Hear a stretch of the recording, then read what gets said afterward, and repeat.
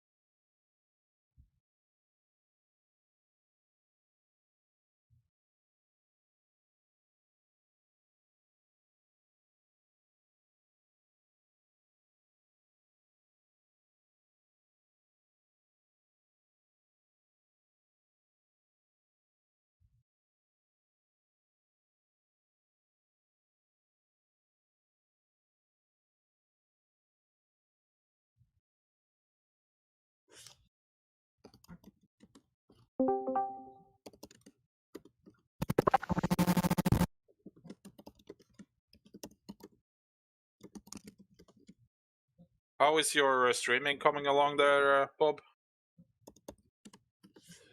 Seems to be going pretty well. Audio seems pretty clear. There's one person I think that's got some feedback or some problems with their audio, but your audio came through very nicely. Mine seems to be as well. Do you have any viewers? Yeah.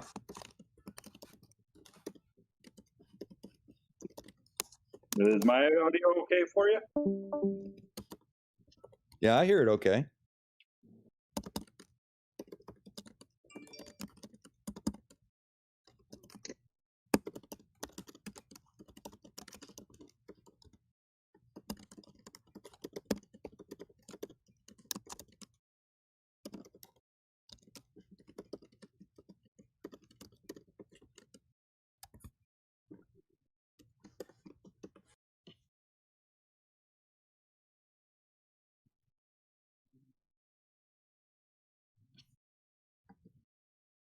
Yeah, just having a little discussion with a Flurf in the voice in the VC text, trying to Excellent. explain to him how Cavendish works. He wants to play 40 questions and word games with us, and we're just not having it. Well, I've heard by reliable sources that there's actually someone that's made a lot of videos about that, where he can actually go and see for himself.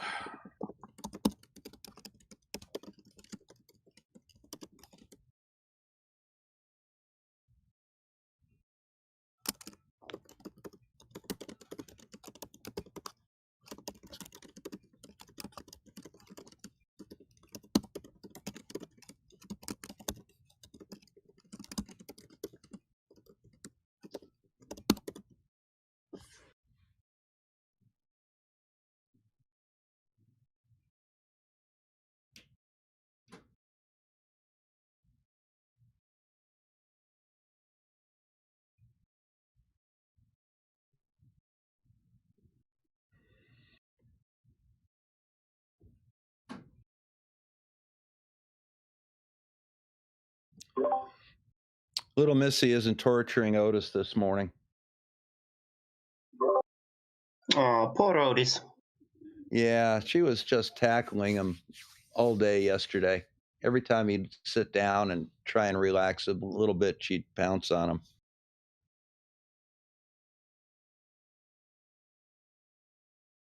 Here it's the other way around. It's the old big guy who keeps bullying the little girl.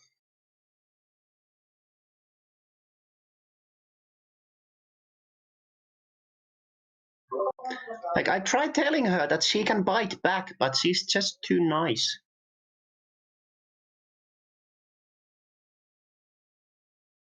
Well, that's the problem with Otis. He is conservatively 3 to 4 times her size, and he's a male, of course. You know, I mean, it would be nothing for him to take her out, but he really just sits there and lets her chew on his ears and stuff. Just amazing. Well, he's a true gentleman. That's Pretty much. He's tolerant of the kid. Play with him like that every day. All the time. Yeah, they get along very well with each other. He grooms her and she grooms him.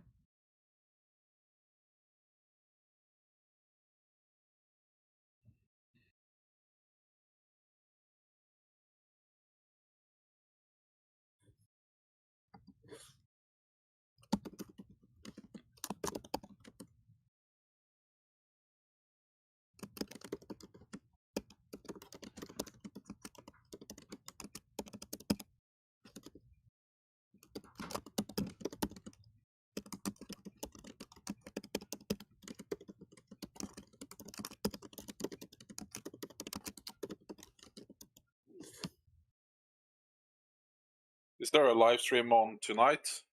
It's on right now. Yeah, there's a live. Yeah, this is going out live, of course. And at 11 o'clock, which is in 50 minutes, I'm going to go ahead and do a live stream and go over some of the stuff that I did with Sleeping Warrior over on Research Flat Moon. Okay. And that's going to be for an hour, and then I'm going to turn it over to the after show. This will be the Discord panel that'll be on that. But then I'll turn it over. You know, I'll do my little thing for about an hour, and then I'm going to turn it over to the after show for the continued discussion, and this will run for 12 hours till 10 o'clock tonight. It's been running about 11 minutes now. Will you have both this and the other one running at the same time? Yes.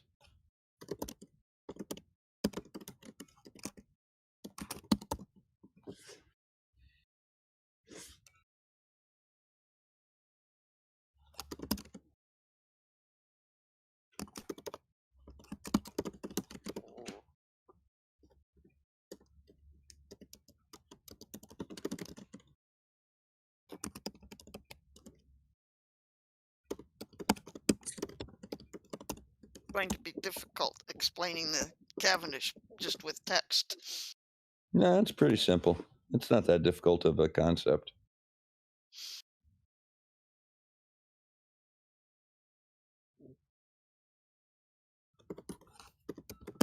Well, it depends on, you know. Yeah.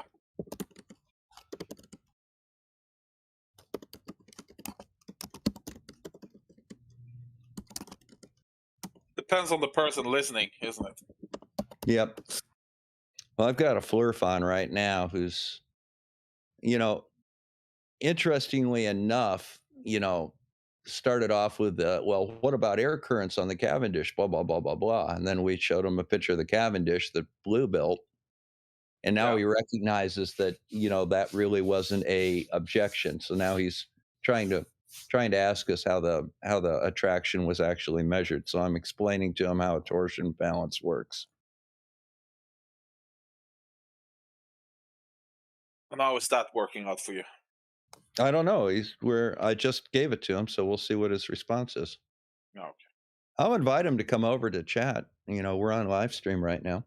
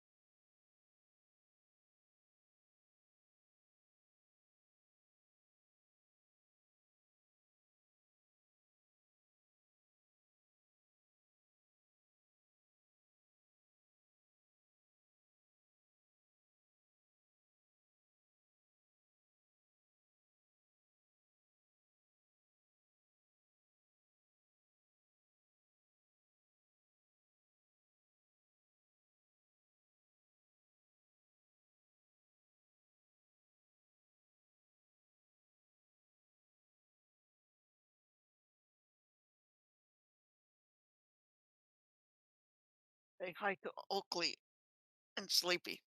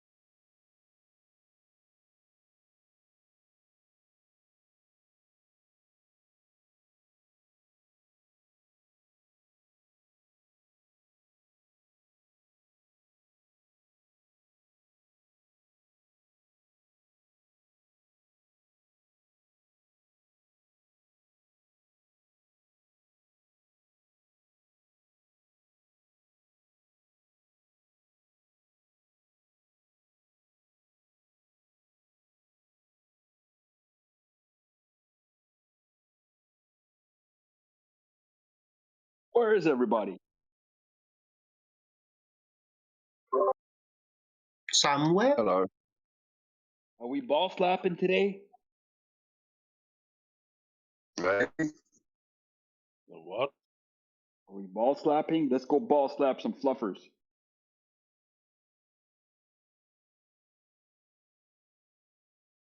I usually don't slap my balls. Sorry.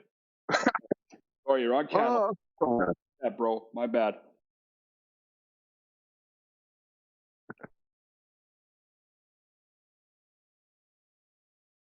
I've been trying to tell the fluffers the horizon is the sphere edge of the world, but good luck trying to get that through to them. They're convinced it's some kind of an optical phenomenon.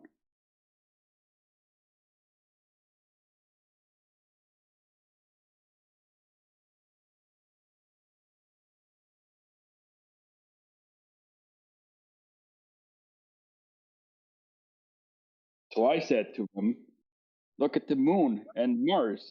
Plenty of horizon on the moon and Mars, and there's no atmosphere. Ha!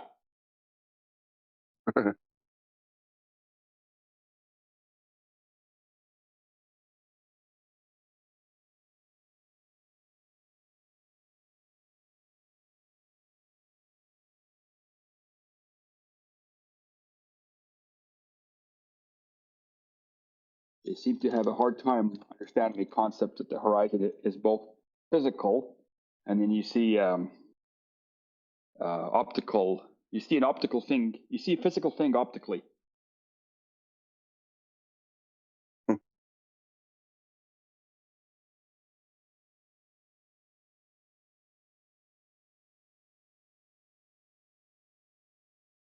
I'm not sure, but I think Bob might try to get one on here. We'll see. Oh, okay. Well, let's wait to get one.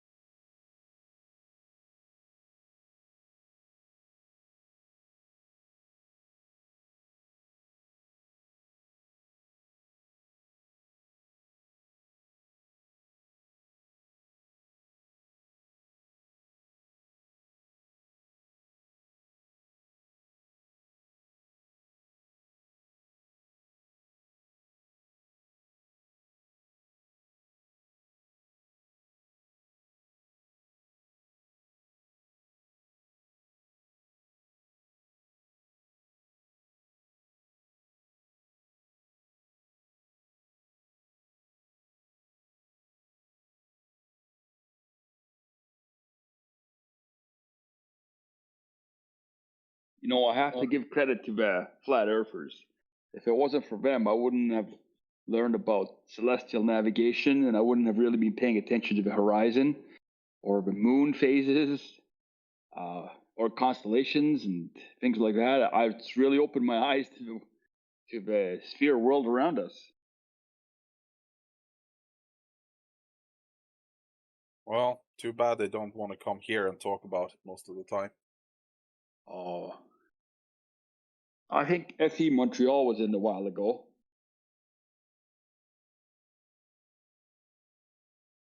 Yeah.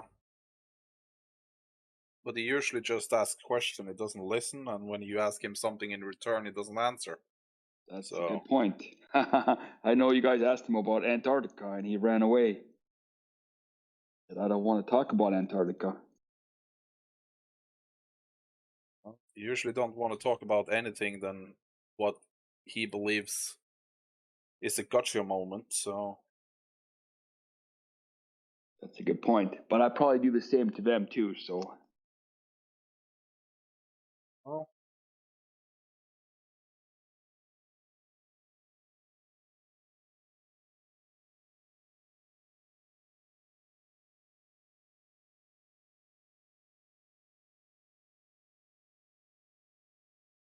It usually works like this. If you come up with some type of new science, you have to prove it. You have to build a model and you have to test it. And the burden of evidence is on you, but they don't seem to understand that. that's actually an excellent point. And that the one science that actually work and have a model doesn't have to prove much to them, considering they can't prove anything. That's an excellent point.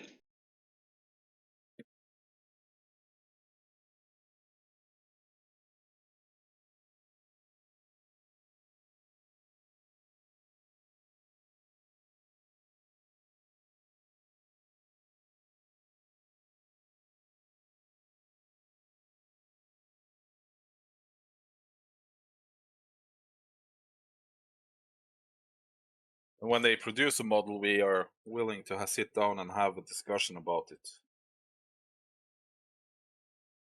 But considering they don't have one, it's really hard to have a talk about it at all. That's it. But that's the name of the game, right? If you don't have a model, it can't be debunked. Yeah.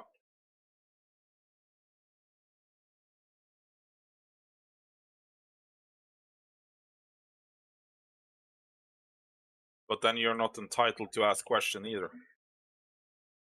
True. That's true. I think Nathan Oakley is, professional flat earther for hire, right? He knows it's a globe. He just makes his money from it. Well, some people just want to see the world burn, see, be the center of attention, I guess. True. But I think it's also a good revenue stream, right? I have no idea, Yeah. but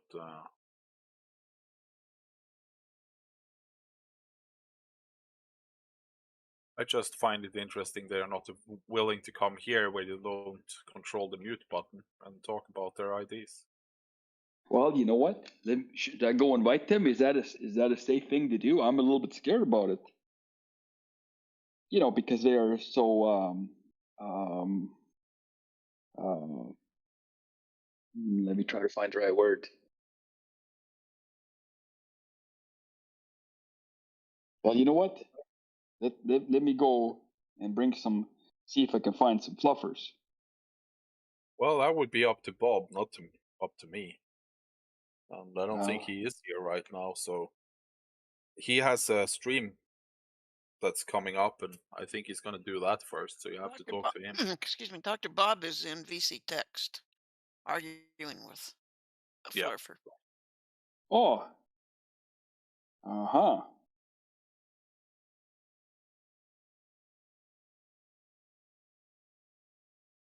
Thanks. I'm following the log now.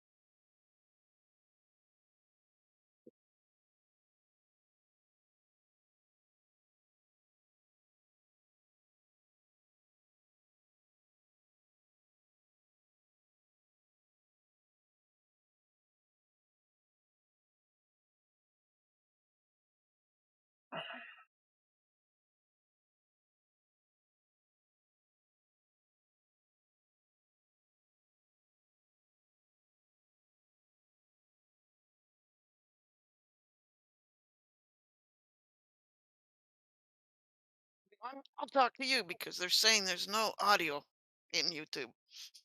So Well, nobody's it's just no talking one here. talking. Yeah. But just to let YouTube know that that they do have audio from Discord. We're waiting for the conclusion of Bob's conversation. Doesn't look like it's going to come to a conclusion. It's echoing off a brick wall. Well, that's the conclusion too. It's just not the conclusion you want.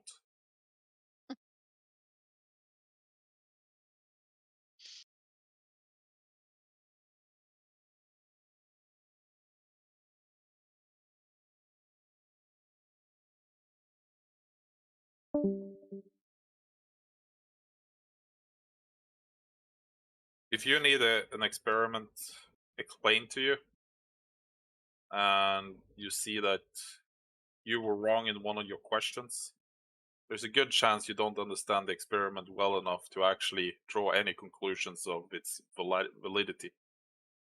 I'm just saying.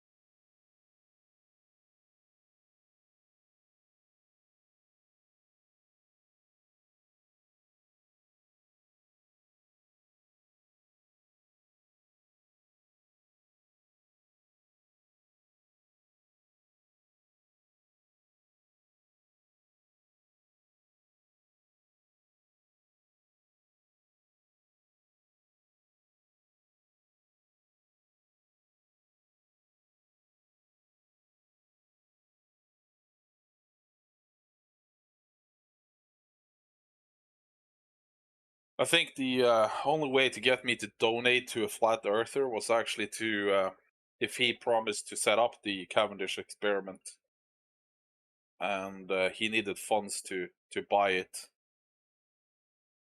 If they were serious, I would help donate. Yeah, that would be an interesting exercise in. But would it be like the gyroscope where they got it and then said, uh-uh, there's some other reason? Well, at least they got it.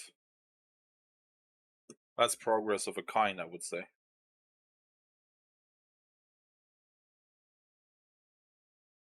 Takes a lot of work to run a Cavendish experiment, to set it Yeah, up and to do many tests. Blue Marble Science ran about 45 tests on it. yeah. So he didn't do just one and say, okay, this shows it. No, usually you have to be able to reproduce your results over and over again for it to be a valid test. So, and he's a serious individual when it comes to stuff like that, it seems.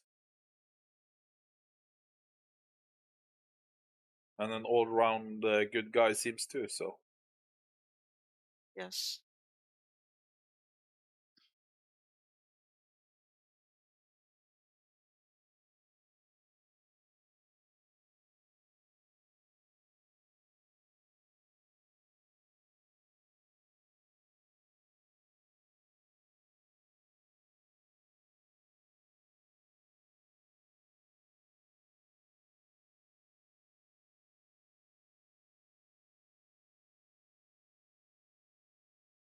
Really enjoyed watching the live streams from Blue Marble Science doing the Cavendish experiment and his discussions that he had while he was doing it.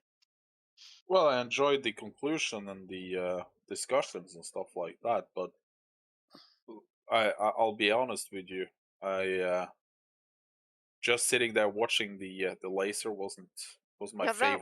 that wouldn't have been interesting. It was listening to Blue Marble Science talk about what Yeah. he was doing in the experiment and also about other subjects while he was Yeah. doing it. I learned quite a bit watching those live streams. Yes, you're right. That was fun.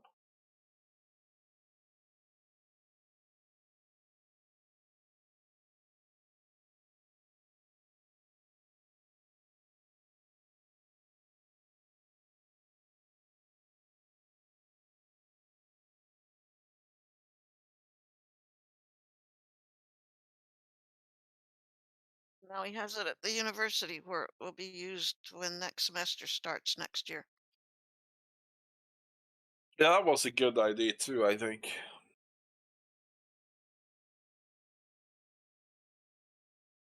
Did you watch his video of the assembly of it? Yes. It was I didn't see that it was that much work when I first saw the experiment because I didn't see the building of it. But it was quite a lot of work putting that thing together.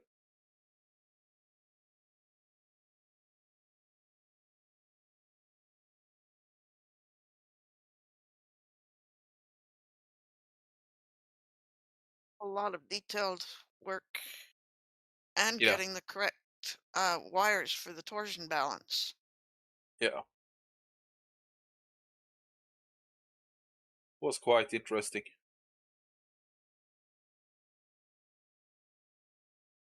I would like to have seen him build it in the first place. That would have been very Well, he had interesting. videos about the building of it. He did? I Yes, never saw those.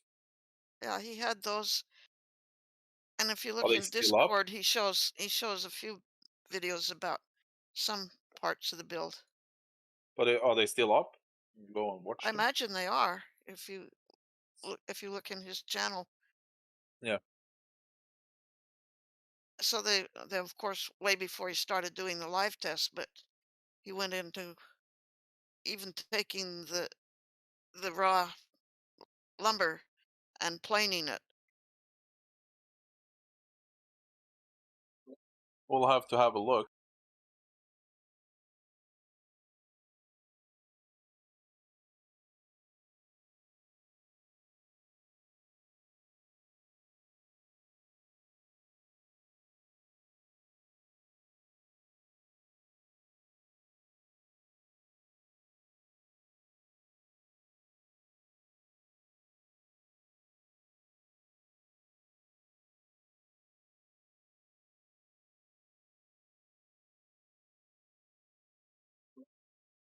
I have some people in the background. I had to mute Judy.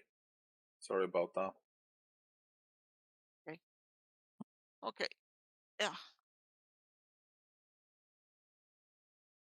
Yeah, he documented the work right from the beginning of the construction.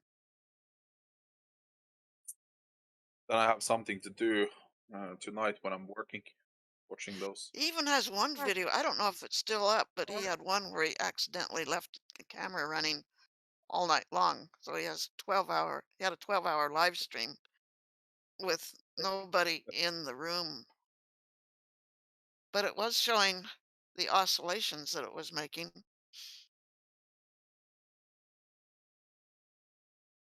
There wasn't him sitting under there pulling in a string. Is that what you're saying? No, no, the garage was entirely empty.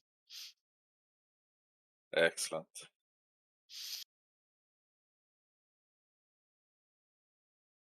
I have to go over to VC Text and see what they were discussing. Well, it looks like it's calmed down a little bit now.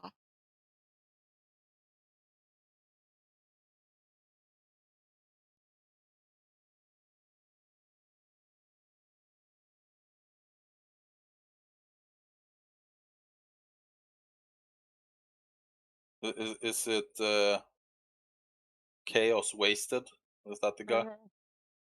Apparently he doesn't want to deal with us. Yeah, he is the FE in the conversation. Peanut Gallery, that's a good one. I like that. At least he's funny.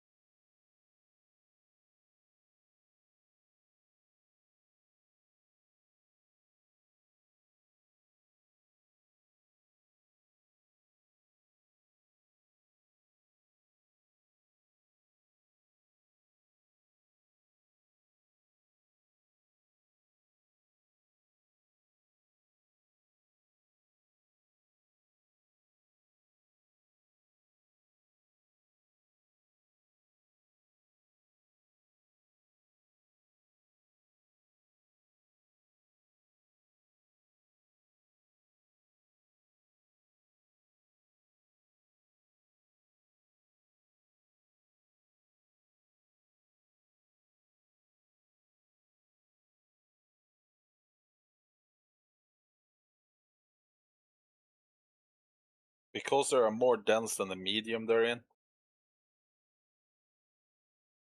The typical approach that they use. What decides up and down then? Yes, and that's the question they're always asking. That's a question they ignore.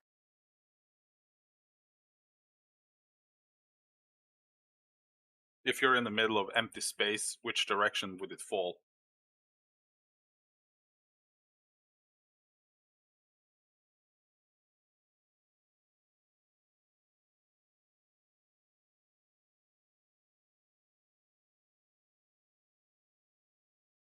The balloon without the helium is heavier than air, right?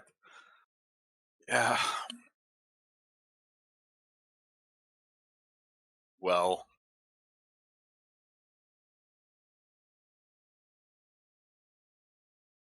it's kind of interesting they don't see where they have made the mistake.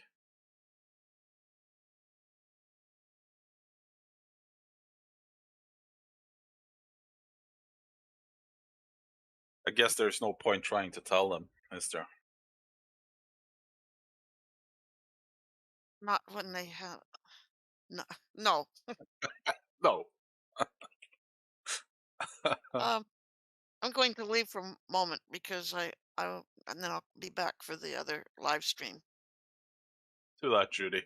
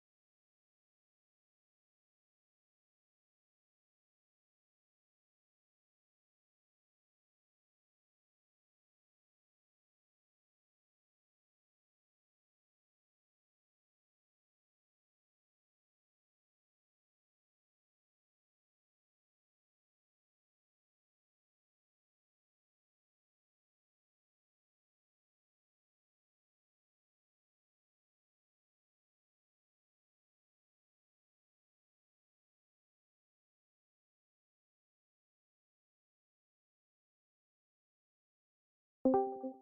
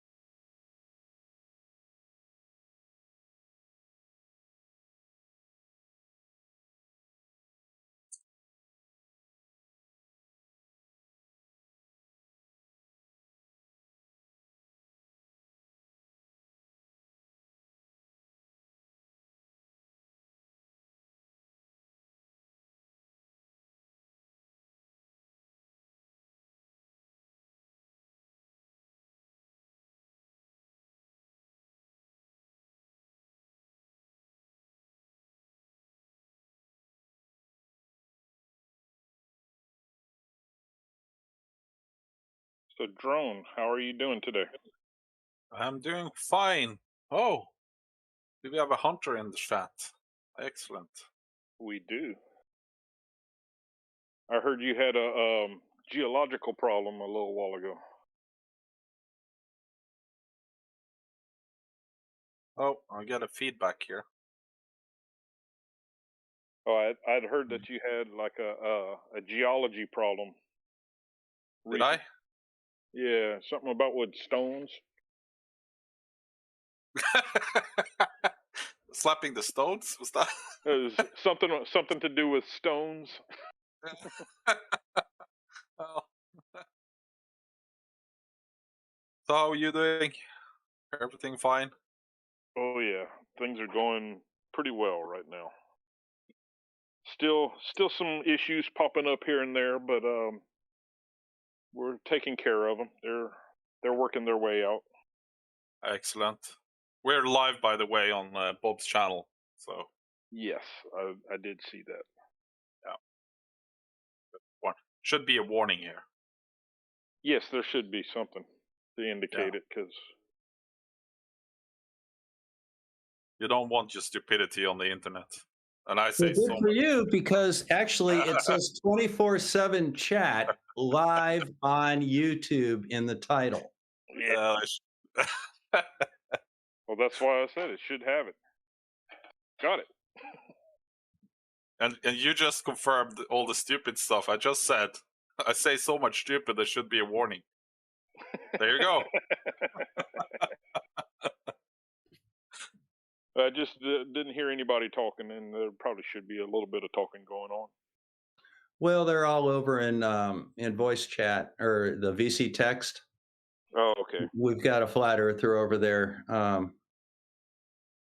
asking some interesting questions. I think just got a bunch of let's see what it is. There's a bunch of comments last night from Flat Earth Philosophy. I mean, he must have posted 1, 2, 3, 4, 5, 6, 8 or 9 different comments to stuff that I had, from magnetic fields to gyro compasses to equatorial mounts. He went all over the place. well, at least he put himself in the right category. Philosopher. Yeah. I'll give him a point for that.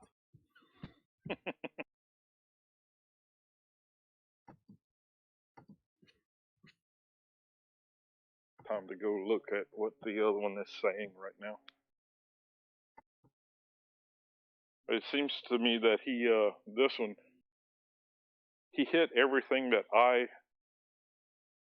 am fairly knowledgeable about. It's like everything he brought up is like stuff I've done before. So, and obviously he has not. They usually haven't. Yeah.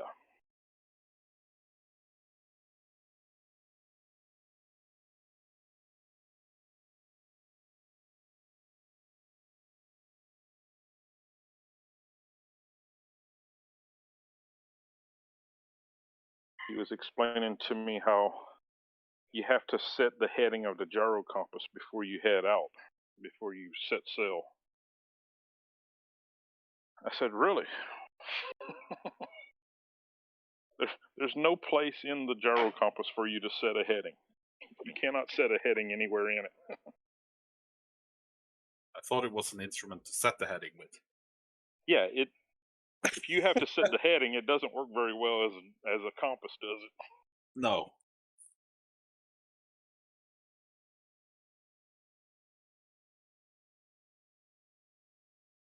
Really doesn't, but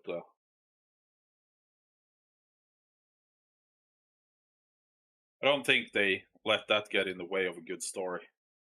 Yeah, of course not.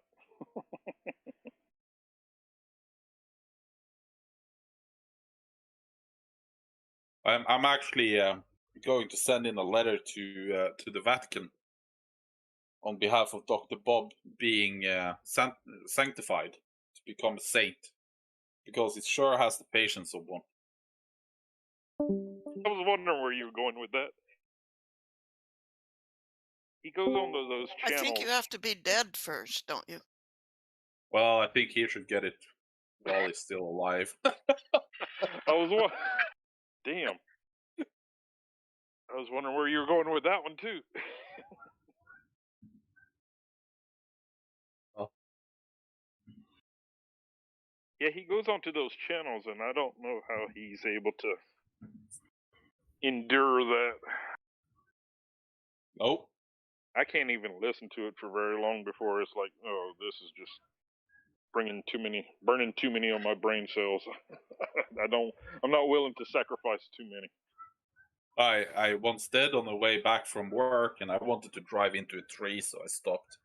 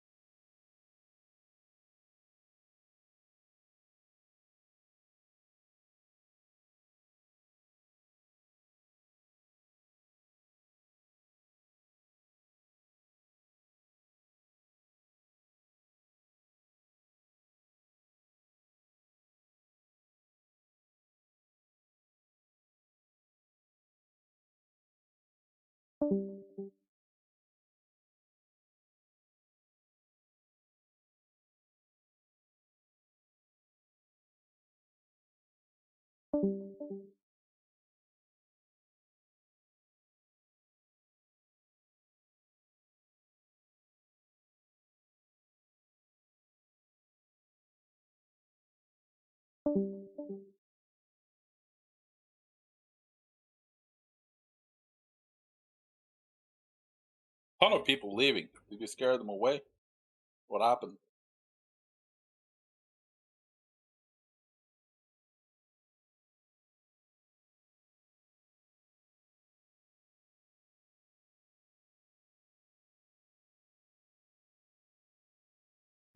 Maybe it's just too quiet for them.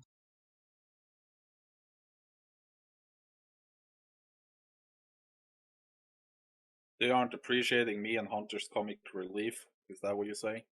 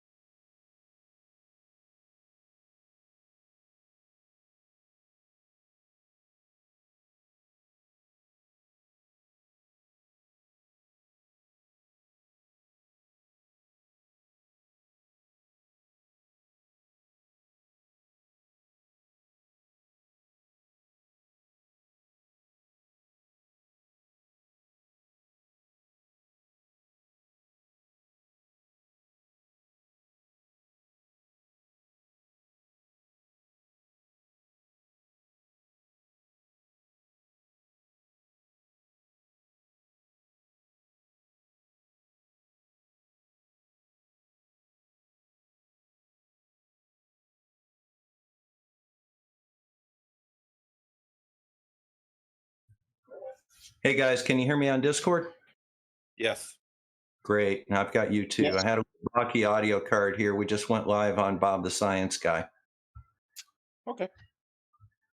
So we got a couple of things that we're going to do today. I released a couple of videos on my production channel, which is Research Flat Moon. Okay, good. It looks like all the audio on YouTube is looking good.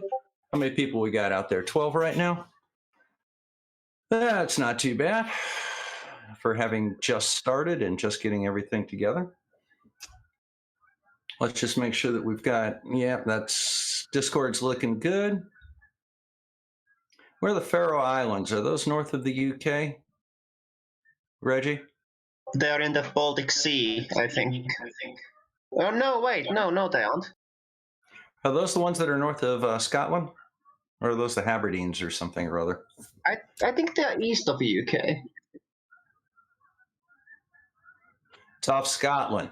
Yeah, is it north of Scotland? Boy, the geese are going apeshit today. Yep. Okay, Reggie. Yeah, I know where that is. They got a big salmon fishery up there. They can salmon up there, as I recall. All right, so we've got a couple of things that I'd like to do today. Like I said, I've got a couple of videos that I recently put out on Research Flat Moon, considering they were titled Sleepy Gravity. We had part one, and then we had the sequel. Sleepy Gravity was done by Sleeping Warrior. His initial presentation is his discussion of Newton's laws of motion and Newton's gravity. And in the second part of the discussion, which went out today, he's talking with the panel on Nathan Oakley's show, and they're talking about an experiment to determine the acceleration of gravity. So I thought maybe I'd just kind of go and have a quick look at it, and we'll just make some comments as we go, if that sounds good to everybody. Looks like we're already up to 31 viewers, so things are kind of going along. It's a good time to go ahead and get started here. So now, ladies and gents in Discord, if you'd be kind enough to mute, I will stop the video periodically, and we'll just have a quick look at it, okay? And then we'll discuss it. So let's bring this on over here. Now, this isn't the video that I released yesterday. This is the raw video that I was commenting about. So we're going to kind of do this live right now. Everybody see the screen okay? And then we're going to do one last thing, and we're going to test the audio, and then we're good to go. So let's go ahead and get things started here.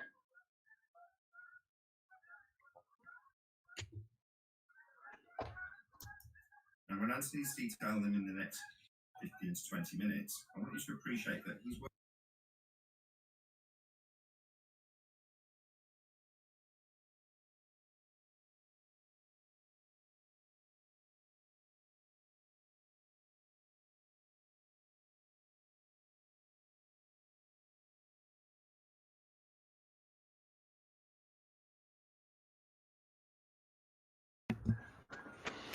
Okay, so right off the bat, what he's doing, this is the same technique that Nathan Oakley used with Jose J.G. Gonzalez in a video that we did a couple of days ago.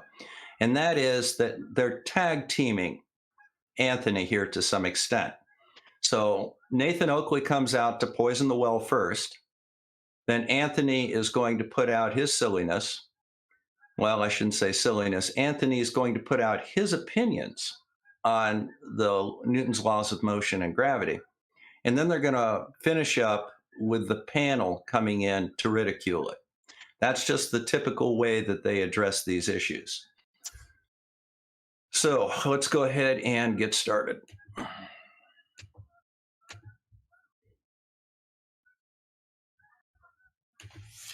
don't want to hear any crap from people in the comment section telling me, so Anthony accepts that blah, blah, blah, insert his version of what is being claimed versus the version that's being argued. Okay? For you logical fallacy fans, that's called a straw man fallacy. So he's not even listening to what Anthony's argument is first. He's just creating his own argument and then arguing against it.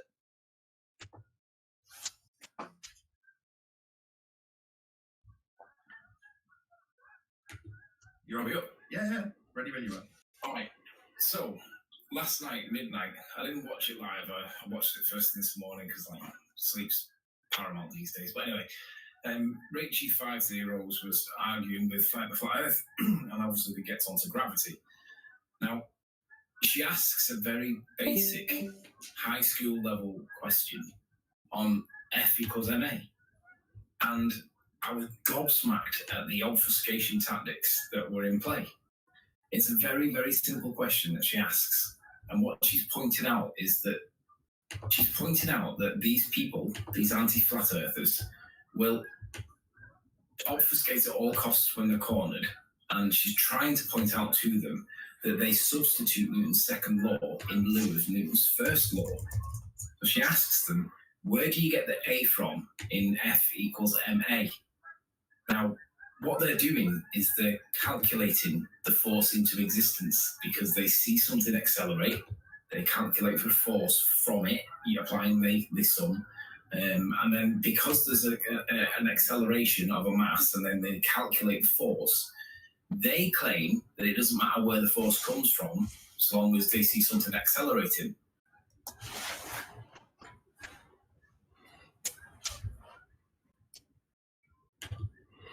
Well, sorry, it takes just a second to kind of switch all the audios around and everything. Here's the problem that you run into right off the bat with Anthony, and that is that he has a fundamental misunderstanding of the relationships in physics. Now, force equals mass times acceleration. So we have three variables.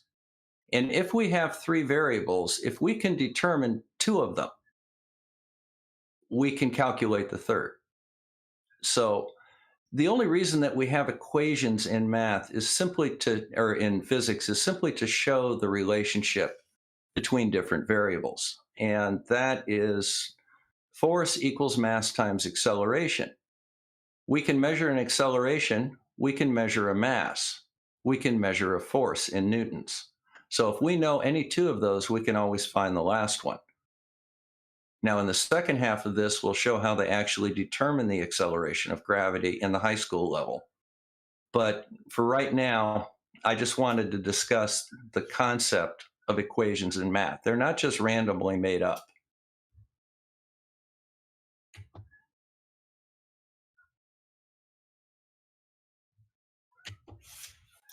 But the problem is, they were talking about gravity. So because gravity is not a force, it doesn't accelerate and cannot accelerate mass.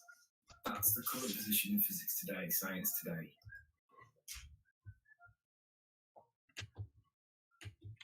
Now, here's the problem that Anthony has, is you can't define a force out of existence.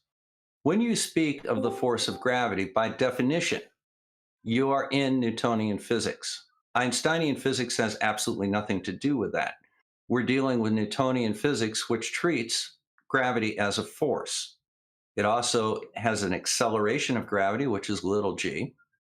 And if you accelerate a mass at 9.81 meters per second squared, which is the value of g at sea level, you're going to come up with 9.81 newtons if you're accelerating a 1 kilogram mass. That's just the way that relationship works. So claiming that gravity is not a force in Newtonian physics is wrong. Gravity is a force in Newtonian physics. It's not in Einsteinian physics, but if he's discussing forces, we're in Newton's world.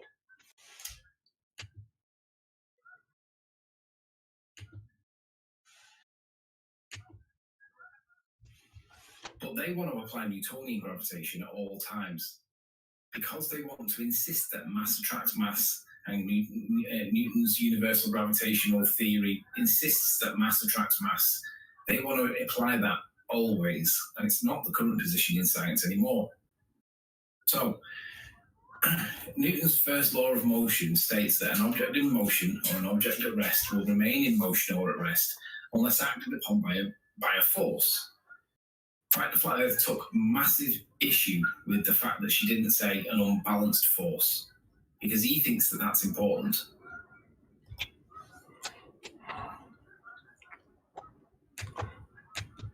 He thinks that it's important because it's immensely important. All right. When you deal with forces acting on an object, you have something called the sum of vectors. So each force will have a vector, a direction, and a magnitude. What you do is you add all those forces together and get a sum or a net vector. And that net vector is what moves the object. So if you have two forces on this pocket knife, sorry about the jiggles. So I have a pocket knife right here. If I have two forces on the pocket knife and they're applying equal force in opposite directions, the pocket knife does not move because there is zero net force acting upon it.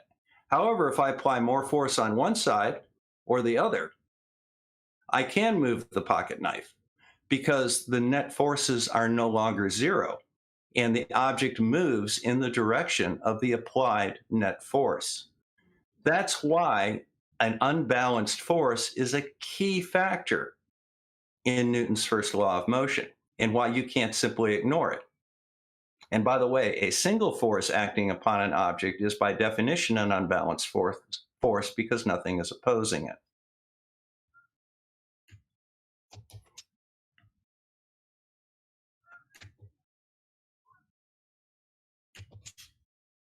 Isn't important, and what I'm about to show is not only is he wrong, but even if he was right, it doesn't change the position. They still need to answer the question. So what I'm going to do now, flick over to the next page. I've not used PowerPoint for a long time. So this is a screenshot where after asking the question, F equals MA, where do you get the A from? He's working out, he's trying to use a lot of mathematics to get to the A, the answer, and this is what he gives us the answer. And then he insists that this is satisfying the requirements for acceleration. And Ricci's trying to get him to go back to the application of Newton's first law, which we're going to look at now. So this is taken from this particular book. It's obviously Newton's laws of motion was written in Latin, and none of us speak Latin. And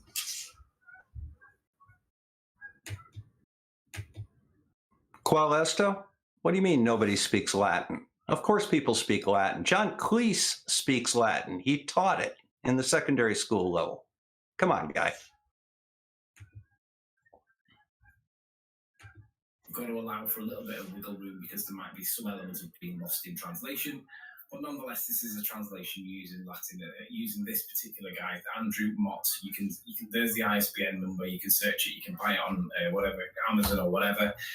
And what we're going to do is we're going to look at Newton's first and second laws of motion.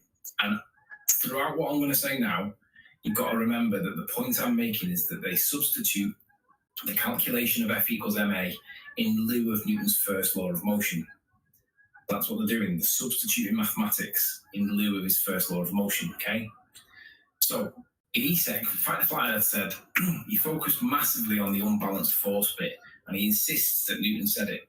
But this is actually from Newton's book, Newton's law of Newton's Principia, however you want to pronounce it.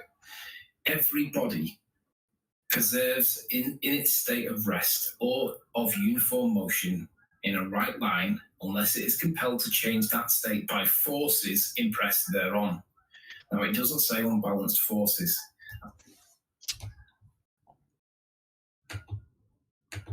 Are you sure about that, Sleepy? Because, quite frankly, that's what that says. It's 17th century English, and it's a little foreign to the modern ear. But that's exactly what he's talking about here. He's saying that an object, under his first law, an object in motion will remain in motion, and an object at rest will remain at rest unless affected by forces. Now, the implication when he says forces is the net force of all the forces acting on the object. That net force is either zero for balanced forces or not zero for unbalanced forces. If there's no force acting upon the object, it will continue in uniform motion or it will stay at rest. If there's an unbalanced force, that will change. That's a clear implication of this. And the fact that it doesn't say F equals ma has more to do with the notation of the time than the words being used. Read the words.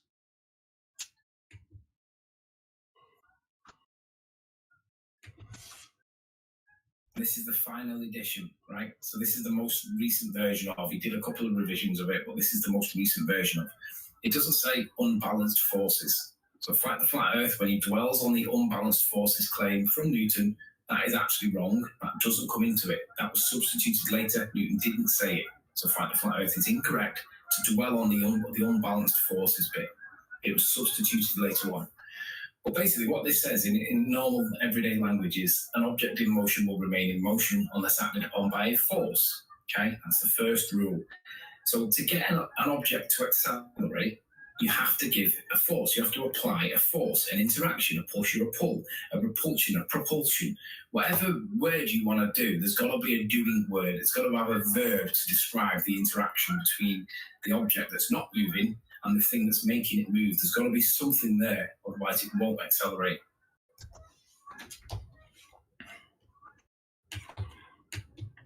let's go back to our basic equation. Force equals mass times acceleration. All right. If there is a force, by definition, there must be a positive mass and a positive acceleration. There, a non-zero mass and a non-zero acceleration. If you have an acceleration on a mass, you have a force. If you have a force, well, I don't know how to explain it any simpler than that. If you are measuring a mass being accelerated, by definition, there is a force acting on it.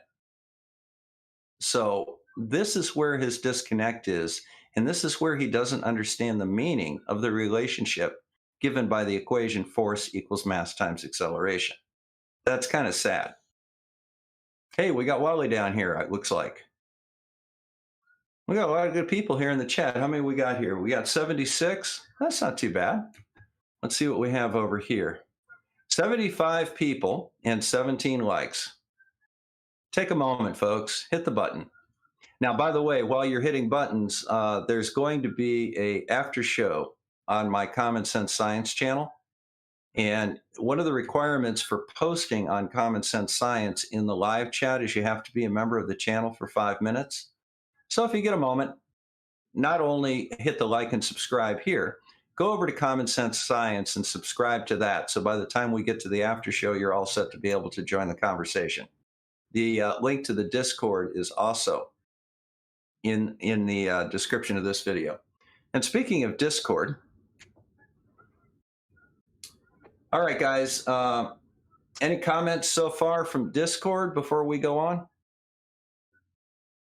I didn't want to ignore you guys. I want to give you a chance to interact here if you have something to say. If not, we'll just go ahead and do it. Yes, this is actually live right now.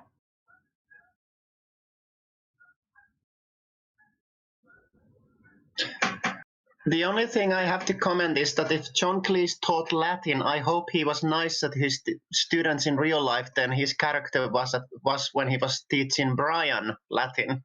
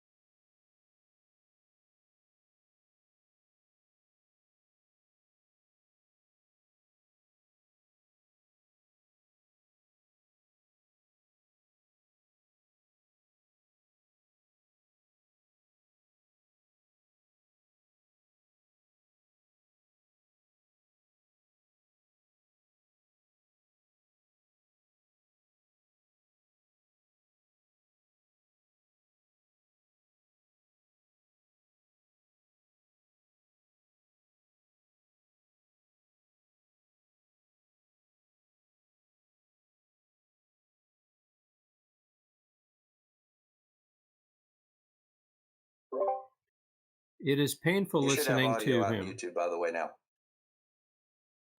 Did I put you all to sleep? You're all on mute. Yeah, that's what happened right there. Is I was on mute because you guys are listening. Make sure you turn off, you mute up your YouTube streams. Put you all to sleep? You're all on mute. Yeah, that's what happened right there. Is See, I'm getting that feedback right now. There we go. Now you should be able to hear me in Discord, and everybody should be able to hear you. YouTube audio is good. Excellent. Yeah, I'm sorry. I just hadn't unmuted. But now I should be over in Discord, and I think everybody has got their mics off. Oh, well, my mic is on. Can everybody hear me? All right, Mike. All right, there you go. Yeah. Mike, you're an engineer, aren't you? Yes, mechanical engineer, and I work for a company that designs and builds submarines for the Navy. And I can tell you that We, You know, my father, hang on just a second. My father was a mechanical engineer. My brother's a nuclear maritime engineer and he used to work at Kings Point or the Charleston Naval Shipyard for all the subs that went out of Kings Bay. But my grandfather was a civil engineer, and we used to always joke that my dad built weapons. My grandfather built targets. That's the difference between a mechanical and a civil engineer. But go ahead. I'm sorry. That's right. Not only do we use Newtonian mechanics in design and analysis for general engineering, civil, mechanical, whatever. You know, I also work with ships at sea, so you have to take into account pitching and rolling of the ship. So I even have to break gravity up into individual components and rotational accelerations. He's just clueless. He has no idea how any of this science and physics that he's discussing is actually applied in the real world. He's just making stuff up to fit his scripted narrative. Exactly. And, you know, if you look at the 5 characteristics of science denial, one is cherry picking. I think you'll quite easily agree with me that we're seeing examples of cherry picking here. The other is conspiracy theory. The third is promotion of fake experts over real experts. The fourth is poor scientific logic. And, you know, I've given many examples in this broadcast about that, you know, concerning his inability to comprehend what that force equals mass times acceleration equation's telling him. And the last one is unrealistic expectations of science. And that is, you know, everything has to be 100% safe and effective. Nothing's 100% safe and effective. All right. So what would you tell a sleeping warrior? How would you try and, well, you know, you can give people, you can give them corrective information, or you can point out where their errors in logic are. To give corrective information, you really need to be an expert on the subject. You know, we did that with Jose the other day. If you're going to talk about the globe Earth and photos of the globe Earth, you need to know where England is. I mean, you need to be a subject matter expert. Obviously, you would be a subject matter expert in engineering, but I don't think that they can really handle that. How would you, you know, what advice would you give them about their thought process or their reasoning here? I mean, how would you approach this? It's really kind of tough to do because, you know, you are talking about some pretty high level data, high level information.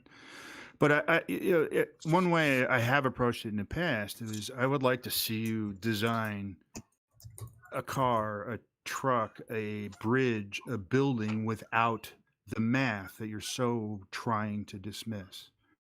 Can't do it. It's just not possible. No, it really isn't, is it? No, it isn't. And they're completely discounting all that practical application, all the real world application. It's just it's really the only way to approach it. Put the onus back on them to show how you would do it in the real world without the math that you're trying to dismiss. And realistically, the onus is on them anyway, because gravity is literally the most studied subject in the history of physics. Yeah, it's scientific. Can't really get away from it, can we? Yeah, no, we can't. It's scientific consensus too, and I know that their next comment's going to be, well, appeal to authority, but that would be wrong too, because there's one exception to appeal to authority, and that's where either the subject, the authority being cited is actually an expert in the subject, or if it's something that's scientific consensus. Then it's not an error in reasoning and not a logical fallacy, and then Correct. to dismiss it is considered denialism. So, well, the problem you run into them is they seem to think that science is based on, you know, a bunch of old guys having a cocktail party, and, you know, at 2:00 they decide what gravity they're going to have this week, or what the radius of the Earth or the distance to the sun will be, and then they're going to that'll be the new party line. They seem to think that's how science works. It doesn't. Yeah. It doesn't. And this quote, my favorite quote from Sleeping Warrior, Anthony Riley, demonstrates their lack of understanding of how science works, because he stated that there is no flat Earth science and there is no flat Earth model because heliocentrism won't allow them to have one. They can have one all day long. Yeah, well, and defend it. Right, and my point is you can't make a claim without having evidence, and if you have evidence, then you have the basis for a model. It's circular, and they just don't get it. Well, the way that I counter that a little bit is I say that, well, by definition, you have a model, and that is that the Earth is a flat plane. Right. That's your model. All right. That's a start. And, I'm not making any dimensional claims on it. It's a flat plane. Well, there are certain things that we can test on a flat plane.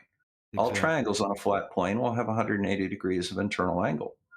Yet a triangle from New York to Los Angeles to Anchorage and back to New York has 192 degrees. How do you explain that? That effectively rules out the Earth being flat. Right.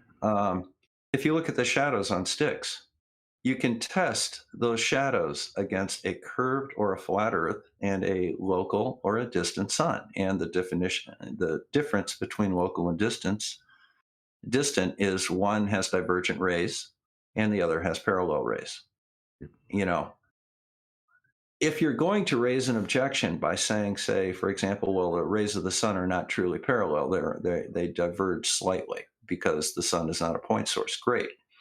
Go ahead and calculate how much of an error that makes. Yeah. Calculate and tell me exactly how much of an error it would be if I did not include refraction in my sextant readings. And I'll tell you, with a bubble sextant, where you read from the vertical, which has 0 refraction, if you don't take into account the refraction of the altitude of the sun, for me about 45 degrees, my reading will be precisely 3 nautical miles off. I can live with that because, as you say in engineering, when is close enough good enough? Yes. And in engineering, you deal with close enough all the time. You don't need to mark you don't need to build a basketball hoop to be to the micrometer to right. regulation, the micrometer to regulation size. It needs to be close enough. There's generally a range. Right. Well, we could use Einsteinian field equations in engineering if we wanted to. It would be more accurate, but it's a whole lot more work, and it doesn't get any more. It's like saying that using pi, I can go 3.14159, or I can go out another 15 decimal places. It's not going to make my calculations any more accurate. It's not going to change the mileage on the exactly. on the caddy, is it? No, it's not. All right, and it's not going to get you out of a ticket if you try to pull that crap in court. Well, maybe this example. What do you got? You can use Newton to get to Mars. You can aim a spacecraft at Mars. It can fly 38 million miles over 18 months, and you can land it on a piece of ground the size of a football field. Yeah. If I use Newton, if I use Einstein, I might cut that target in half. I wouldn't see the utility of that. Considering I don't know if you would. I think you might cut out the end zones on a good day. Probably. Yeah, it's not even going to make that much of a difference. And the amount of computing power you need to use Einstein in a guidance computer is ridiculous. You wouldn't have it. You had no payload. You'd have just computer. Exactly. Well, you would still be limited to whatever the significant digits of your smallest variable constant is anyway. True, and that would overcome the error. That's right. The bottom line is, this is why we really should use these. All right. We should teach these in middle school because this teaches you an understanding of numbers that a calculator never will. And that is, you need to understand what significant digits are and why they work. You need to understand the relationship between sine and arcsine and how sine and cosine are determined. because then you can use it in the practical world. Let's see, I don't have it right here. But not only were things designed up to and including the SR-71 on slide rules, World War II, how did they aim artillery tubes? They used a graphical firing table, which is a modified slide rule without the slide. How do I know? I just ordered one and it arrived the other day.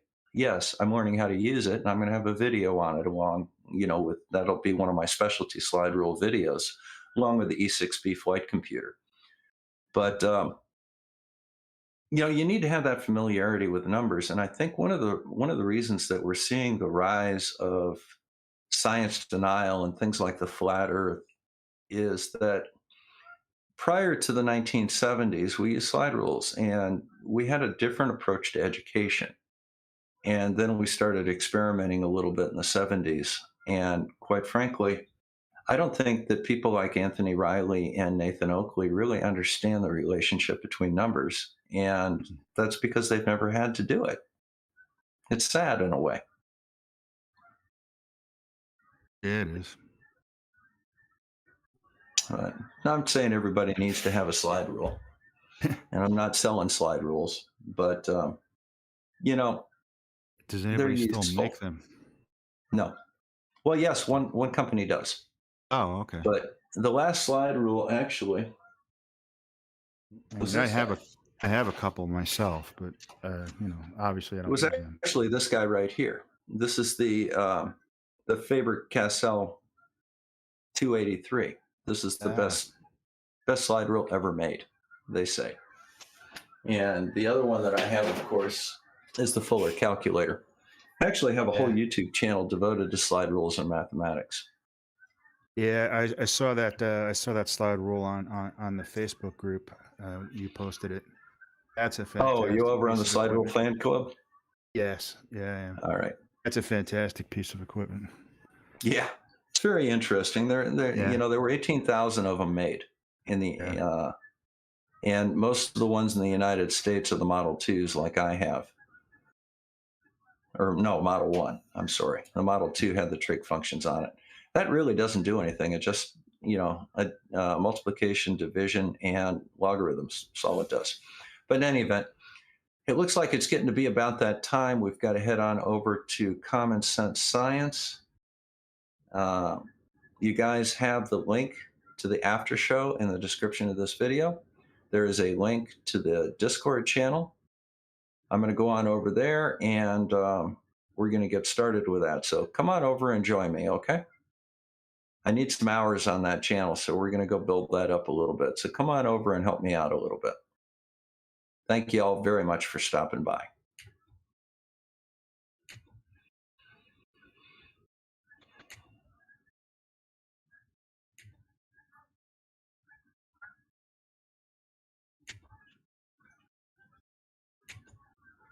Guys, I'm going to get the other one started here. Y'all still have me, correct? Discord? Yes. Okay, I just want to make sure y'all still have me. Yeah. All right. The last thing I want to do is have this doggone thing go squirrely on me just as I'm making the transition. All right, we should be going live here in just a moment.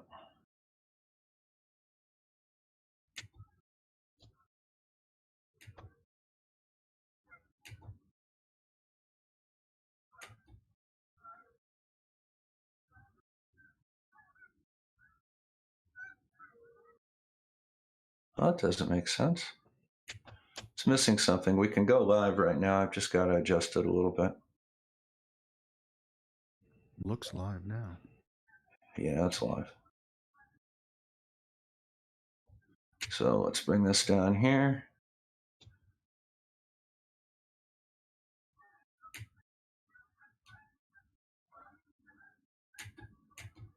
I just have to change a couple of things real quick. It'll only take a moment, folks.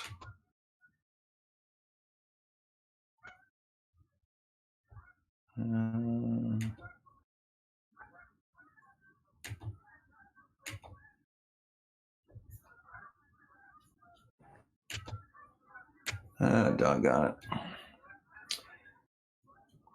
I gotta just change something with Discord here real quick. Had a little bit of a failure, but we'll be right there. I'll be right back in.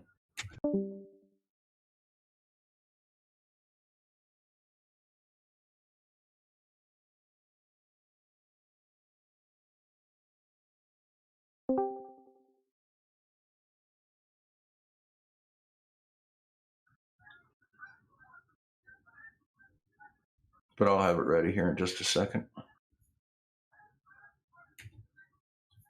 Come on.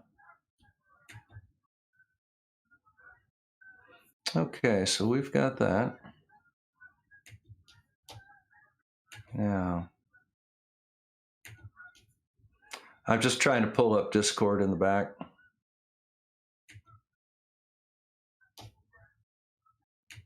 Yeah, we can do this. We can do it like that.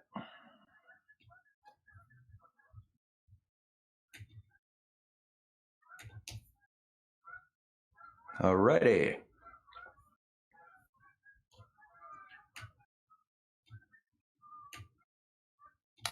Well, we should be cooking with gas now. How's the audio looking out in... Okay, we should be cooking with gas now. Just had to get things going for a few minutes. How's the audio looking out in YouTube? See, Wolf, you hear me out there okay? Everything coming through all right? How many folks do we have here? We don't have anybody in the chat yet. There's definitely something going on here with this.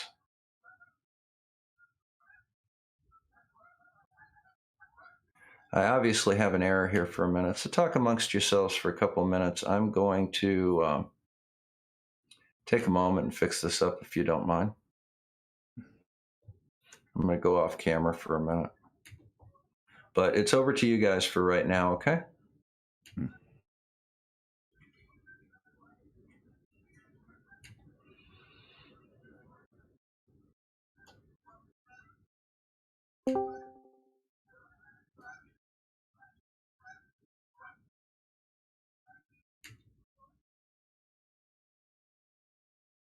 Hey, Mike, can I ask you a question? Sure. So those submarines, if they're cruising in a straight line, how come they don't shoot out the water and go into space? Good afternoon, everyone. Good old Mr. Thrive and Survive. Yeah. Yeah, because they, like when they're maintaining depth, they're actually just maintaining depth when they're traveling. So, yeah, they know where they are. And not to mention that sea's a rough place. It's boats constantly being pushed in all directions. You wouldn't know. You're always trying to keep it on course and at depth. So it's kind of like an airplane maintaining altitude, huh? It's exactly the same thing, only underwater and a lot slower. Why is that so hard to understand? Because to say anything else doesn't fit the scripted narrative. That's the way I see it. Yeah. Mr. Sensible. Wow. Good afternoon, or evening, or morning. Yeah. Oh, my goodness. We have a celebrity. I screwed Hey, up. Bob. Sensible. How's it going, Bob?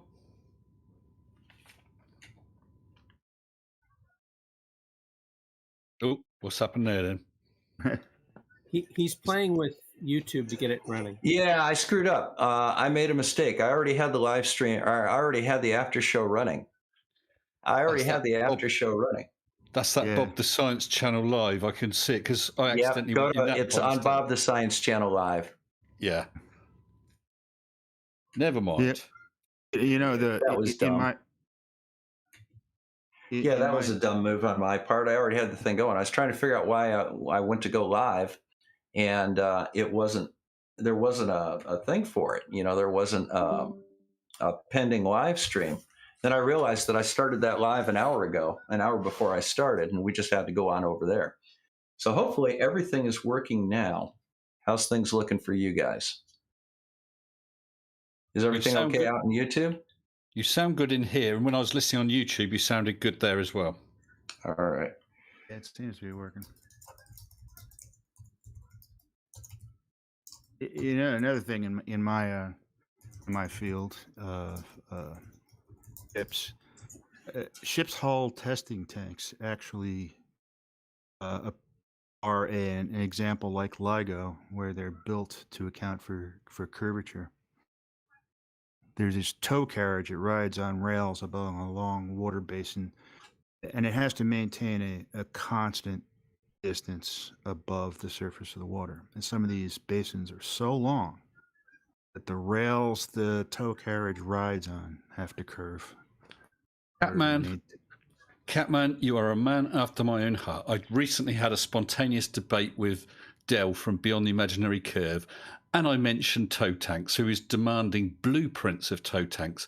What he doesn't get is the scale. So with the Southampton University tow tank, I think it was about 158 or 138 meters long. The curve it needs to take into account is 0.6 millimeters. And secondly, you could make the top of that tank perfectly flat. Then you mount your rails on top and your adjustment is in the rails. They could not get it. And they think that Del busted me big time. Mitchell from Australia has just done I think it's a mirror of some crap that was from Razor. But yep, absolutely. Tow tanks, it proves it, doesn't it? It does. There's a one in France. It's like 600 meters long. And wow. They got some pretty good curvature in that one. Hello. Hey, Glass. What do we got here? I'm just kind of getting everything together here. So yeah, I do have access to a camera here, but you know, the first part was me talking. The great thing about these after shows is that it really is the panel. We've got some very talented people on the panel. I mean, we get rocket scientists, we get engineers, we have Mr. Sensible. You know, we've got people out here that actually know what they're talking about and really add some very good conversation to this. So let's go ahead and turn that over to them for a little bit and see what did you guys think of the presentation that Anthony did, and what errors did you see? I already talked to Mike briefly, but what do you guys have to contribute to this? Well, I'm going to have to step out as I didn't see the presentation. I'll sit on the side and throw in comments if applicable, but I didn't see the presentation, so can't comment. Sorry. You want me to sum it up for him in a sentence or two? Sure. Anthony says that Anthony has a problem with force equals mass times acceleration, because, you know, where does the acceleration come from? Because gravity is not a force. That's pretty much what he's dealing with. So he's still relative density disequilibriuming, is he? Yes, he is. Oh dear. Okay, enough said.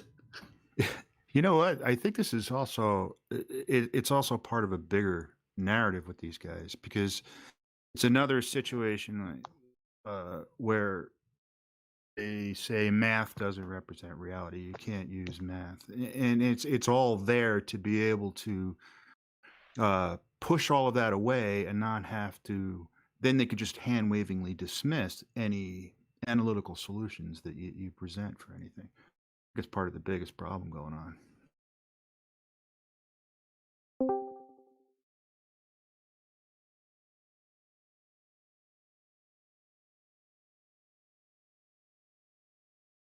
Was it arguing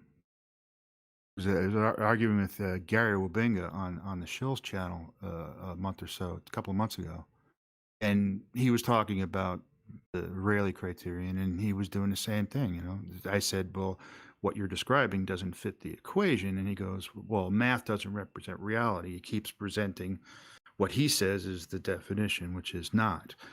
What he doesn't realize is that the equation is actually the definition, and what he was quoting was just an explanation of the equation. But they want all that math to go away because they don't know how to deal with it.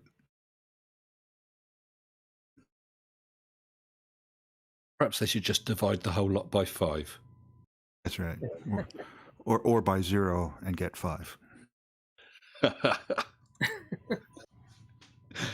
That was quite precious, wasn't it?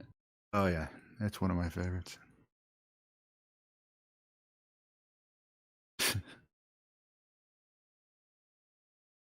When they start with gravity's not a force, and Einstein supersedes Newton, you've lost then. I don't know how you recover from that. I don't know how you explain the finer details to somebody who has that mindset. Well, it's sort of disingenuous too, because you're using one description of gravity that you say doesn't exist to supersede another definition of gravity, and then which you don't hand wave it all away. It's kind of circular logic. It doesn't really make any sense either.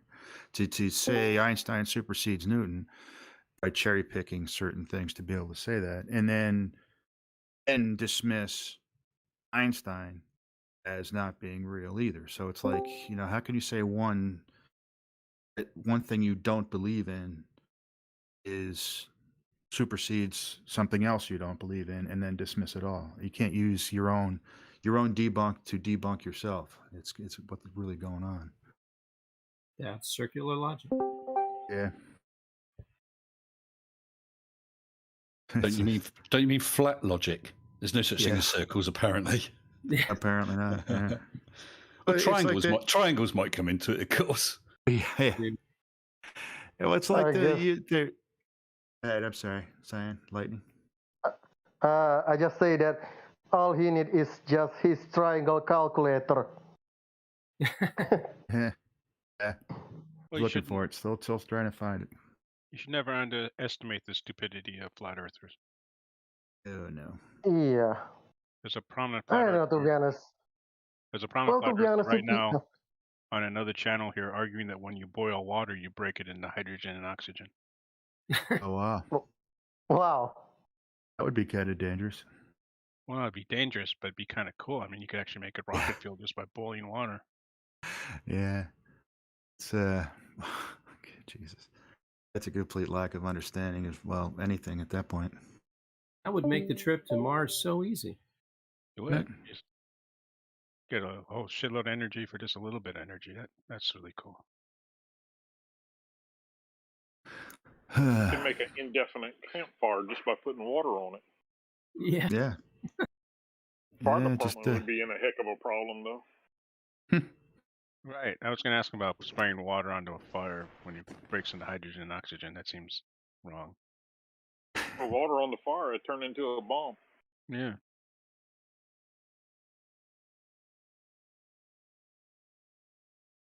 But another thing they like to do is, like I said, about using one version of gravity to debunk another version and then dismiss the first version, is do the same thing with NASA. They always complain NASA lies, NASA's not real, space is fake, and then we'll come back with using NASA documents as evidence for a flat Earth. It's like, are you really freaking kidding me here?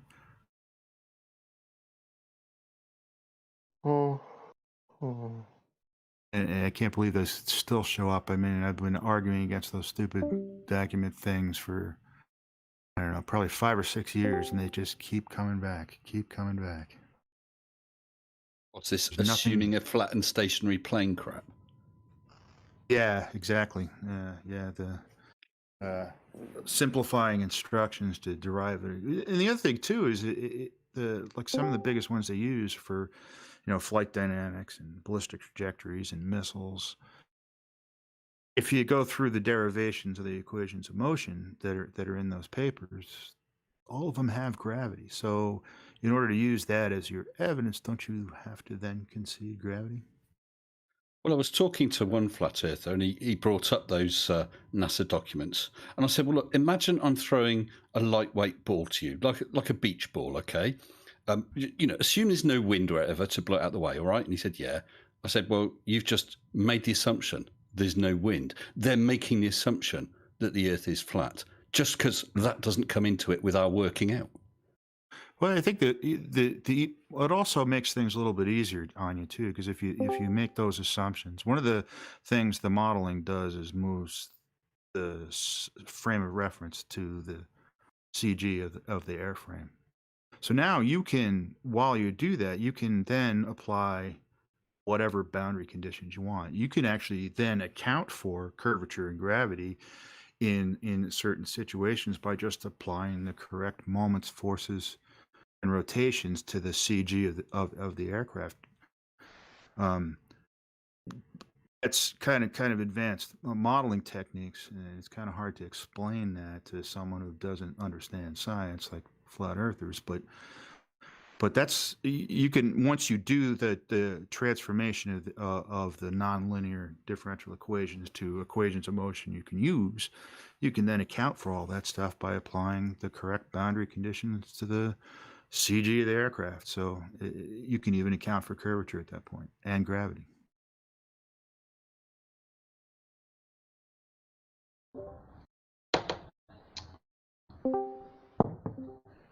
If I could jump in, one of the things that bothers me the most about all of this is the complete lack of historical context, because learning as we know it builds experiment by experiment, result by result. And when we're talking about things dealing with gravity and so on, it's over centuries. And what I find is that they really have no idea of the history of all of this. So they say, well, somebody just proclaimed this. NASA just proclaimed X, Y, or Z. And no, actually, this was determined 400 years ago, roughly 2,000 years ago, whatever. And we've built on it since then. And they're going back and questioning things, which on one hand, you want to encourage people to question things that were assumed 400 years ago. The methods were a little dodgy, sure. But they don't even know that history, so you can't begin to argue. And they just say, well, so, who decided this? Well, sometime after Magellan sailed around the world, we knew pretty much how big it was. It's, Yeah, that's that's something that's bothering. Sorry, you first. What I find interesting is that these people think they can debunk science without doing an experiment, without doing any testing from their armchair. Exactly. There's hundreds of thousands of people working every day to figure stuff out, and they can just do it better in front of their computer. That's one of my favorites, how they think that some guy who has no technical background whatsoever and his information from YouTube has a better understanding of the nature of the universe than all the scientists, physicists, engineers who've existed in the history of forever. Well, the less you know, the more you know, right? Yeah. Well, the thing is the that secret from engineering. Excuse me. Oh. Here's the secret from engineering. There are no engineers or scientists going out every day trying to prove the shape of the Earth. Correct. It's an objective fact. We've moved on. Yeah. Yeah. What are they working Also on? Trying to prove water is trying to prove water is wet. Much more important. It's not much harder, exactly actually. true. There's actually engineers that work in the survey industry that actually are trying to. They're trying to measure the shape of the Earth, but Correct. not in the matter of it being a spherical or not. It's to measure the slight variations in gravitational lumps in different areas of the Earth. And don't the flat earthers love that when they see that map with the gravitational values accentuating the elevations? That globe image that we've seen with it all distorted because it shows this area has higher gravitational field than that area, and they're saying, look at this misshapen globe. Yeah, the Well, lumpy man. That data is what's used to derive the what's considered mean sea level. It's based off of gravitational potential, and that's how you're able to put mean sea level onto the center of a continent. And you use that equal gravitational potential wherever it is, whether it's over water or over land, and you can measure based off of that to get your elevations. Isn't that? But they the don't model, understand what elevation is. Isn't that model that you're talking about, Mr. Sensible, exaggerated by like a factor of 1,000 or something? I'm sure it is. It's just so it's colorized as well. I mean, it's just to show the variations, and that if those variations equated to differences in elevation, this is what it would look like. But they don't. Yeah. Thing is, you could measure those variations into smaller, more accurate detail, and in a smaller scale, in smaller areas, and get variations in gravity over an area like within the Gulf of Mexico, and you're able to find density differences in the crust of the Earth, and use that to find oil and gas deposits. And oil companies have been using that for many years by doing gravitational measurements. Right, and that's the thing. It's kind of interesting too. Is how do they explain in their density buoyancy stupidity how that acceleration, it varies where you are on the surface of the Earth, even at sea level, even at the same elevation. You have variances in that acceleration, and yet the atmospheric pressure and density is the same at all those elevations. It's like, how do you account for that? I mean, how can you possibly even consider that? It varies by a measurable rate based off the latitude. Yeah. Then, of course, you got things like the Schiehallion experiment, which shows the gravitational deflection caused by a mountain. Yeah. Those gravitational maps, I think I remember seeing something in the past few years where they found a gravitational anomaly in, was it the Indian Ocean, right? Some underwater landmass that they didn't know was there.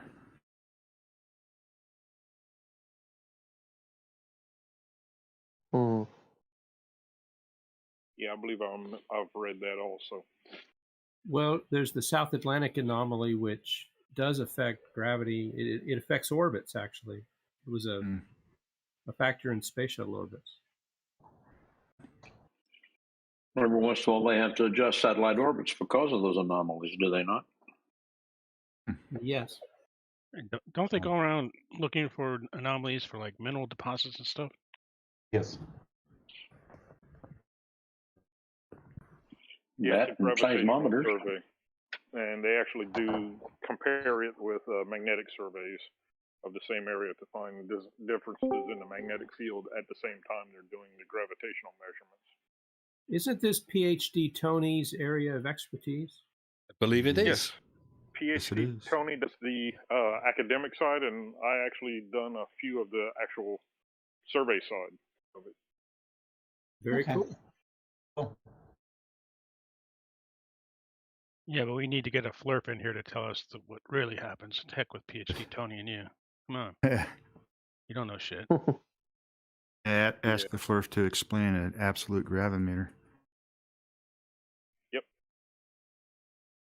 That I get a that lot of them is try to tell me how a gyro compass works when they had never heard of one just before that. Dr. Bob did a couple of those, a couple years ago now, I think. Yeah. How the gyro compass proves that the Earth is not. It has proves that it's motion too. Yeah, it uses the motion, the rotation of the Earth, along with the direction of gravity to determine heading.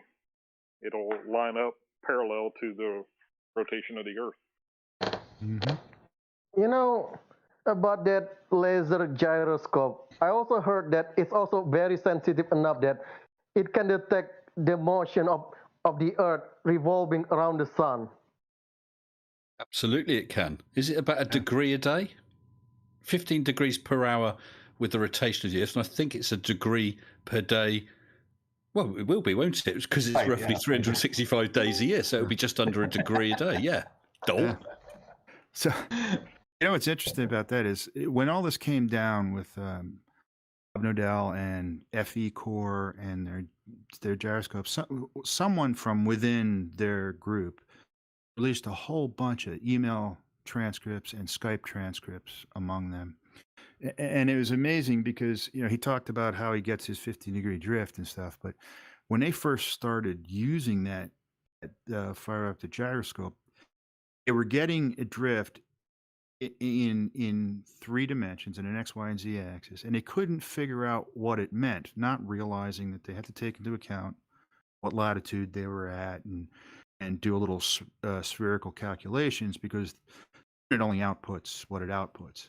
And there was this long discussion. They were going to online pilot forums to try to figure out what the numbers that they had, and they were trying to figure out how to read them. And it took several weeks before they figured out what they were, and that's when they did the calculations and figuring out it came out to 15 degrees. And they were like, "Oh crap!" It's almost like you Yeah, actually that's because need- it was a 3-axis gyro, and they were actually getting different accelerations on each axis, and they couldn't understand why. The thing is, if they would have aligned one of those axes with they would have polar aligned it, they would have only gotten rotation in one axis. They didn't do that though. No, They they did had like it on this the thing, they- surface, which is curved, and they were at an angle to the axis of rotation. It's almost like you have to have some sort of formal education to understand complex, computer. Well, I fastened it to a level concrete pad out in the backyard, and I got the 3 axis, and I was able to actually calculate precisely where I was off that damn thing. Yeah. You can Wow. actually use that to figure out where you are. Yeah. How much, Your does latitude, that, how much does that unit cost you, if you don't mind me asking? I borrowed it. Oh, nice. I have friends. Yeah, in that's the good. aircraft repair industry. Yep, perfect. Yeah, $20,000 was way It's too not cheap gonna for a happen to ring me. laser gyro. Yeah, no, I won't be buying that. I won't be purchasing one of those.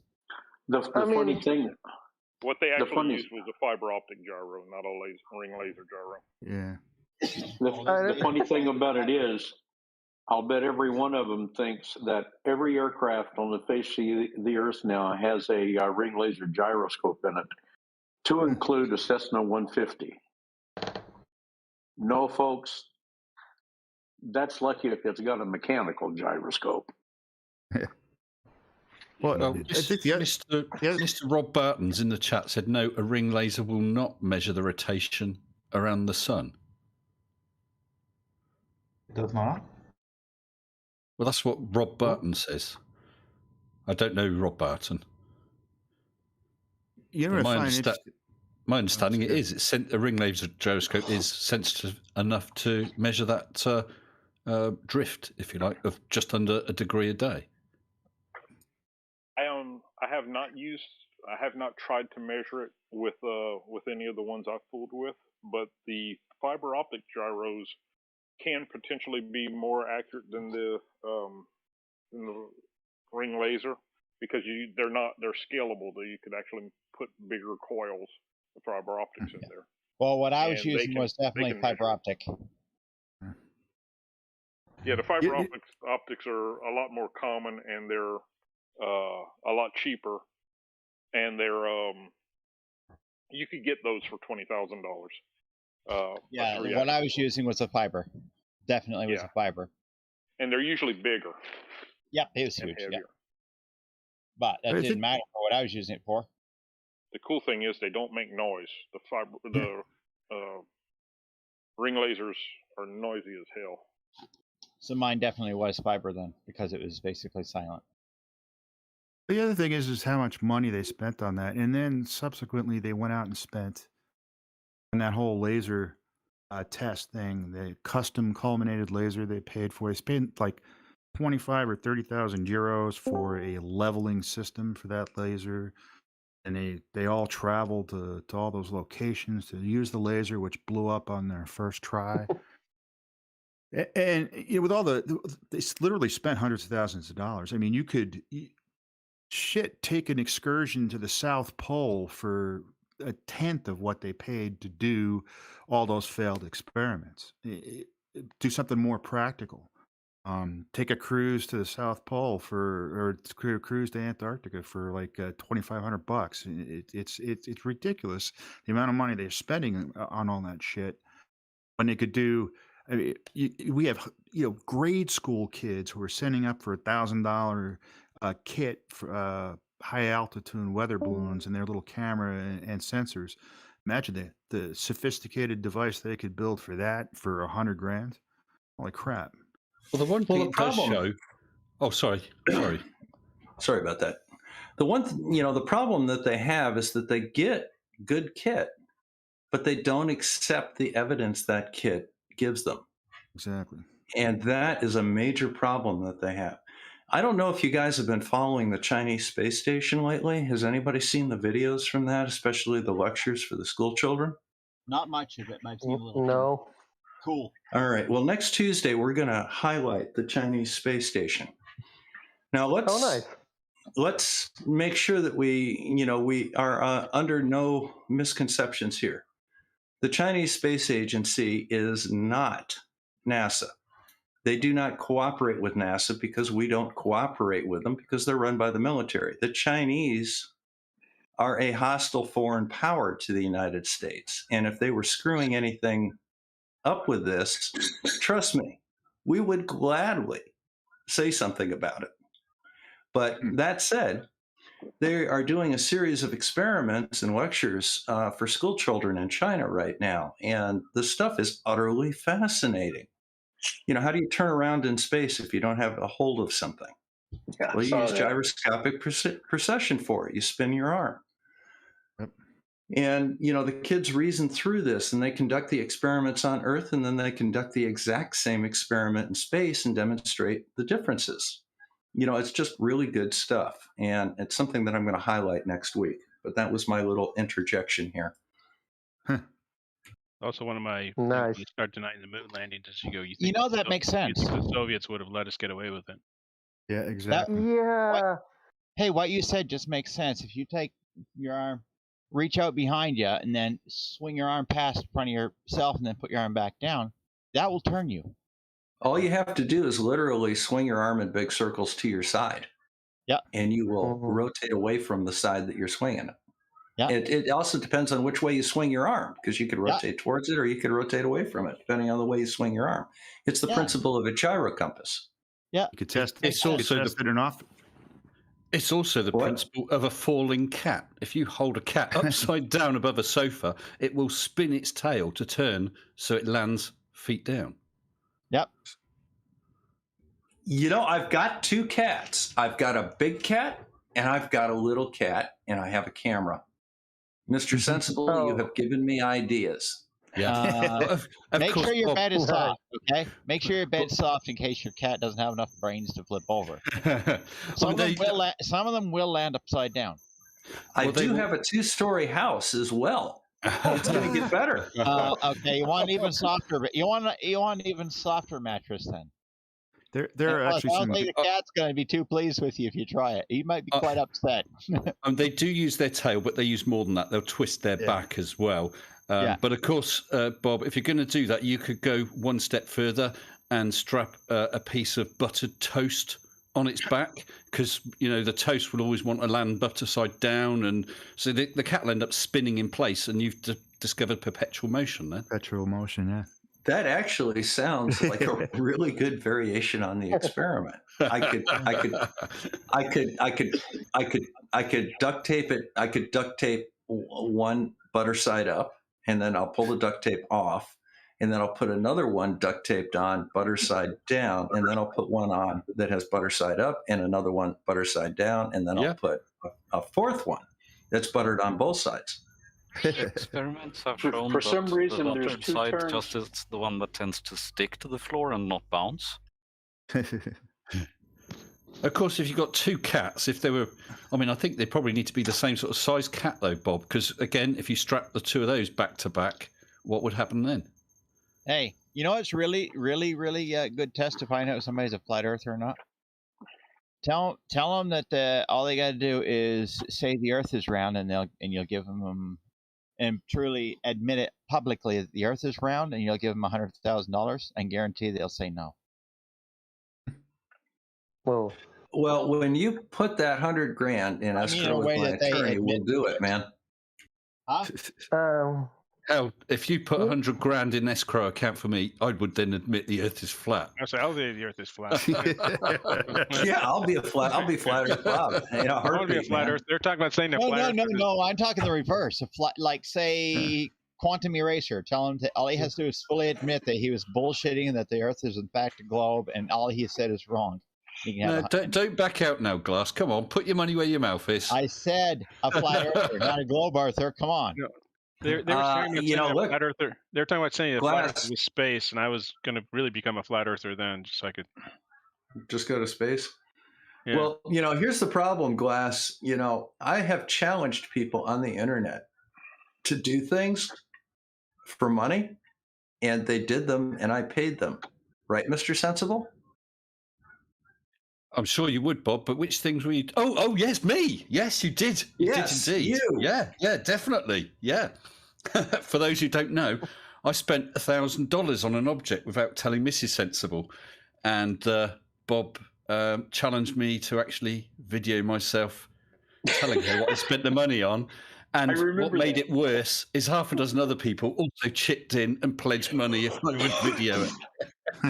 And I did. I filmed myself telling Mrs. Sensible that I'd spent $1,000 on an autographed original 1969 NASA print visor shot of Buzz Aldrin on the moon. And I've got that autographed print now, very nicely framed on my wall. Nice. Cool. Thanks, Totally Bob. worth it. Rather fancy collection. Totally worth it on both ends. Totally worth it for your photograph, and totally worth it to see the look on Mrs. Sensible's face when you told her. I know. It was quite precious, wasn't it? Now all She I gotta was do very is figure out- stoic in English, but I had a feeling she probably killed you. Now all I gotta do is figure out how to raise enough money to buy a decent computer. Well, there's that as well. Not isn't an there? Apple product, no, a decent PC. Just I have to got a you need an PC. I don't touch Apple, but I don't think we should go into Apple versus real computers today, should we? Yeah, yeah. I agree. No, we really shouldn't, since this is being broadcast on an Apple M1 Max right now. Yeah, Apple shame you Mac. had all those problems earlier, though. It wouldn't have happened on a PC, Bob. I didn't have any problems with this. It's run perfectly ever since I got it. The one I had the problems with was the pride of the Bill Clinton administration, which is what I was doing before. I have more processing power in the graphics card on this thing than I had in the whole system. It's running the live stream downstairs. Bob, I've got a Mac Pro 2012, and I swear my Apple Watch has got more processing power than that entire box. I'm thinking you're probably right. If you really want to look at what the Apollo mission had. It was cutting edge at the time. The entire Apollo program could have been run on my watch. Computer. Yeah, the LCD driver for my contraption is more powerful than the Apollo space program Yeah. computer. Damn. Somewhere I got a picture of I think it's a 5 megabyte drive being loaded on an airplane with a forklift. Well, it's got Yeah. a 32 gig SD card on it, so it's definitely I mean, you got that in a More thumb powerful. drive now. When I started programming, we had 20 megabyte drawers and a tall boy tower. And there was 10 megabytes removable and 10 megabytes fixed. And they were a 14-inch platter.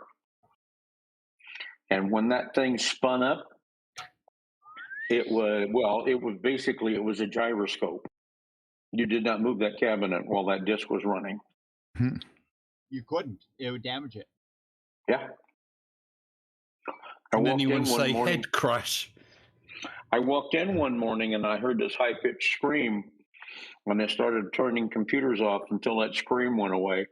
And when the text came in, they opened it up, and sure enough, that head had crashed and it was lathing across that metal disc. Oh. And that's turning, losing structural integrity as it's turning. Oh, yeah. Yikes. And it's turning That- fast. That's okay. When I was in the Navy, I was on submarines, and we had a fan that cooled one of those big drives that was in the missile compartment. Because I was on an old boat. It was built in '62, and the cooling fan, there was a drain line on it, and it went to this little sump, which somebody had actually poured some water into, and it wound up sucking that water and spraying it right up through drive cabinet. It was kind of That amazing. didn't work very well. No, it did not go over well. We were getting ready to go to sea too. They actually chartered a Concorde to send a Tiger team over, because we were in Holylock, Scotland at the time. They sent a team over to assess and rebuild the drive. It was amazing.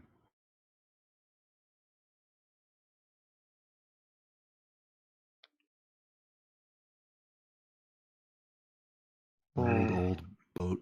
So your drive doesn't run on evaporative cooling No. or direct spray either. So yeah, does not work.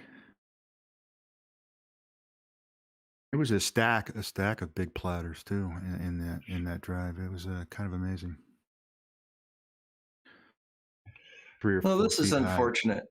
Well, this is unfortunate. I'm sitting here playing with Streamlabs OBS, and it's got this new feature called Virtual Webcam, which means that instead of using one of your webcams, you could actually broadcast out what you're doing on OBS. I was going to try and use that with Discord so that I could maximize that screen, and the guys in Discord could watch the presentation, because they all have to watch it over on YouTube with a delay, which is irritating, and that's why they can't hear me for 30 seconds or so. But the doggone thing will not be, it's not recognized by Discord, which is unfortunate. It's supposed to come up as a webcam.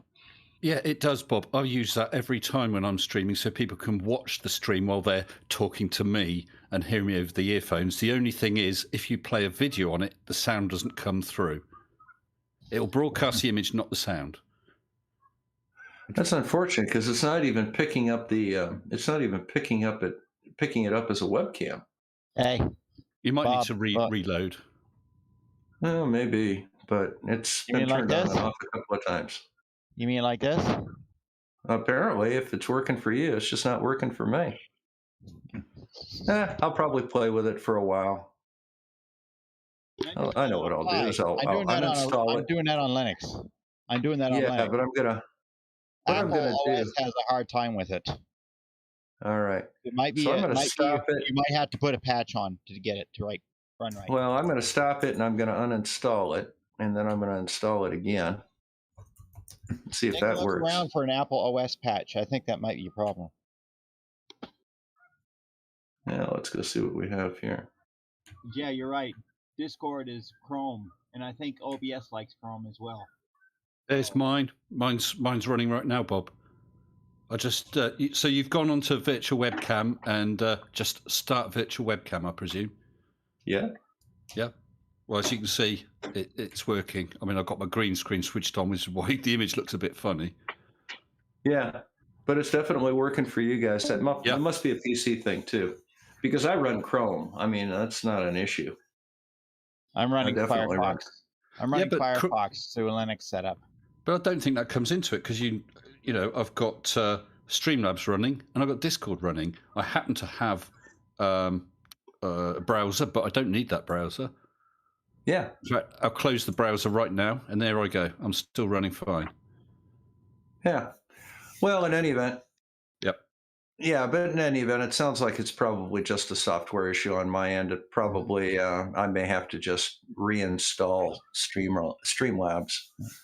You know, it'll hold on to all my settings, so all my stuff here will work. But yeah, it's become kind of fun. I finally got, you know, now that I have the computing power and the mic's working fine, and I got a 4K webcam, life is freaking good right now. I really enjoy this stuff.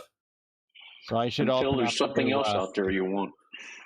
Yeah. Well, no, actually, I'm pretty happy right now. I don't really need anything else right now. I can actually switch things with my phone on Streamlabs. You know, there's an app on the phone that you can use to, you know, switch your camera on and off and stuff like that. If you want, I'll send you a link to it, Mr. Sensible.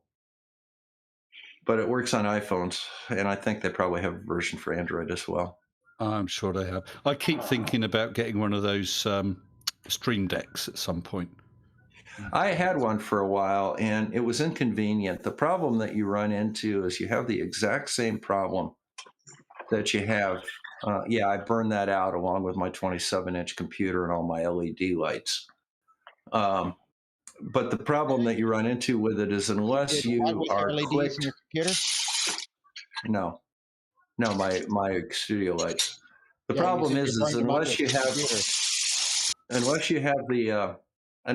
computer. you've clicked on the application you're using, it won't cross. So for example, you can't do something on OBS and do something on Chrome or on Discord. You have to either click on OBS and then do it on OBS, and then you have to click on Chrome and then do it on Chrome. It doesn't go cross-platform like that, which is kind of inconvenient. That's worth knowing. But I mean, right now I get on fine using, just straight Streamlabs OBS. Yeah, and with something like this, if this was for production, for example, if I was recording this, I could edit out the little delays between the switches. Yeah. Just cleaned it up a little bit. Plus, then I could also hit the sound on it as well, because the sound is pretty good here. But did you see the big blow up between Streamlabs and OBS? There's a huge blow up. Yeah, I know. There's Streamlabs Desktop now. But I mean, yeah, it's a war. Yeah, but I can go ahead and clean up the audio and stuff if I record this, and it'll record it in 3 tracks as well. So then you can manipulate each one individually. I can't get it to record 2 different cameras at the same time, though. At least I haven't figured out how to do that. There's a lot of things I'd like to do in the near future. We're running the 12/7 Globe Earth Discord now from 10 to 10 my time. I would like to have something that scheduled a video to play once an hour or something. So, you'd play a video, and then you'd have a chat, and then you'd play another video, and you'd have a chat. I can do that all manually, but I'd like to automate it and program it. Hey, Jimmy G, thank you very much for the super chat. I do appreciate that. Hey, I could do that with an Arduino plugged into a keyboard port. Yeah, but I can't. I got to learn how to do it. A simple Arduino, a $6 device. Oh, I'm sure I could figure it out eventually.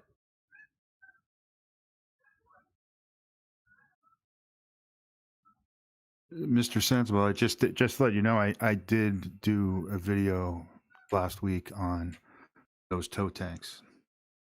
Ah, excellent. Yeah, do drop a link to it to Quantum Eraser and Mitchell from Australia. I'm banned from Mitchell from Australia because he doesn't like hearing the truth. But yeah, as I said, they're saying that I was absolutely destroyed on Dell. And if I may, Bob, I'll just shit out that I'm showing the unedited, spontaneous debate I had with Dell. I had it about 5 or 6 days ago. I'm showing it tonight on my channel, 8:30 UTC GMT. Yeah, and Toe Tank's coming to it, and all he goes do me on a about favor and is stick a link to it in the chat. I made you a mod quite a while ago. You did indeed, but and you should be able to put that up. It's not on a Premiere, so there is no live link to it yet. Yeah, can you toss it on my server too? Yeah, I'll do that then. All right. Put a link to that on my self-promote channel as well on my server near the top. Well, you can grab it and pop it on there if you want, Glass. But there's a link to my channel. So it's my debate with Dell later on. That would be kind of interesting. I've been dealing with Mr. Sensible. How long have you been doing this, Chief? About 2.5 years now. You started, 6-8 months after I did? I'm not sure. It was around July or August in that year, I think. All right. So I started November the year previous. So it wasn't, Mr. Sensible and I are in that same generation of YouTube creators that came out. And Blue Marble Science is another good example of that generation. But we've kind of followed each other for the whole time, watched our channels grow and watched our skills develop. I was a big follower of his Mage experiment. And, he's one of these guys that actually gets off his butt and goes out and does things, which is something that I like about creators, especially if you're going to be debunking. Go measure the curve of the Earth, or go measure the radius, or go measure the rotation of the Earth. It's always better to actually have something that you can point to and say, look, I did this, and here's my data. And if I can do it, you can do it. And Mr. Sensible is one of those guys that does it. Where's Wally is another one. Wolfie, of course, actually does things live. And that's kind of a style that I like, and I would encourage all of my folks to go drop Mr. Sensible a quick sub. He's a good guy. Well, thank you very much, Bob. That's extremely kind words, and I really appreciate it. And anyone who does pop over is most welcome. I'm going to have to run because I've literally just had a phone call from Mrs. S. My dinner's ready, so I've got to run. All right, just make sure you drop that chill check in the mail Yes, for yes. me, okay? Absolutely, sir. All right. Okay. Thanks, man. Take care, everyone. Bye-bye. Take care. So He's a good guy. I like him. He's cool. Yeah. That's the style that I really like. You know, I like Craig and everything over on Fight the Flat Earth, but that's not really the style that I do. And, you know, I've got a couple of the other ones, you know, Reds Rhetoric and those guys. They're very good at what they do. It's just a different style than what I like. I'm more of the Wolfie, Professor Dave style. I wish you'd post more often on my server. To be honest with you, I'm not getting around on the servers as much as I used to. You know, this one here, I'm kind of in the process of reorganizing the whole channel. I've been trying to fix all of the playlists and everything. It's a lot of fun to do, and you know, I'm one of these guys that likes to look at where we had issues with it, and try and fix those issues to make it easier, a better experience for the people looking. You know, I don't do this for any reason other than the fact I just enjoy doing it. That's why I'm on here. Just enjoy it. It's just fun, simply fun. Yeah. Bring it around here. Otis is coming up to say hi. Well, there's something that I just wondering. You guys mentioned that about doing experiment. I just wondering, it's just about you know the evidence of the globe Earth. What I just wondering is that what is the cheapest and the easiest way to do, especially someone like me, you know, who just don't really have a lot of money and living in a third world. What would I do? Well, let's see. Let's take the three main problems. All right. One is the radius, circumference / diameter of the Earth. Thank you, Judy. Got another €8 from Judy. I appreciate it. She's a great supporter of the channel. So the three big things that you can look at is you can look at the shape of the Earth, the curve, the radius, the circumference. You can look at the rotation of the Earth. That would be another thing that you could look at. And you could do a little bit of work with navigation. So cheapest thing that you could do is get some sticks. Find yourself a flat surface, you know, something that's level, you know, like a floor in a building. I've used the hardwood floor of my office and used the light coming through the window. And what I did was I measured the length of the shadow compared to a vertical stick at solar noon. Now, you can do this any time of the year. You know, first you need to understand the mathematics of it a little bit to be able to calculate that angle. So it's a good refresher on some very basic trigonometry, and it's not difficult to do, not at all. And, you know, you just basically need to be able to use an arctangent function on your iPhone or a scientific calculator. And you can calculate the altitude of the sun. And then you can go online to a free nautical almanac and you can find the declination of the sun at that time. And you can get your refraction correction to make. So you correct your angle, you apply the declination of the sun, and then you calculate what your location is. And you'll come to within probably 15 or 20 nautical miles. And then you go a set distance north or south and do it again. And, you know, you can confirm a couple of things. First of all, you can attempt to triangulate the sun from any individual spot. However, if you measure two different spots, they will come back to different altitudes of the sun. Well, three different spots, the equator and two locations, or the declination, wherever the sun is and two locations. You know, they'll come back to different spots, and you can confirm that you cannot triangulate the sun to a specific point. And if you want to say it's a projection or anything like that, well, you can triangulate the distance to a spotlight shining on a wall. So, you can do it, but it doesn't come back to the same level. Now, the next thing that you can do is that obviously, even in a third world country, you're going to have occasion to travel once in a while, and you can be in 2 different locations in your country that are some distance apart. I would probably stick with east-west distances because it's a little less complicated. Well, assume that the Earth is flat. Draw a triangle from your point of origin to the North Pole to your destination, and then use the law of cosines and the difference in longitude, which will be the angle at the apex, and then use the law of cosines to find the distance of that leg, and then compare it to the actual distance you drove. I think you'll find you drove less than that leg would require you to drive, and there are no shortcuts on a straight line.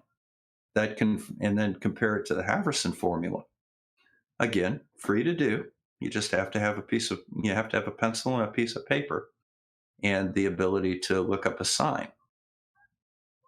And you can do the same thing, and you'll find that when you calculate the great circle distance, it will match the distance you drove. Conversely, you could take the distance you drove, put that into the Haverson formula, and calculate the radius.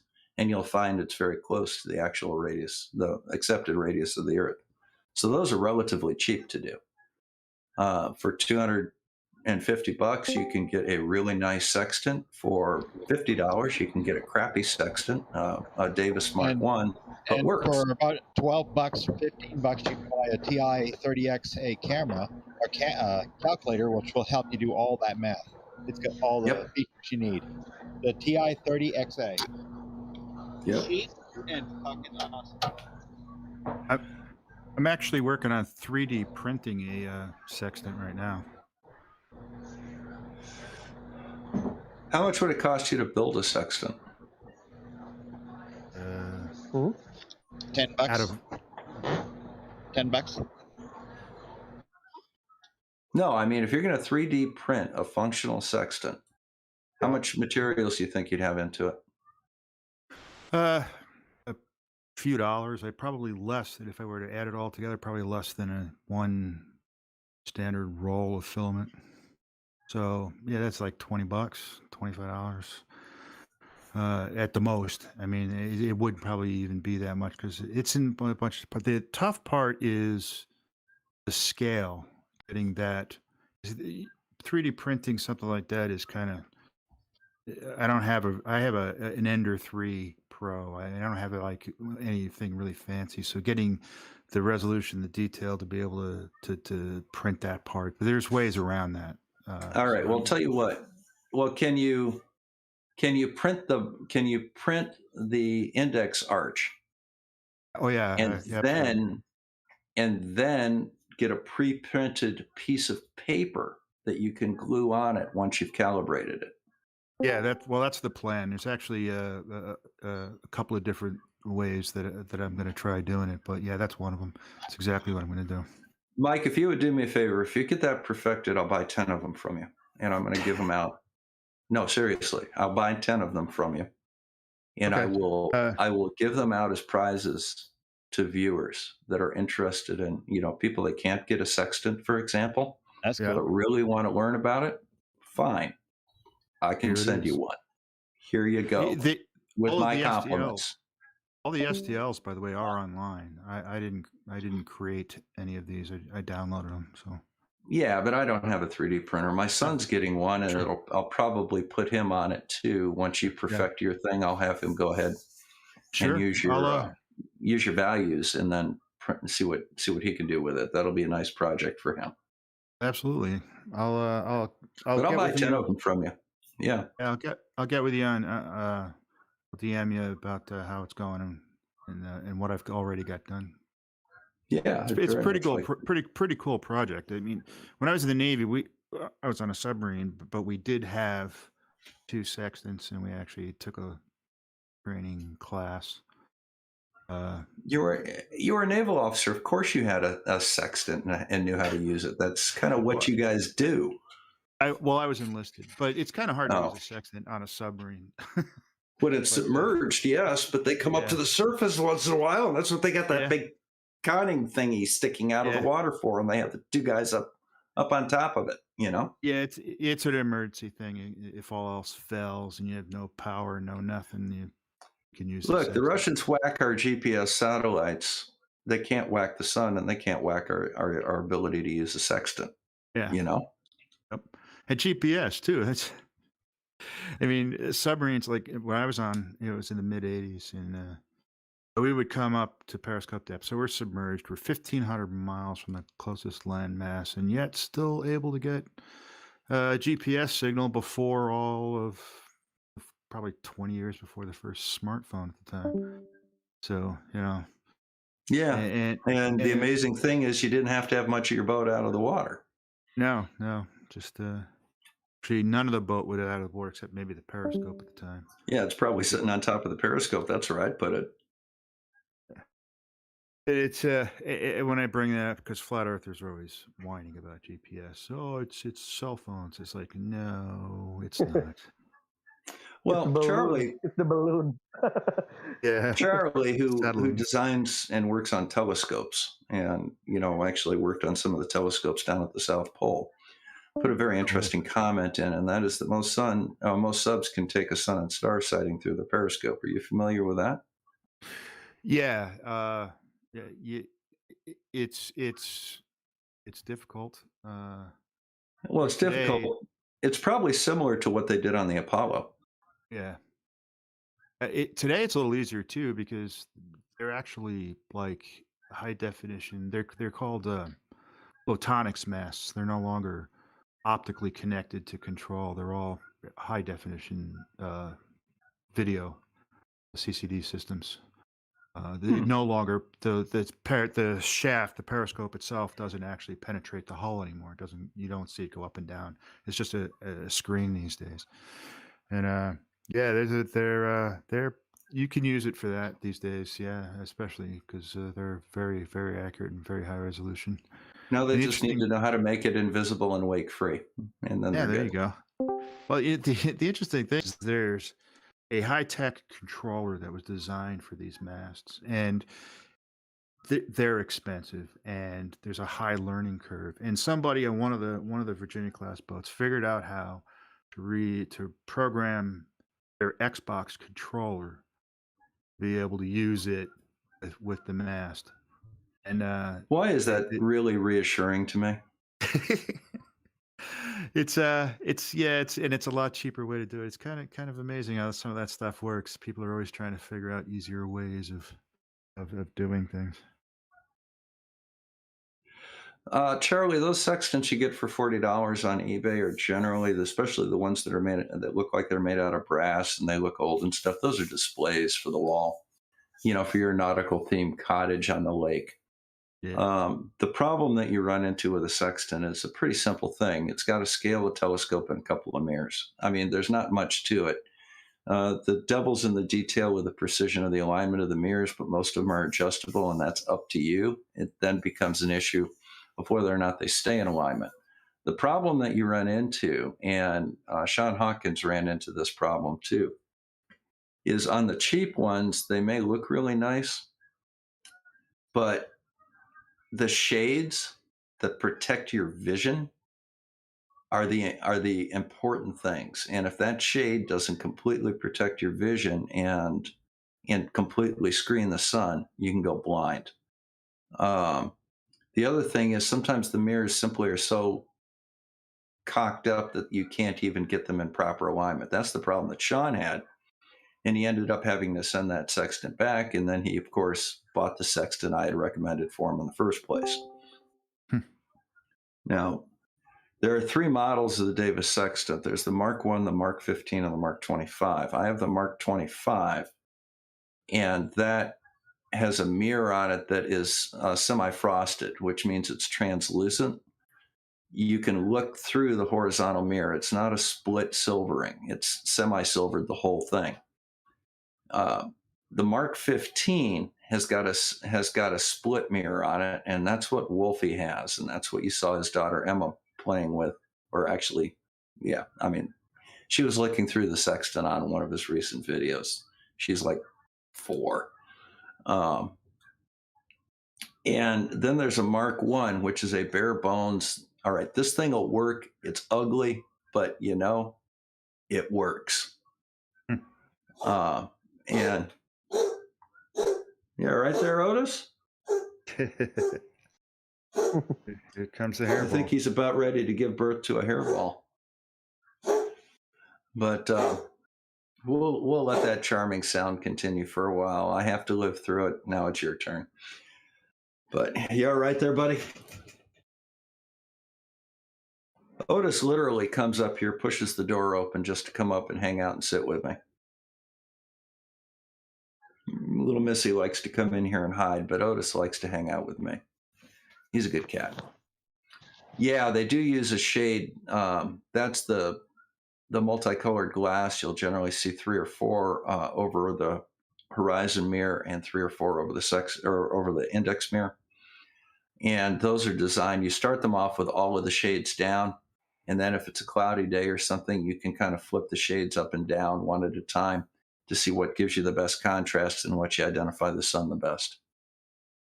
I do a lot of indirect, yeah, of course you can build your own sextant, George. And, you know, really all you need on that, probably the best way to build a sextant yourself is get yourself a protractor, you know, a semicircular protractor, and get a sighting system on it, like 2 bobby pin or, you know, 2 paper clips, and set the thing up so that when you have a light source at 0 degrees, the tips of your 2, you know, the paper clips front and back actually touch, just barely touch, so that they're lined up. That's how you know the sun's lined up. A lot of people talk about putting a straw on it. I wouldn't recommend that because that implies that you look through the straw. Bad idea.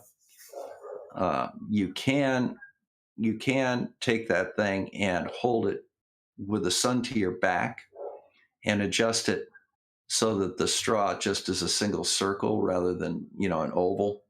But if you use the 2 paper clips and line up the easier, or line up the tips of that paper clip, you know that you're aligned with the sun.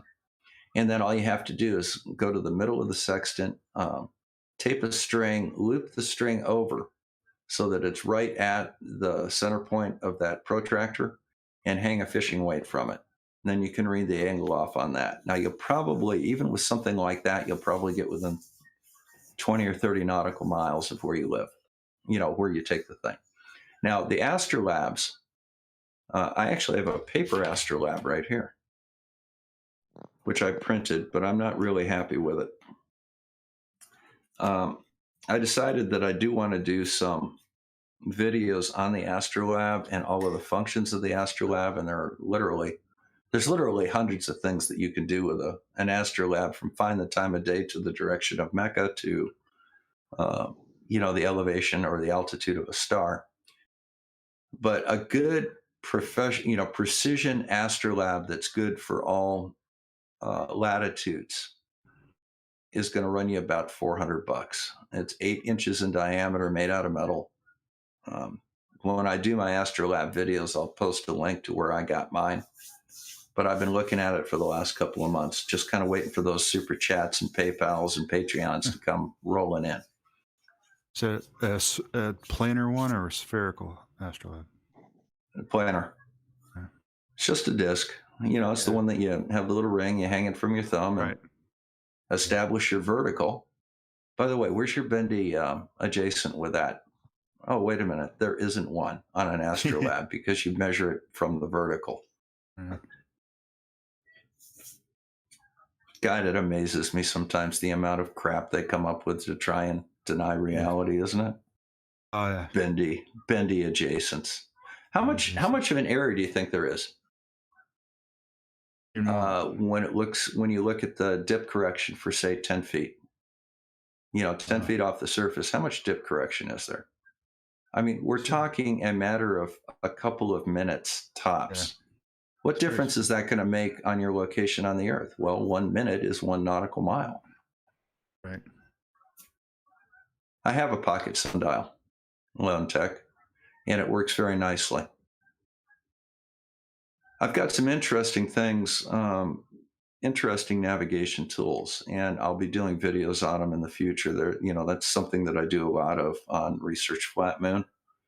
So we're going to have the Astrolab. I have an Abacus. I've got some pocket sundials and things like that. The interesting thing is probably going to be in the spring when I lay in the pedestal for the big telescope out in the backyard. I've got the site, I got the hole dug. I've got to put a couple of pieces of rebar and a cubic yard of concrete in there. And we're going to sight in the pedestal. And the way that you do that is you have to establish what geographic north is. Geographic north is obviously in line with the North Celestial Pole, and you have to have your telescope mount aligned to that within about 5 degrees, maybe 10 in some, because you do have a little bit of wiggle room as far as being able to adjust the azimuth of the telescope to get it exactly lined up with north, but you need to have the mount set so it's relatively close. And the way you do that is you basically put a nail on a piece of white paper that's taped to the flat surface on the top of the mount after you level it. And then what you do is you take a reading on a sunny morning of where the tip of the nail shadow is, and then you take readings every 15 or 20 minutes until a couple hours after solar noon in the afternoon. And that will form a true east-west line, and that is geometric east-west. And then all you have to do is do a 90-degree that intersects the base of the nail, and you've got a true north-south line. You can get a true north-south line just drawing 90 degrees anywhere on that line, but you want to do it to the nail because that's the center of the mount. And I'm sure when you do it and put out the video that all the globe deniers will somehow say it proves the Earth is flat. Well, that just means they don't know the geometry of it. Yeah. Well, they appropriate everything. I mean, I saw someone saying a periscope proves the Earth is flat, and they just appropriate it.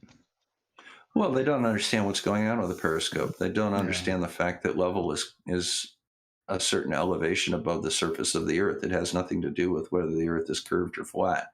Right. You are level if you are the same elevation above the surface or the geome or whatever your benchmark is, be it sea level or the level of the lake in my backyard, So any when of you that stuff.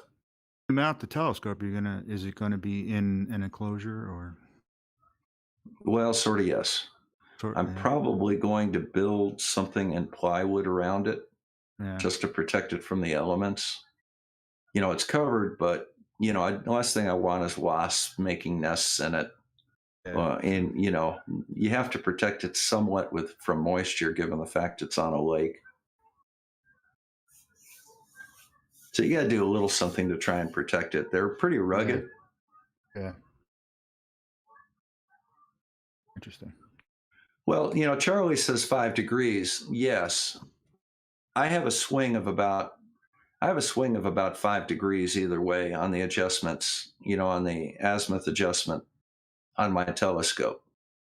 But, ideally I want it sub 1 degree. I want it aligned sub 1 degree, and I don't want to have to, you don't want to go to the stops on either end. You want it as close to the middle of the adjustment as possible.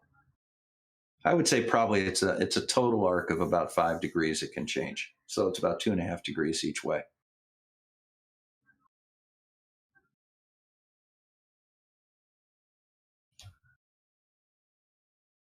And it's 1:14 already. Well, let's see what we have out here. We've got 21 members, or we got 21 people listening in out there. Remember, as long as you're subscribed to the channel for 5 minutes, you can post in the live stream. If you want to go into the Discord, you're more than welcome to come in. Our rule in Discord is that we're adults, we're relatively intelligent people.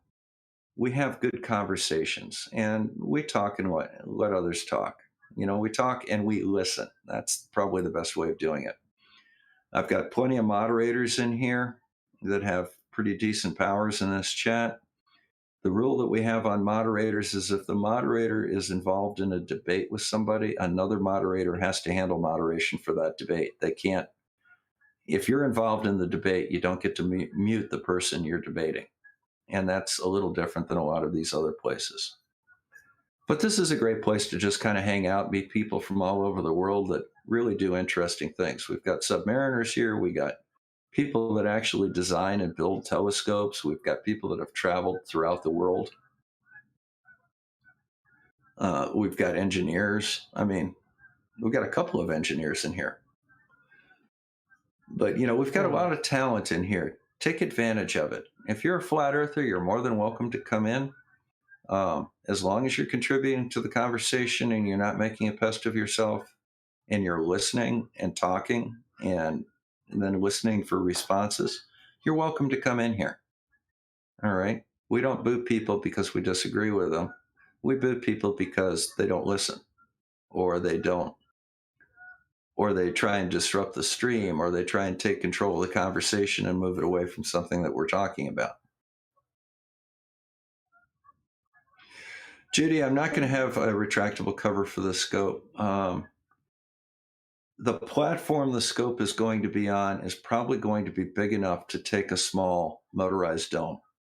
But that's going to be, the mount is a project for 2022. The dome is going to be a project for 2023. That's about a $4,500 proposition. Now, IB Hunter has helped me out a little bit. One of the things that we're trying to do is I'm trying to get an antenna, a dish, because in the organization that I volunteer with, a couple of the people in the education department at wing level are really big into radio telescopes. And I'm going to try and mount a 3-meter radio telescope in the backyard and be able to have tracking capability with it. So we'll see where that goes. That's going to be a project that's going to come out. Being this is Michigan and we have such crappy weather, optical telescopes are of limited use up here during much of the year.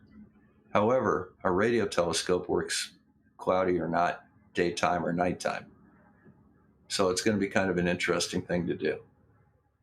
Boy, that wind is whipping up out there. This is one of those days. You wonder where the flying monkeys are,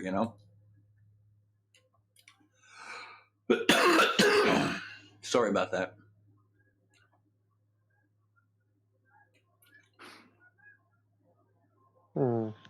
I want to see something here real quick. What I found interesting in your presentation earlier is that he kept talking about Einstein and Einstein and Einstein. I wonder if he's ever actually read general relativity or special relativity. I don't think you can tell the difference between the two. Probably not. Because in general relativity, there's actually quite a few proofs he uses actually Newton in there, and it's kind of interesting because one of them, I think it's I posted it, section 14. It was the first iteration of his equations yielded Newtonian gravitation, and the second was Leverrier's solution of. He actually said that he believes that is sufficiently strong evidence of the correctness of his theory. That the fact that it matched Newton. Kind of, maybe he's read that, maybe he hasn't, but it contradicts everything he's saying. So, kind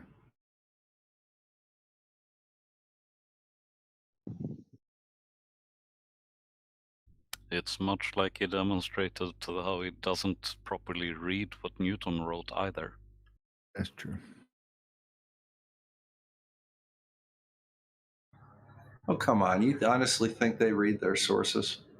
No. Well, No, I mean, it's seriously. I mean, look at Quantum Eraser. You know, he loves, with his gravity is not a force nonsense. And, he'll pull out from Physics Libre. Yeah. And then you go pull that source up. And it turns out that, yeah, that sentence is in there, but 3 sentences later, there's something different in there. Something that absolutely contradicts what he said. It's just amazing. Yeah, Blue called him out on that. I call him out on it on a regular Yeah. basis. That's why he bans me from his channel all the time. Yeah. I know where it is. I know. They, honestly, they only read the source that, well, just fit with their bias, like how Bob troll them. Troll conspiracy. Yeah, of course. Yeah, I trolled the snot out of Taboo Conspiracy, that poor kid. That was amazing. Well, the sad thing about it was that Wolfie and I had the same idea at the same time, and he did the Qantas, and then I called him and asked him about it. He says, yeah, you got to check out what I did. So we had some fun with him. The problem is I've had a little issue. Go ahead. And that just prove how desperate they are to prove whatever the hell they are talking about. Yeah. Well, I had some flat earther idiot dox me not long ago. And, he put out some information that I'm certainly not ashamed of or anything. But, you have to wonder. I'm a rather strategic guy. I wonder if he ever considered the idea that maybe there might be a sock account out there that maybe even did a super chat or became a member of one of his channels to earn his trust that was feeding him this stuff in the hopes that he would screw up and post it on his channel and get his channel taken down. God, that would be devious, wouldn't it? Just food for thought. Here's that thing.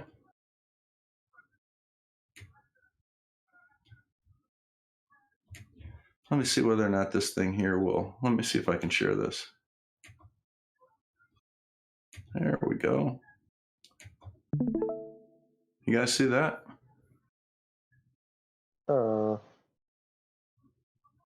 Yep. It's the wind map. Now, unfortunately, it's a little bit small because I'm not downstairs. I can't make that the main screen. But I'm going to go ahead and have a look right here. Now, one thing that you'll notice about Michigan is that this is really light green in here, which means that these are really quite high winds, and they're coming from the southwest through my area. Let's go ahead and have a look and see what the flag out in my yard looks like.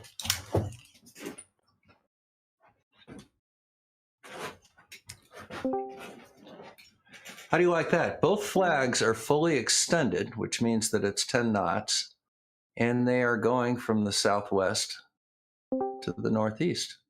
And funny enough, my neighbor's flag is going the same way. It's exactly like this globe wind depiction in real time is showing. It's amazing stuff, isn't it? Isn't that? Let me drop the. Season? Can you see it? Yeah. You may have to go into Discord. Here, as a matter of fact, give me a second. I'm going to run downstairs and I'm going to go put that on the main screen. That way there, everybody can see it really well. But the wind outside my house exactly matches this right now.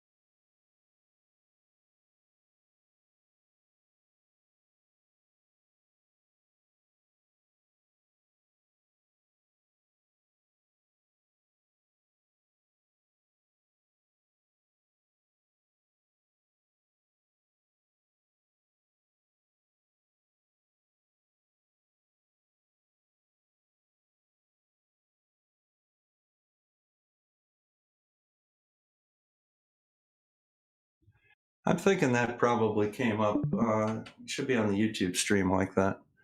Let's have a look. And it sure is. But there's Michigan. I'm pretty much in the center of Michigan. And you can see that wind is whipping, and it's going from the southwest to the northeast and east, and my flags are reflecting that exactly. They're not even north and south. They're definitely southwest, northeast.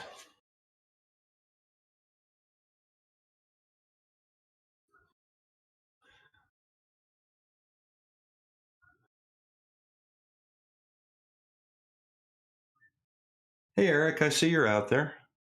You've been kind of quiet.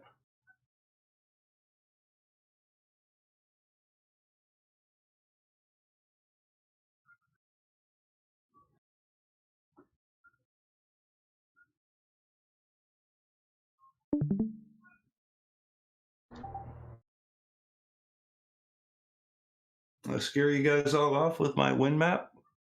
Is my microphone working now? Yep, it's working. Oh, Yep. thank you. Yeah, Bob, I was first of all, I wanted to thank you for that wind map. I was able to use this to watch the storm come over Minneapolis yesterday. I'm just wondering if you have any precipitation along with all this wind. No. It's overcast, but it's dry. For those of you that don't have the map, I'm putting it in voice chat right now. It was an incredible show yesterday, watching that form over Nebraska and the Midwest. And wow. Nope, that's not it. My bad. What did I do with that doggone thing? Where'd I put it? Ah, there it is. Yeah, I'm sorry, guys. I didn't mean to hit that wrong one up there. Here we go. No, I used the wrong one. There you are. But that's the wind map, and that Earth is, it's scalable. You can change the magnification. You can also see if you want to see what's going on in Europe right now. Now, there's an interesting one right there. You see that? This is in the northern hemisphere very clearly. Mm-hmm. Look at the direction of the wind. Is that a high pressure or a low pressure zone? Clockwise, high pressure. It's high pressure. Indeed it is. And let's find the low pressure that goes along with it. There it is. Yeah. Bermuda low.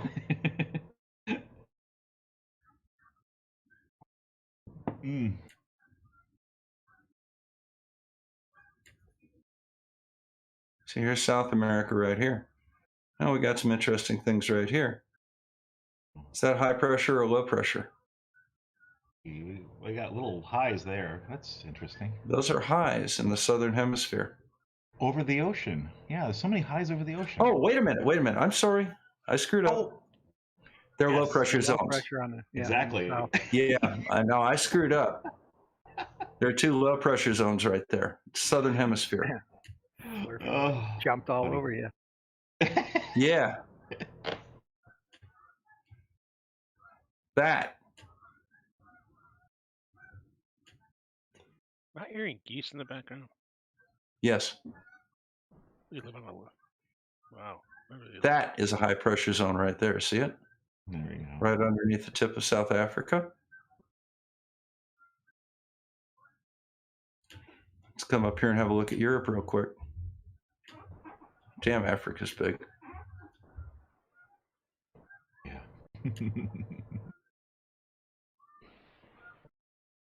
Look at the wind coming through the Bosphorus right here and out of the Aegean Sea. Oh, look at it go! Look at it whip right. You got the Atlas Mountains here, and you've got the Rock of Gibraltar here. Look at that coming right out of right out of the Mediterranean into this little low right here. You know. Now I'm going to venture a guess that England is sunny today, because there's a high pressure zone sitting right over Liverpool or thereabouts. And I'm wondering if that's driving the clouds away. Anybody in the UK right now? Look out their window and tell me what it looks like.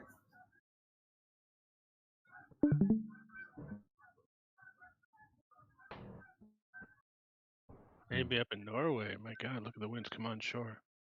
I'd wager a guess on pretty dark. Look at the winds come on shore in Norway. Wow. Yeah. England isn't going to be dark, not this time of year. No, England's not dark right now. What time is it there? It's 6 o'clock. It's 6:30 in the evening there. It shouldn't be dark quite yet, should it? Yeah, it's dark. All right. Is it clear? Can you see stars? No. I'm southeast England. You're southeast England, and you're overcast? Yeah. I forgot it's summer down here and winter up there, so it would be dark. Yeah. It should have just gotten dark not long ago, though. But it looks like they've got a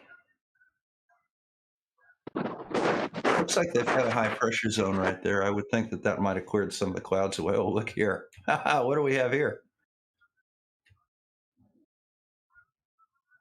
Time of year, Dr. Bob, it gets dark in England 4 o'clock in the afternoon. Look at that little mess. That little mess up there in the Black Sea. But in any event, that's this little thing here. You can play with it a little bit. Now, there are other things that you can actually hit with this. You can do waves.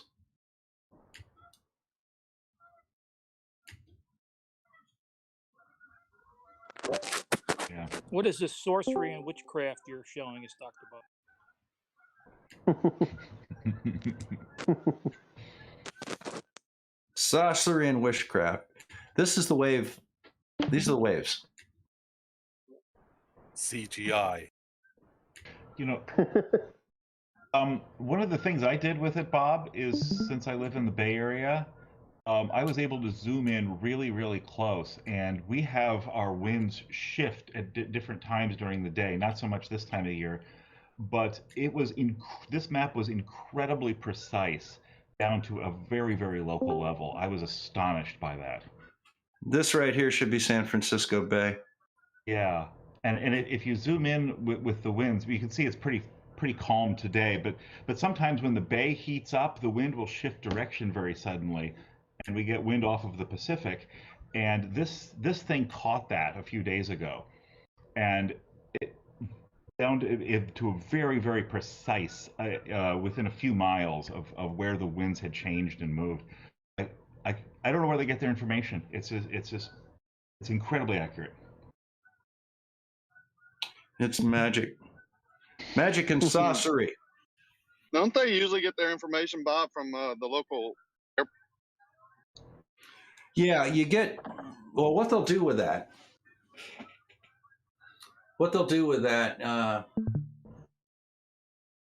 who the heck was that? Was Rakia. That's what I thought that was. What they'll do with that is they'll get the points, the weather reports from all the local airports, because all the, most local airports, except for the smaller ones. Mine doesn't have a station, but Mount Pleasant does. Some of the larger airports will have these things. Those are all reporting data points, and they'll combine that mathematically all over the world, and they will make deductions as to what the wind pattern must be. And then, you know, let's look at one spot right here that I'm familiar with. Come on up here, bad boy. Ah. Okay, so this is Alaska.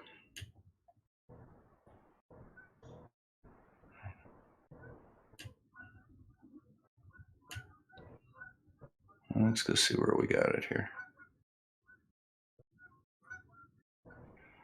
Now, this is the Cook Inlet right here. This is Tlingit. And I forgot the name of this one right here.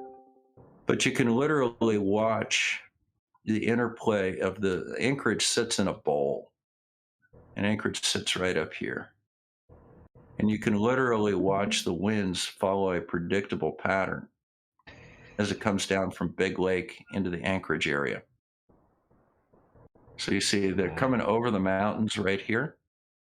These are all mountains up in here. They're coming over the mountains and they're coming down from Big Lake right here. So Anchorage has a Chinook effect all the time? The mountains are not all the relatively time. low right here. These are, you know, I think that you would really call them hills. So what'll happen is the wind comes through here. You know, they're big enough to have a ski area on them, but you know, Marquette's got a ski area and they don't have any mountains there. They're basically big ridges. But that's what sits right up in this area right here. There's some mountains here. Denali is up in this general area up in here. Yes, it is called the Anchorage Bowl area, and yeah, right in here. fact, it has higher pollution than you'd expect for a small town because the pollution sits there in the bowl. Yeah, it's even worse in Fairbanks.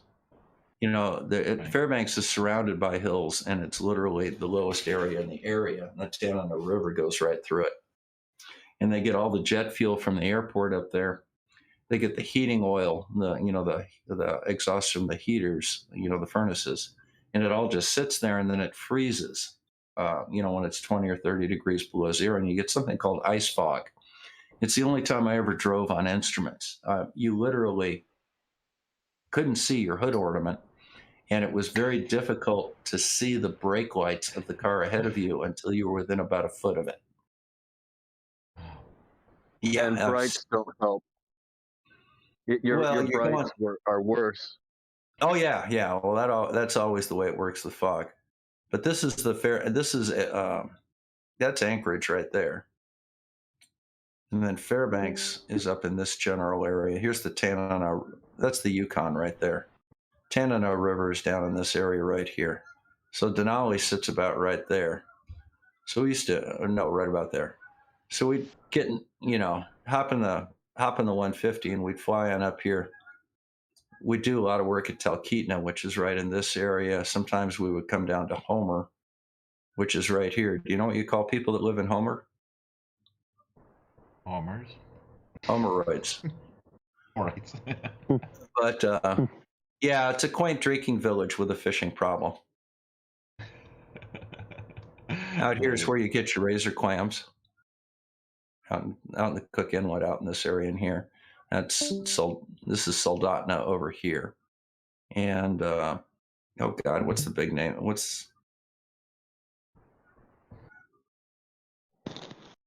There's a big town right here.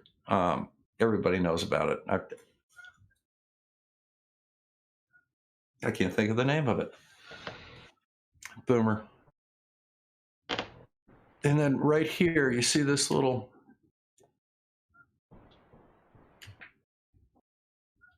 Yeah, Homer is where Jewel is from. Jewel's family, they lived in Homer for a long time. Yep. The singer Jewel. So you see. Yeah. So Nome's out here. That's Russia. This little peninsula right here, this is Kotzebue. I spent some time in Kotzebue. And right here where that neck is thinnest, that's the Arctic Circle right there. So I was just above the Arctic Circle.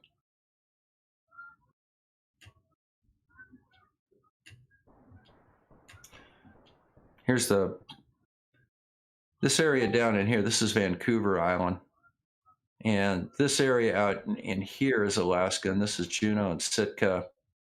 They call this the Banana Coast, the Panhandle, or occupied Canada. That's what they call this.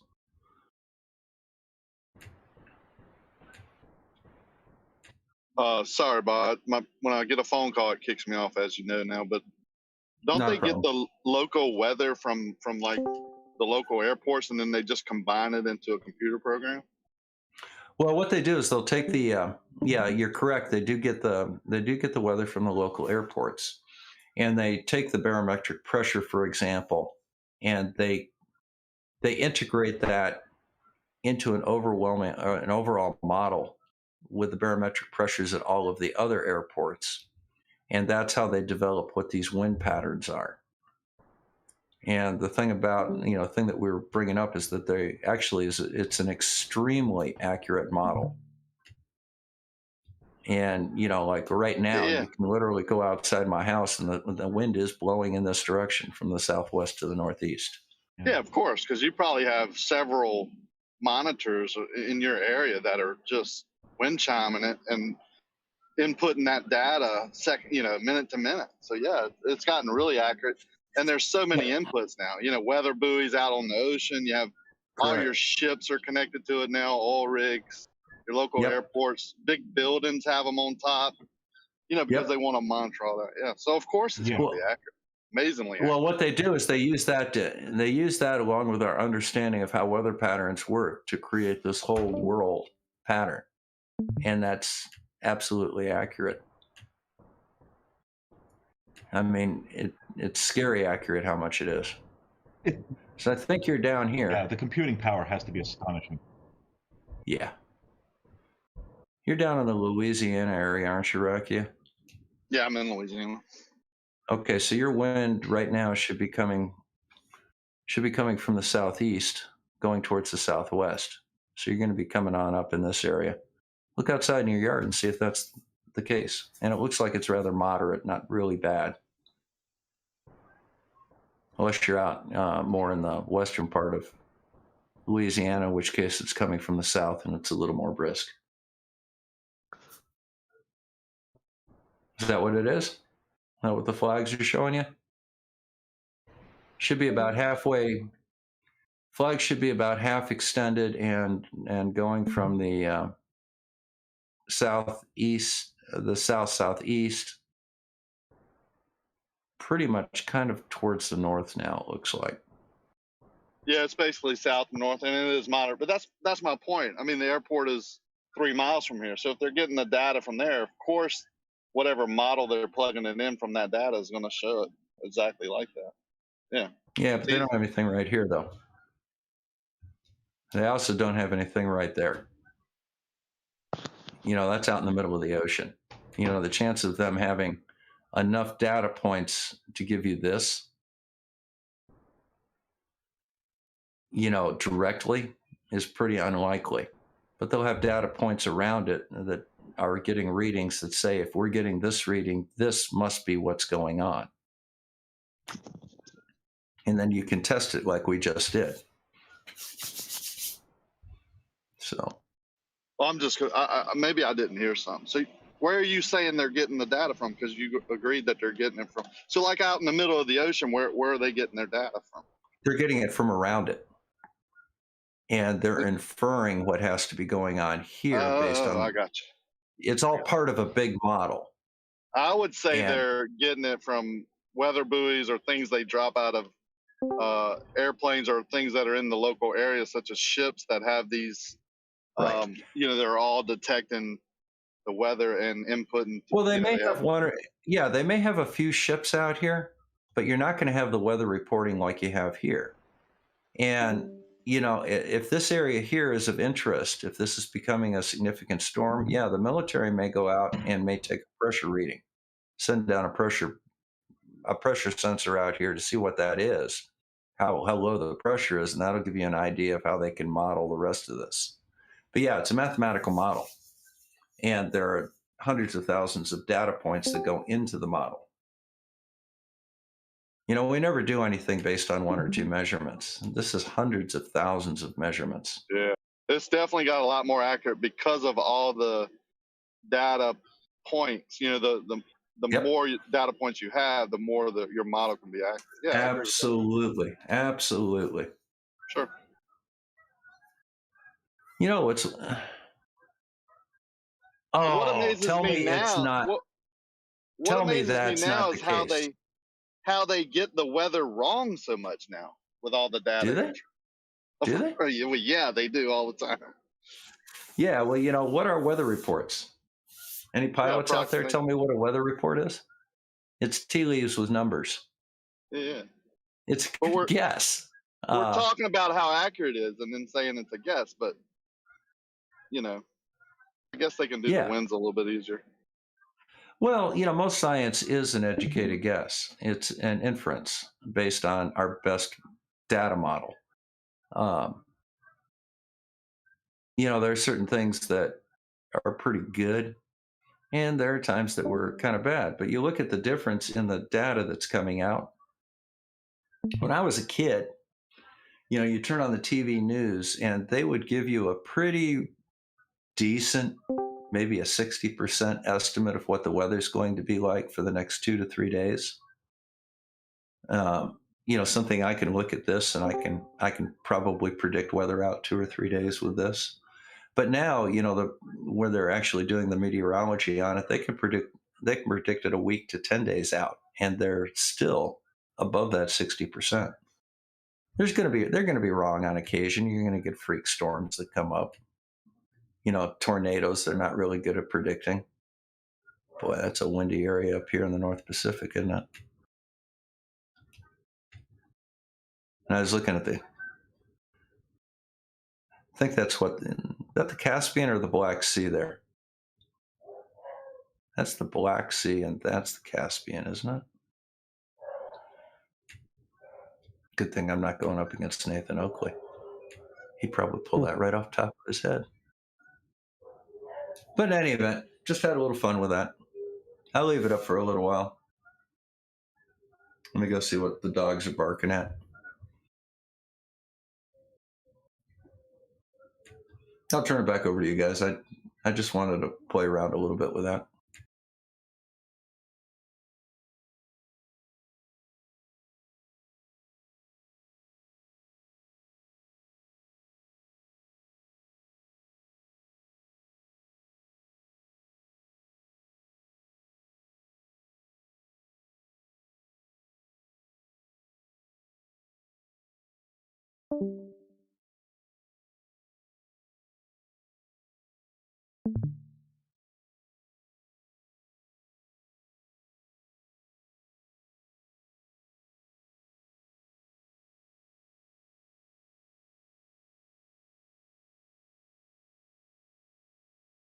Hey, it's FE Pilot here.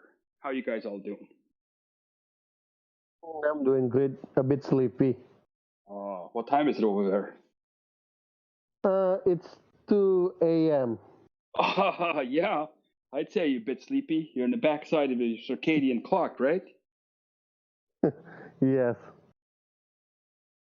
I was doing the solar noon sunshot the other day. Now, I don't have a sextant like Dr. Bob there, but I just used a shadow, and I came within 2 nautical miles of actual position on my latitude. I was pretty happy about that.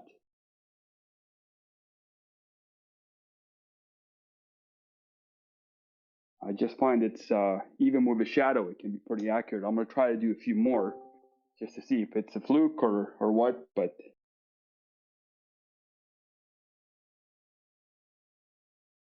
well,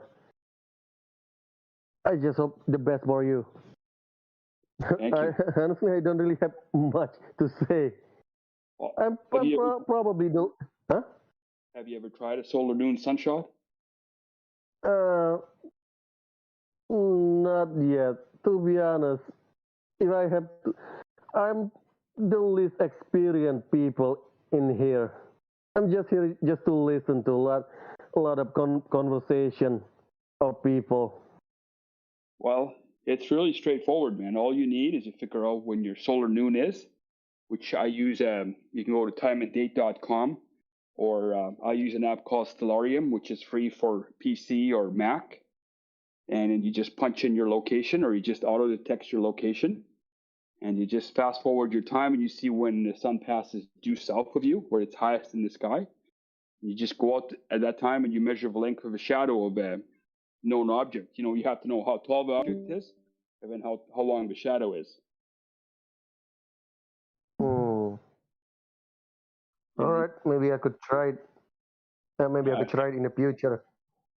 Yeah, I'm making a video right now. So if you follow me on FE Pilot, you should have all the instructions there. But it's like all the hard stuff, like the trig for the angles, like because you take the length of the stick, the length of the shadow, and you turn it into angles. All that stuff I just did on Triangle Calculator online.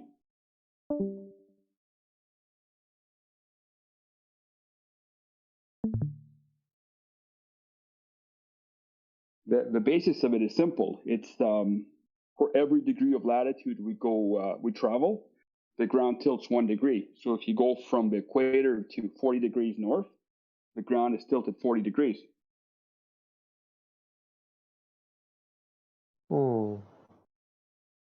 If you go from equator to 90 degrees north, the ground is tilted 90 degrees, which makes sense, right? Because you're now like 90 degrees to the ground at the equator.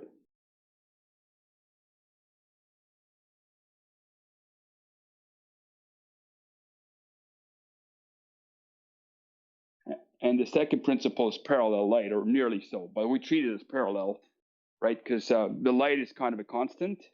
It's the same light hitting the tropics, or south of the equator right now. I think today it's around 23 and a bit degrees south of the equator. It's the same light hitting down there as it is up here. So the only reason that the sun is directly overhead for them and not for me up in Canada is because the ground is tilted. And we can measure that tilt to the ground to get our latitude. You seem a bit skeptical. You seem skeptical. No, I just try to imagine it. Like I said before, I'm the least experienced here, so no, I'm not really that skeptical. I'm just trying to process it because I never done a lot of stuff like this. Well, I hope you follow me on FE Pilot on YouTube, because I'm gonna make a video in the next couple of days. But it's really straightforward. All you gotta do is measure the length of your object and the length of a shadow at solar noon, and after that, it's pretty straightforward. All right, I think I'm just going to watch the video that you will upload. Sounds good. But I have to tell you, there's something so cool about doing it yourself. Like, I knew that I would be in the ballpark, but I just didn't think I would be that close. So basically everywhere I go now, if I have time around solar noon, I'm going to try to replicate it at different latitudes.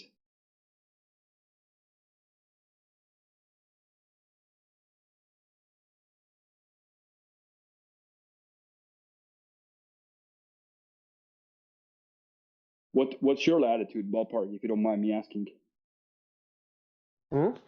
What's your latitude, roughly? Latitude. Wait a moment.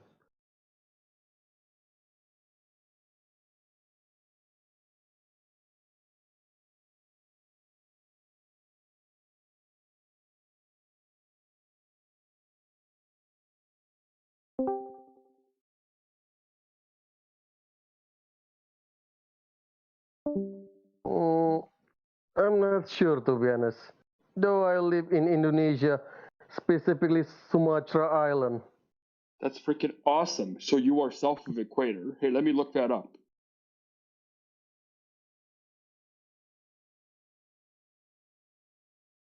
You're in a fantastic spot for this. I'm gonna try to find your general latitude. Okay, well, you are just south of equator, I bet, eh? Are you north part or south part of the island? A bit the south part. South part. Okay, so basically you're definitely south of the equator. I bet you, around 3 or 4 degrees south, or maybe even a bit more. Yeah. Yeah, that's awesome. So when the sun comes directly overhead and there's no shadows at solar noon, then you'll be a valuable resource to the Globe Earth community. Because we'll call you, we'll be like, hey, is the sun directly overhead? And you'd be like, yep. Hmm. So. Hmm.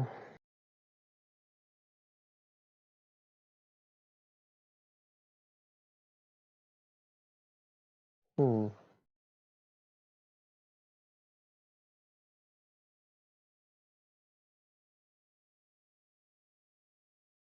What got you into this Globe Earth community? What got you into this Globe Earth community?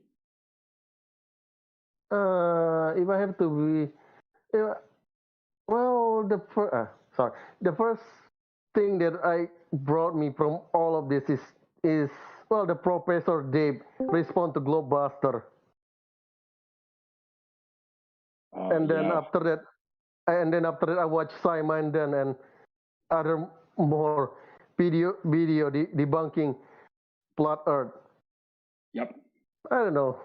I always thought that flat earther is just random troll or just people just have some, laws or something.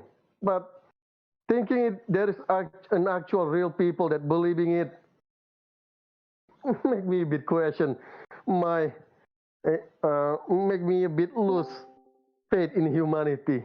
Though it has been restored since I see that flat earthers have been declining in recent years. I agree with you. When the anti-vaxxers showed up for the COVID vaccine, I didn't lose faith in humanity. I already knew about the flat earthers, so I was like, okay, being anti-vax is, I guess, not as crazy as being a flat earther. So yeah, there's all kinds of folk out there, right? Yeah. I don't know. Well, considering I have moderating some random site, yeah, I can see that there's that people that you're just scratching your head. How the hell this person come this conclusion or just, having this attitude? Yep, I agree.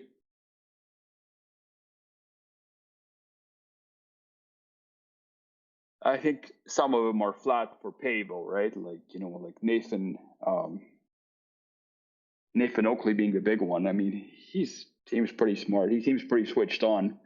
I think he's just doing it for money, right? Just that's his job, as Dr. Bob said. Yeah. But that makes me wonder how much money they can actually get doing this. I think there's a decent amount of folk who follow this, and I think it's kind of a self-selecting audience. You ask for some money and you feel part of the community, and then they pony up. Maybe, I don't know. It's a good question, though. Yeah. I'd love to know. Yeah, it's a question I've always had. One argument in favor of particularly Oakley just doing this is, if you look at how the arguments have changed over the years, it used to be all trust your senses, do your own research, that kind of thing. And they have more and more gotten into these very esoteric arguments about entropy and sextants. I mean, they're all nonsense. It just seems that there's enough commercial interest around this, like what's his name? Dirth, D-I-R-T-H. He's got his Flat Earth app, which is probably hot garbage. Well, it is hot garbage, but people pony up, right? Oh, but yeah, they're getting more and more into appealing to the converted rather than converting new people, which suggests that they're trying to contact, as a pilot, going after people who might give money. Interesting view on this, because the first time I watched Eric Dubay said, the horizon always rises to eye level. And that's when I was like, wait a sec, it definitely does not. And that's what got me into this. And from 36,000 feet, we can see the curvature side to side very faintly, but it's there, and you can capture it on the photo. But of course, you need a perfect horizon, perfect conditions. The most obvious one is the curvature away from the viewer, the horizon dip, and you can see that even 1,000 feet or 2,000 feet, you can start to see a little gap in the head-up display where the 0-degree pitch line and the physical horizon start to separate. And as you climb up higher and higher, it's just totally noticeable, because at cruise altitude, the horizon dip is about 3.5 degrees. Well, I mean, there's a couple of things. Looking away from a viewer. There's a couple of things that you can do. Folks that are on commercial airlines are at a little bit of a disadvantage because the windows are relatively small. One thing that you can do is the wings on a commercial airliner come up a bit, and the wing tips will be close to your eye level at the window. I'd have to actually get some measurements of it, but they're really not that far. And when you see the horizon well below the wingtips on both sides of the plane, I mean, even people that are passengers can clearly see the horizon doesn't rise to eye level. Second of all, you have to have a field of view. And the best place, I fly a 2, and one of the things that you do in a 182, for example, is you've got really good visual, you have a really good visual field when you're in the pilot seat, because you're not only looking out the windscreen, you have the windows on either side of you as well. And you can see side to side curve at 8,000 feet with no problem at all. You have to actually look for it. It's not going to jump out at you, but if you look at it, and I have photographs of it, where it clearly demonstrates that it's curved left to right. But you have to have that wide field of view. And then, of course, we have J. Tolan Media 1 clearly demonstrating curvature left to right from 35,000 feet. And he marked it himself and then came up with some cockamamie bullshit reason why it was there. Can you repeat that again? Side-to-side curvature from 8,000 feet? 8,500 feet, yeah. Gotcha. Yeah, I've got a photograph of it. If I can find my phone somewhere, I'll post it. But I've posted it before. You can clearly see it. Just to poke a little fun, just count the pixels right now. Well, you don't even really need to count pixels. All you have to do is just turn your phone to the side and you can see the curve. It's very subtle and you have to look for it, but it is there, and it's clearly there at 35,000 feet. And J. Tolan's taken pictures of it and marked it. But here, I mean, on these winds, you can clearly see Coriolis. You can see the swirling, like right where that circle is. That's a high pressure zone. And you can clearly see the swirling of the wind around it. So, I mean, the data's there. You just have to look at it and understand what you're looking at. That's the important thing. Okay. Pardon me for interrupting, but okay. Slight curvature if you look for it, with a good peripheral view, side to side, 8,500 feet. And wind swirls are Coriolis proof. Absolutely, yeah. All righty.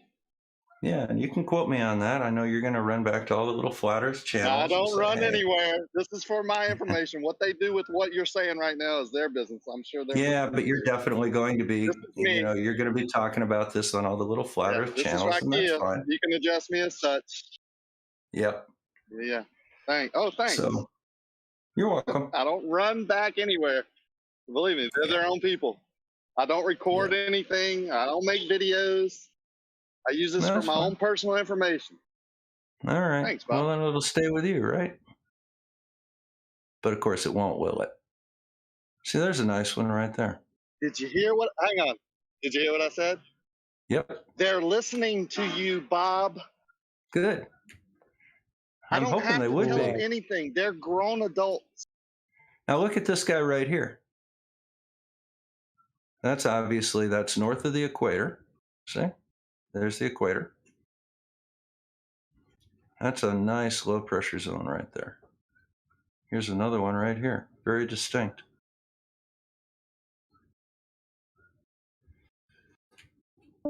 Yeah, I really wish they would listen a little bit more to some of these things. You know, there's a lot of people out here that could really teach them a lot if they wanted to learn. There's Hawaii. I figured we were stuck on North America long enough. I figured come on over here to Europe for a minute. There's Europe.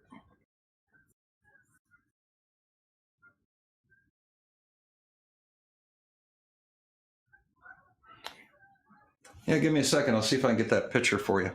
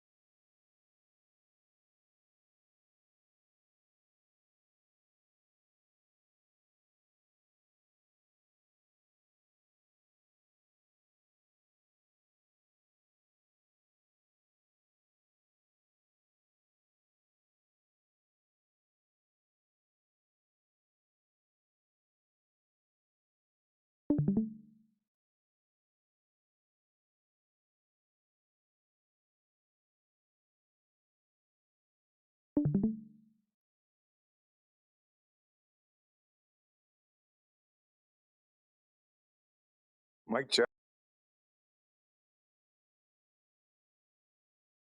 Testing 1, 2, 3.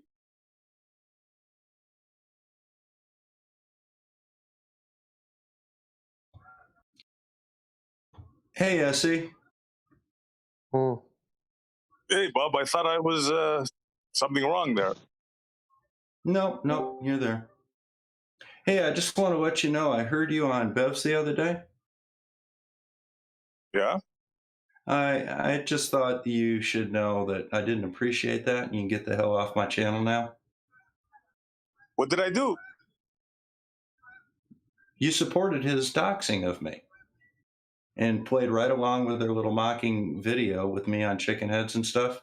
So you can just get the hell off my channel now. Take care. Bob, are you serious, bro? Are you losing it? Are you having a nervous breakdown or something? Bye-bye, Essie.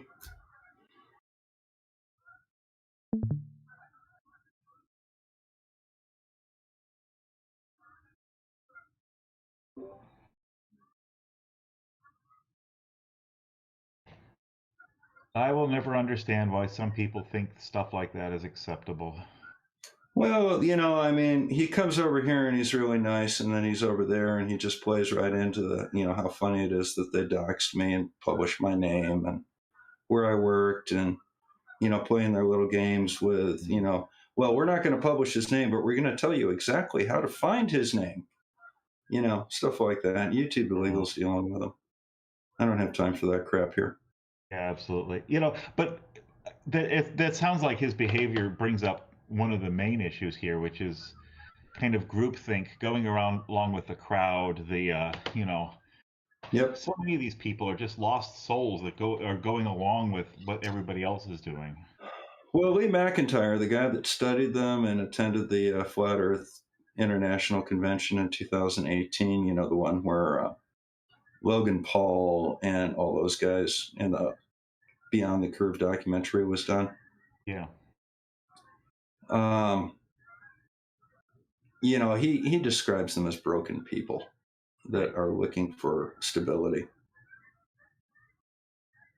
And I think that's probably right. You know, there's no reason in this day and age that people think the earth is flat. I mean, seriously. Yeah, I really appreciate your series on that. And my entire interest in anything flat earth is that it is so ridiculous, it is so outside of any politics or any other social things that it almost forms a perfect lab experiment for how bad things can go wrong and how people go down rabbit holes. Well, why do you think I'm in it? Yeah, exactly. That's my main interest here. Yeah. So sad in a way, but it's sad in a way, but you know, there are lessons to learn, and you know, there are two ways to approach them. You can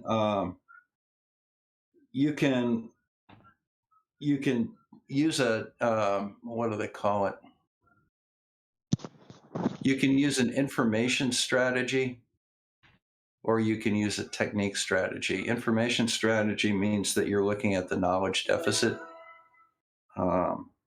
You know, the knowledge deficit model, where they just don't know the right information. You give them the right, you know, you give them corrective information, and they change their mind.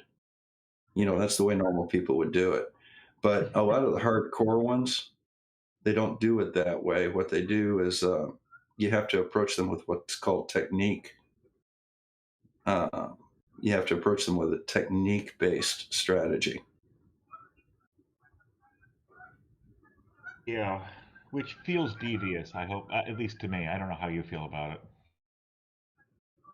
Well, no, what you do is you just point out, look, you know, here's the problem, you know, here's the error that you're making. Let's see whether or not maybe we can, let's see whether or not maybe we can fix that a little bit. Yeah. Trying to find those pictures. They were a long time ago. Oh yeah, by the way, I found this YouTube video that I post in VC chat, VC text.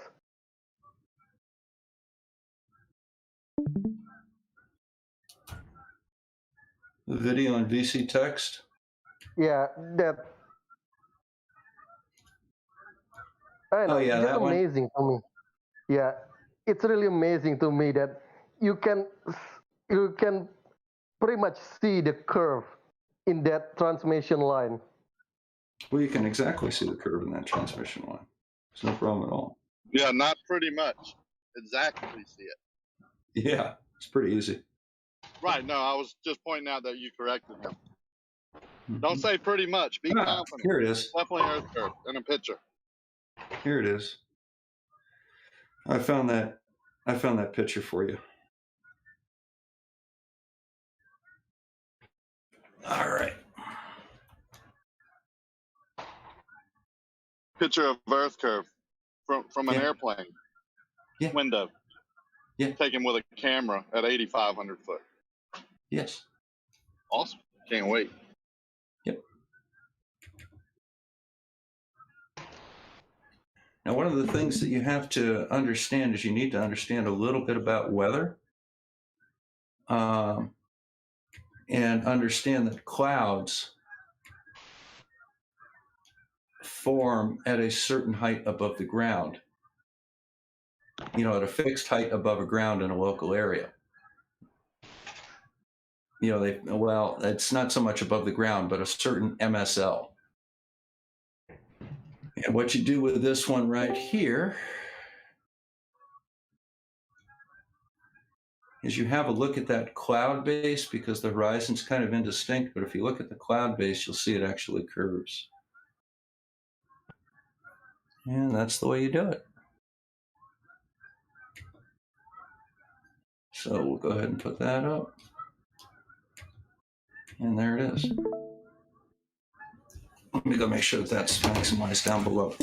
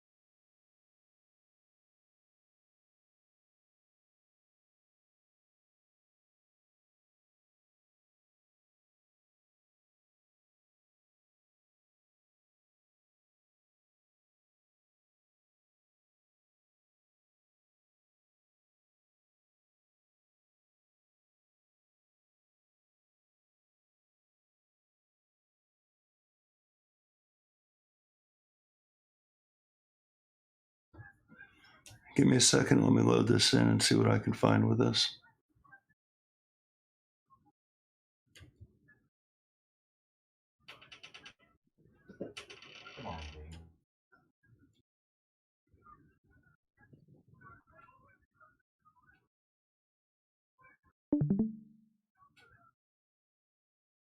Bob, the picture you have on your watch screen, did you post it anywhere? Or just up on your watch screen? Yeah, it's on my watch screen right now. You took that? Yeah. Cool. So in the distance, that's haze or clouds, right? Yeah, you see the base of the clouds, and then you see the horizon's kind of hazy. Right, but that's not Earth. That's sky, right? That's haze and clouds. It's clouds, yeah. And did you hear what I said about the clouds?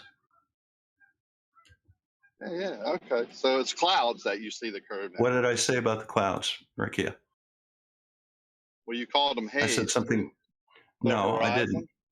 That's No, where I the said the horizon- horizon was hazy. What did I say specifically about the clouds? Okay, just repeat it so I don't fumble it. Okay. Clouds in a local area form at a certain altitude above mean sea level, okay? So the base of the clouds is the same altitude. The tops of the clouds may be different, but the base of the clouds are the same altitude. So the base of the clouds will be flat. Are you kidding me? No, I'm not. That's how clouds form. I'm looking at clouds right now. They're at different altitudes. Not the bases. Now, you can have clouds at different altitudes, but those low altitude clouds that you're looking at, their bases are all the same elevation above the ground. That's the way that works.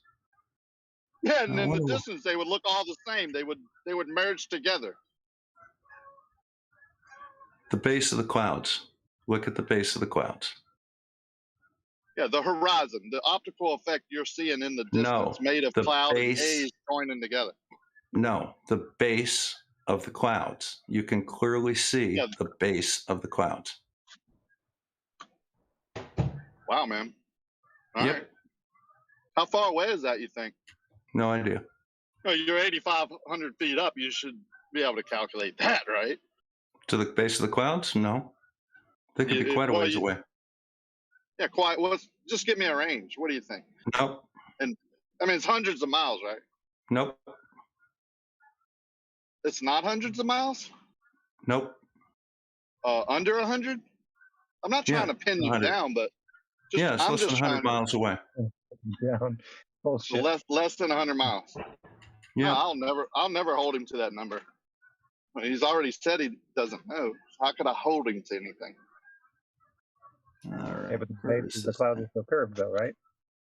I didn't hear you. Okay, but the bases of the clouds are still curved, though, right? What you're seeing is It's the definitely merging of. You asked me, or you just wanted to answer your own question? You're asking me if I see Earth curve there? No, I don't. You see the base of the clouds are curved, though, right? I see the horizon in the distance. Are you saying that's curving? You want to point out where the horizon is? Clouds are curved, right? Which one?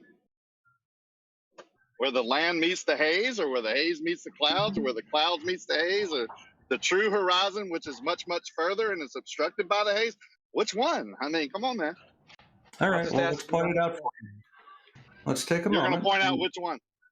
Yeah, I'm going to point it out for you since you're struggling with it. Which I'm not struggling. Don't project. Don't tell people where I live, and then say someone doxed you, and then don't say I'm going to run somewhere, and then don't say I'm struggling. I didn't say where you live. When I'm the one, yeah, you did. You said I was in Louisiana. You've said that many times. That's a very rough area. It's not your address or anything else. Yeah, and what your name was. But anyway, I don't want to talk about that. That's stupid. What that is. That would be a bad thing to talk about. Right. So, yeah, because you're being stupid about it, and you'd probably kick me too. Okay.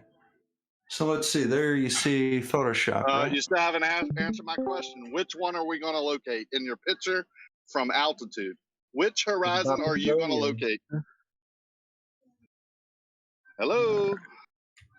We're not playing that game. So we all know what we're talking about. Which horizon are Not we playing that game, kiddo. Sorry. What do you mean? It's not a game. It's obviously. Yeah, it is. What did I say we were looking at? The base of the clouds right here, which are very clearly demarcated. You can clearly see where the base. Would you call that? Because I don't know it. I don't know. I'm calling it the base of the clouds. The base of the clouds horizon? No, I'm calling it the base of the clouds, which is a. You said it was the horizon. All right, now stop talking and listen. The base of the clouds is at a certain elevation, MSL. Okay, and you can clearly see them. Mm-hmm. Now that MSL follows the curve of the Earth, because that's the way. Well, let me say it again then, so that it's very clear. Mm-hmm. A set altitude, say those clouds are at 10,000 feet or 8,000 feet or wherever. We'll say 8,000 feet. No, we're going to say 9,000 feet because we're below. Yeah. But they will be 9,000 feet above mean sea level the whole way. Not all of them, though. All of that is 9,000 feet above sea level. Not all. And you can clearly see the edge of them right there. So those are all level with each other. Now we're going to see whether or not they're curved. Now I think I'm making a mistake here. Okay, go ahead. There we go. That's the one I want right there. Can I clarify something? What are you unclear about? No, can I? Yeah. Didn't you say that not all clouds are the same altitude? No, we're talking about the bases. We're talking about the bases. Yeah, that's what I'm talking about. Not all the base altitude of clouds are the same. I mean, I'm looking at clouds right now. Not all of them. There you go. There. Now, do you see the curve right there? Now, what did you do? I compressed it side to side. Do you see the curvature? you compressed a photo taken from 8,500 feet with a camera through a glass, and said that's Earth curve, the base of the cloud. There, you see the curve right there.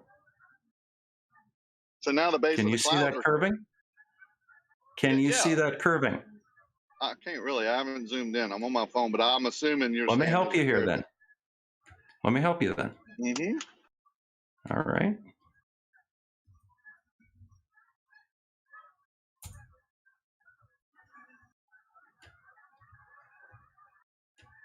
Just say it, because I can't really see very well.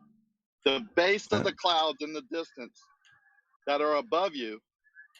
Okay, there are the base of the clouds right there, and they're clearly curved. I thought you listened to people here. I did. Yeah. I'm I was saying it talking. very clearly. Here is the base of the clouds, and it is clearly curved. Right there. You can see it clear as day. What's below that? Is that the That's snow. haze? Is that the top of the haze below it? Is that That's curved snow. too?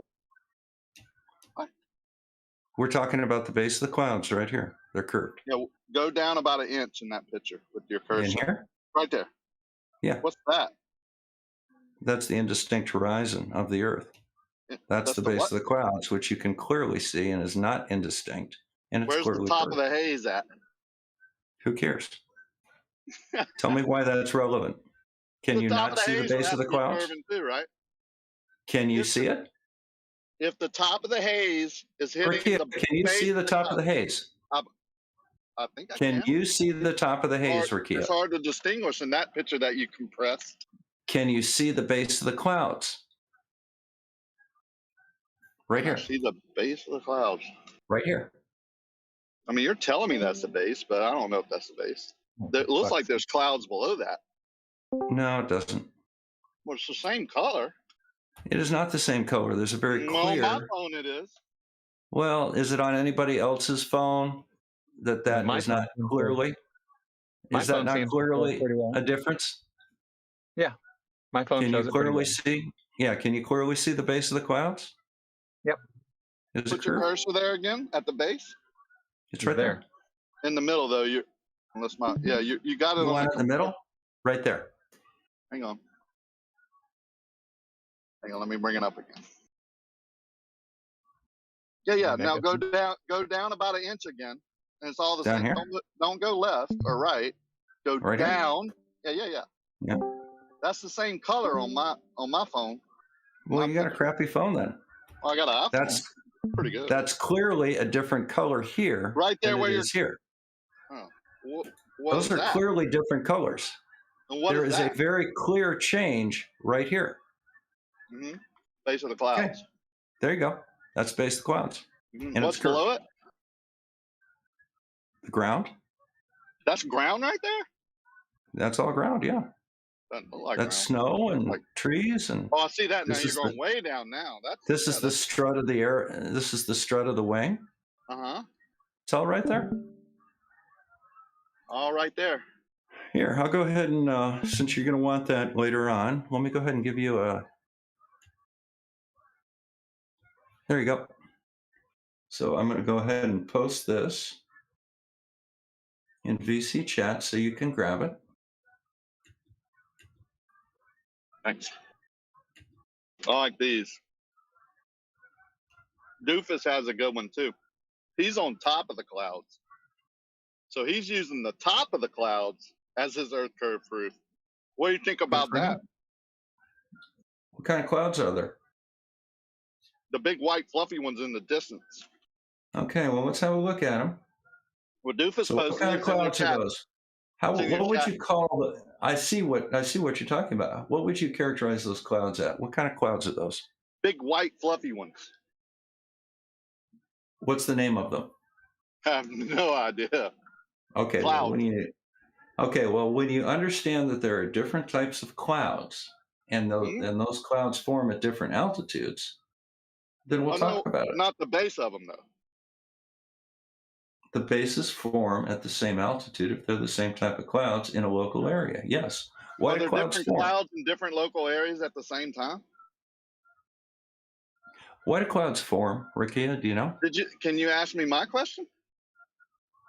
Are Yeah, there there's different lots of different types of clouds. There are high So there would altitude be different clouds. at the same time in the same local area, though. There are high altitude clouds, there are mid altitude clouds, and there are low altitude clouds. What we're looking at in my photograph are low altitude clouds. Are they all the same base? Yes. Those They're are all most the same definitely all base? of the same base. Those are most definitely all the same base. I think you're missing the point here. They're not all same altitude, right? They're different altitudes. Yeah, and they form for different reasons from different sources. Yeah, weather. Okay. These are very particular types of clouds. Mhm. Yeah, These are special stratus Earth, clouds. Earth These are curve called cloud. these are called stratus clouds, and they form at under very specific weather conditions. Wow. Where'd you At learn a that? very specific element. What do you mean, where did I learn that? I'm a freaking pilot. Oh, I'm I an got you. instrument pilot. Do you think I didn't study meteorology? I got you. Well, you answered. So yeah, these are what they call stratus or layered clouds, and they form under very specific conditions. They're very Yeah, common. stratus. I've heard of that. Yep, that means layered clouds. All right, versus cumulus clouds, which are the popcorn-like clouds you see in the summer. Puffy. These are they're real puffy. Yeah, puffy. But even the popcorn clouds that you see in the summer, their bases form at the same altitude because there's a specific process that occurs that forms clouds, and that process is altitude dependent. By how many All right? feet? So let's just say I have those popcorn clouds in my sky right now. You're saying all the bases of these clouds in my local area are the exact same altitude? Yeah, I very doubt close. that. You're a pilot. How do you right? know? Very close. How do you know? Wait, whoa. How do you know? Whoa, whoa. What Because I fly. makes you say that? I also fly, Bob. No, you don't. You've been a Yes, I do. passenger a few times. You don't know Well, anything that's about flying, it. right? I'm All up right. in the air with wings next to me. All right. You think that flying in an I didn't say aircraft I was as a a pilot, passenger Bob. is You'd the have a same hard as time actually understanding. You want to put being people down so responsible? bad. When someone says they fly, you automatically think they're not a pilot. Let me make this easy for you. I don't have my I pilot already know license. you're not a pilot, Never claimed. Yeah, good for you because I never claimed that. I said I which fly. means that you don't have training in this. Does it mean, what do you mean I don't do. have training? Surely I have training. I have hours Okay. and hours and hours of training. I'm getting close. My Great. eyesight has gone bad, so I'm having to get glasses. How do clouds form then? Tell us all how clouds form, Rikia. You want to talk about weather now and not how the bottoms of the clouds, your base is not the same altitude? And now you're saying, Yeah, I want you to tell me how clouds form and why their bases would be at the same altitude. I have no idea. Okay, they're They're not at form. the same altitude. Well, you don't know, but you know they're not. Gotcha. You just said All they right. weren't. I'm going to go ahead and explain it to you so that you know. Can you All explain right? why you said It's that handy. they weren't at the same altitude? You Yeah, I said they can were do that as well. almost. You said almost. Okay, Rikia, if you want me to explain it, you have to stop I shouting. want you to be questions. honest. I You am don't being answer any of honest. my questions. Did you We say got people almost? here that can confirm what I said. That they're almost all the right? same altitude? Yeah, they are almost the same altitude, within a few not feet, the probably. Rikia, are you going to listen, or are you going to keep interrupting? What's it going to be? Somebody put him on mute.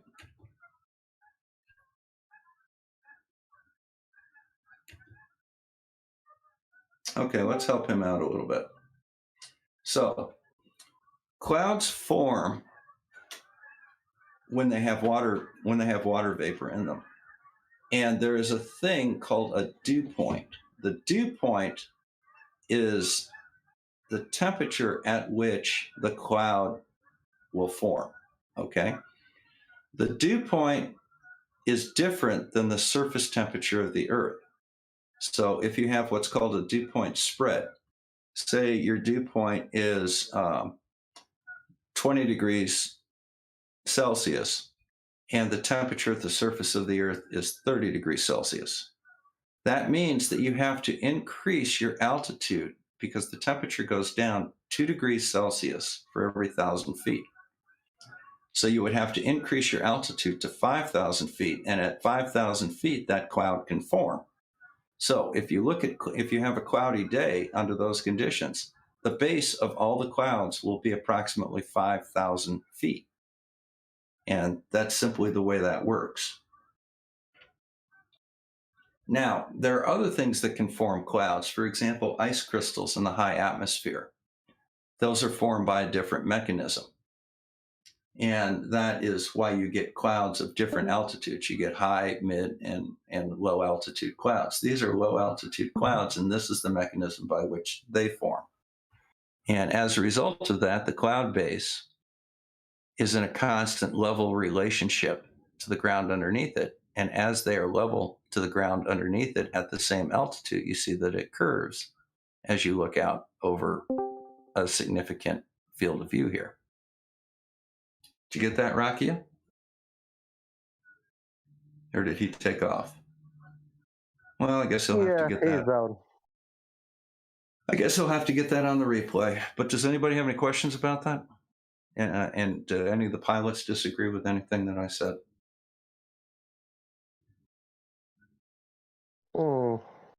FE pilots out there, he knows if that was his plane that he was flying, if that was the plane that he was flying, FE pilot has a much higher rating than I do and would be considered an expert to review what I just said.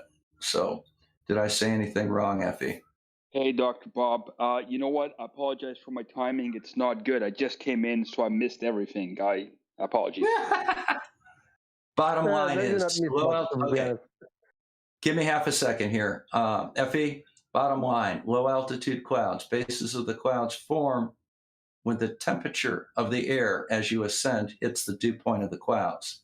So if the dew point's 20 degrees, your ground temperature is 30, you have to climb 5,000 feet, and then the clouds will form at that level. And if you have clouds on that day, the bases will all be approximately 5,000 feet. Is that correct? I would say that's absolutely correct. There's two types of lapse rates. There's the dry adiabatic lapse rate, the wet adiabatic lapse rate, and then the standard lapse rate. The numbers are a little bit fuzzy because I did learn all this in pilot school, but the numbers are a little bit fuzzy. I believe dry is 3 degrees per 1,000 feet of altitude gain. Yeah, wet's 2, I believe, and that's generally what I do. And if the dew point spread is less than 4, you don't take off, or at least I don't. Right. But in any event, that's the bottom. That's the basics of what we're dealing with here. And right there is here is the compressed view of the cloud bases, and they are quite clearly curved. Now I'm going to go ahead and pull up SE Montreal's photo as well. I don't even think we're going to need to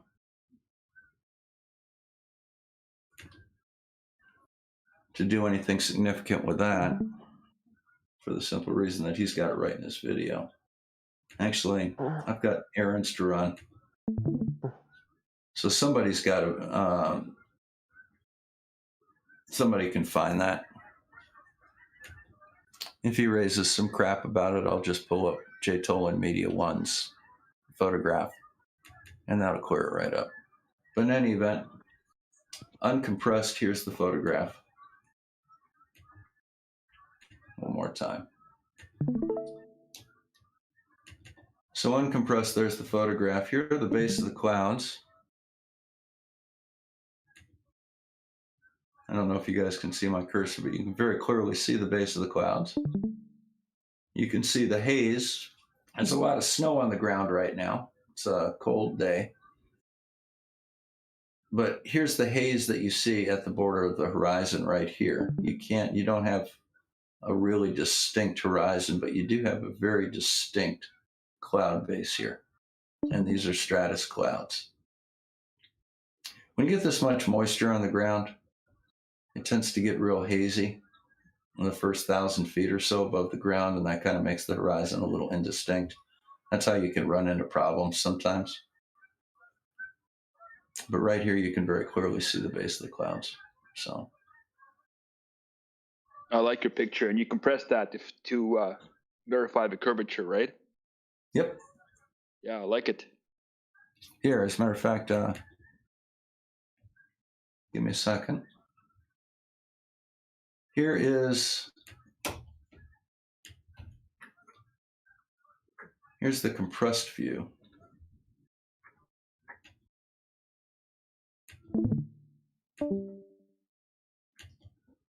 There's the compressed view.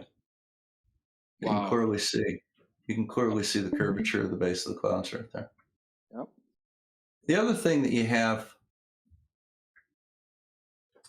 The other thing that you have here is you have the strut right in the middle, and you'll see there's no real distortion with that strut. So if you had a fisheye type distortion, you would see that strut bow, and we're not seeing any bowing of the strut. So it's pretty cool stuff. I like it. Good work. But Thank you. that's if you use the fisheye lens, right? You would expect to see distortion in that strut that's in the middle of the lens. Correct? You would see it curving since that's not right in the middle of the lens. You would see some curvature on it. Right, but would you We don't agree see that. taking pictures with a lens through like airplane window glass, like your glass there, is that your side window? I suspect pretty flat, Yeah. right?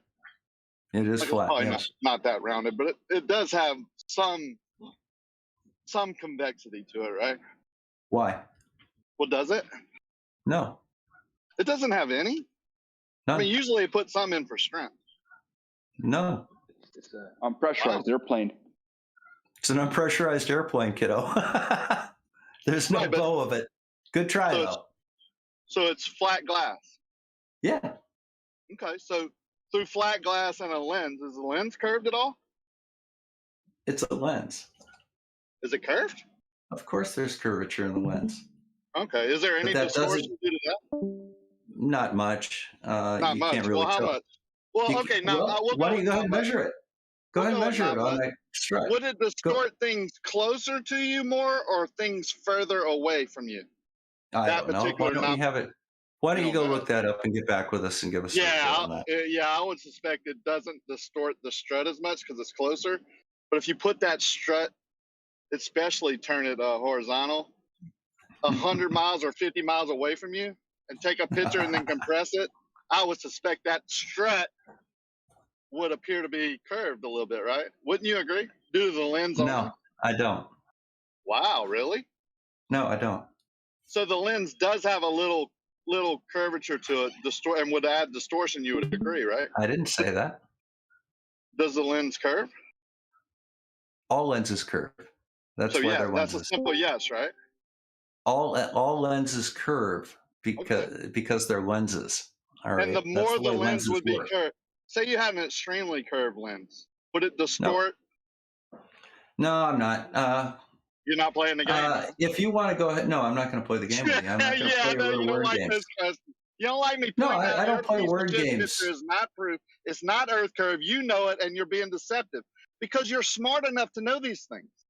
All right. Right? Okay. You can't claim to be smart and then say you don't want to play the games when the tough questions come. I'm not going to play these little word games with you. I'm sorry. You know that there's the any curvature slight of the Earth. distortion due to I the sent you a lens on- photograph of it. You're welcome to analyze the photo all you want. I am Have fun analyzing. with it. I thought you wanted to talk to people here. Yeah, I've talked to you. I'm done So talking this to is you. not the conversation you want to have, a back and forth. You ask questions, I ask questions. I say I don't know. You say you know everything but don't know this. I'm more than happy to tell you what I've told you, and I've answered your questions, and I actually Well, have not the things one that I where I have to said do.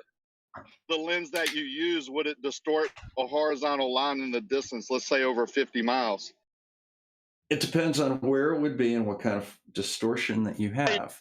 If you want a detailed discussion of that, I will refer you to Mr. Sensible's Mage observations, where this is all controlled for and carefully photographed with specialized cameras. So have a look at the Mage photographs, and I'm asking that you, went it's to your a much camera. higher. Yeah, and I sponsored Mage, so it's my camera there too. So You know what camera go you ahead and use have a to take look at headshots, and Mage you're and saying the it's way Earth it's curve. designed. Look, you're still talking. I'm talking now. All right. I know, I quit. Go ahead and because have I a heard look you at talk. Mage. Have a look at Mage, and I see have the the expert controls that right were here. done. I'm asking you because I don't know. Okay. And Would I'm the telling lens? you, if you want, okay, well, you just keep talking over me. Go right ahead. You want to get your words I'm not out, going to so go play ahead this and get game. your words out. I'm quitting talking when I hear you talking, Bob. Get your panties out of a wad. I'm not trying to talk over you. I'm obviously stop talking every time I hear you talking when I'm talking. Obviously. So Well, I'm let's not just make it a running little easier anywhere. here. I'm not talking over you in person on purpose. All right, I'm so just let's make asking this you a little easier. You see this? I'm going on mute. Yeah? When you go on mute, that's my signal that you're done talking, and I will come off mute. Okay. Do you want to go first or me? I'm fine with that. Okay, I can't see your mute because I'm on my phone, but I assume you're on mute, so I'll go. The lens that you took that picture with, your camera through your flat plane window glass over whatever distance you say that is, less than 100 miles, due to lens distortion alone, would a horizontal line appear distorted and curved, and especially when you compress it? Have you demonstrated that there is lens distortion?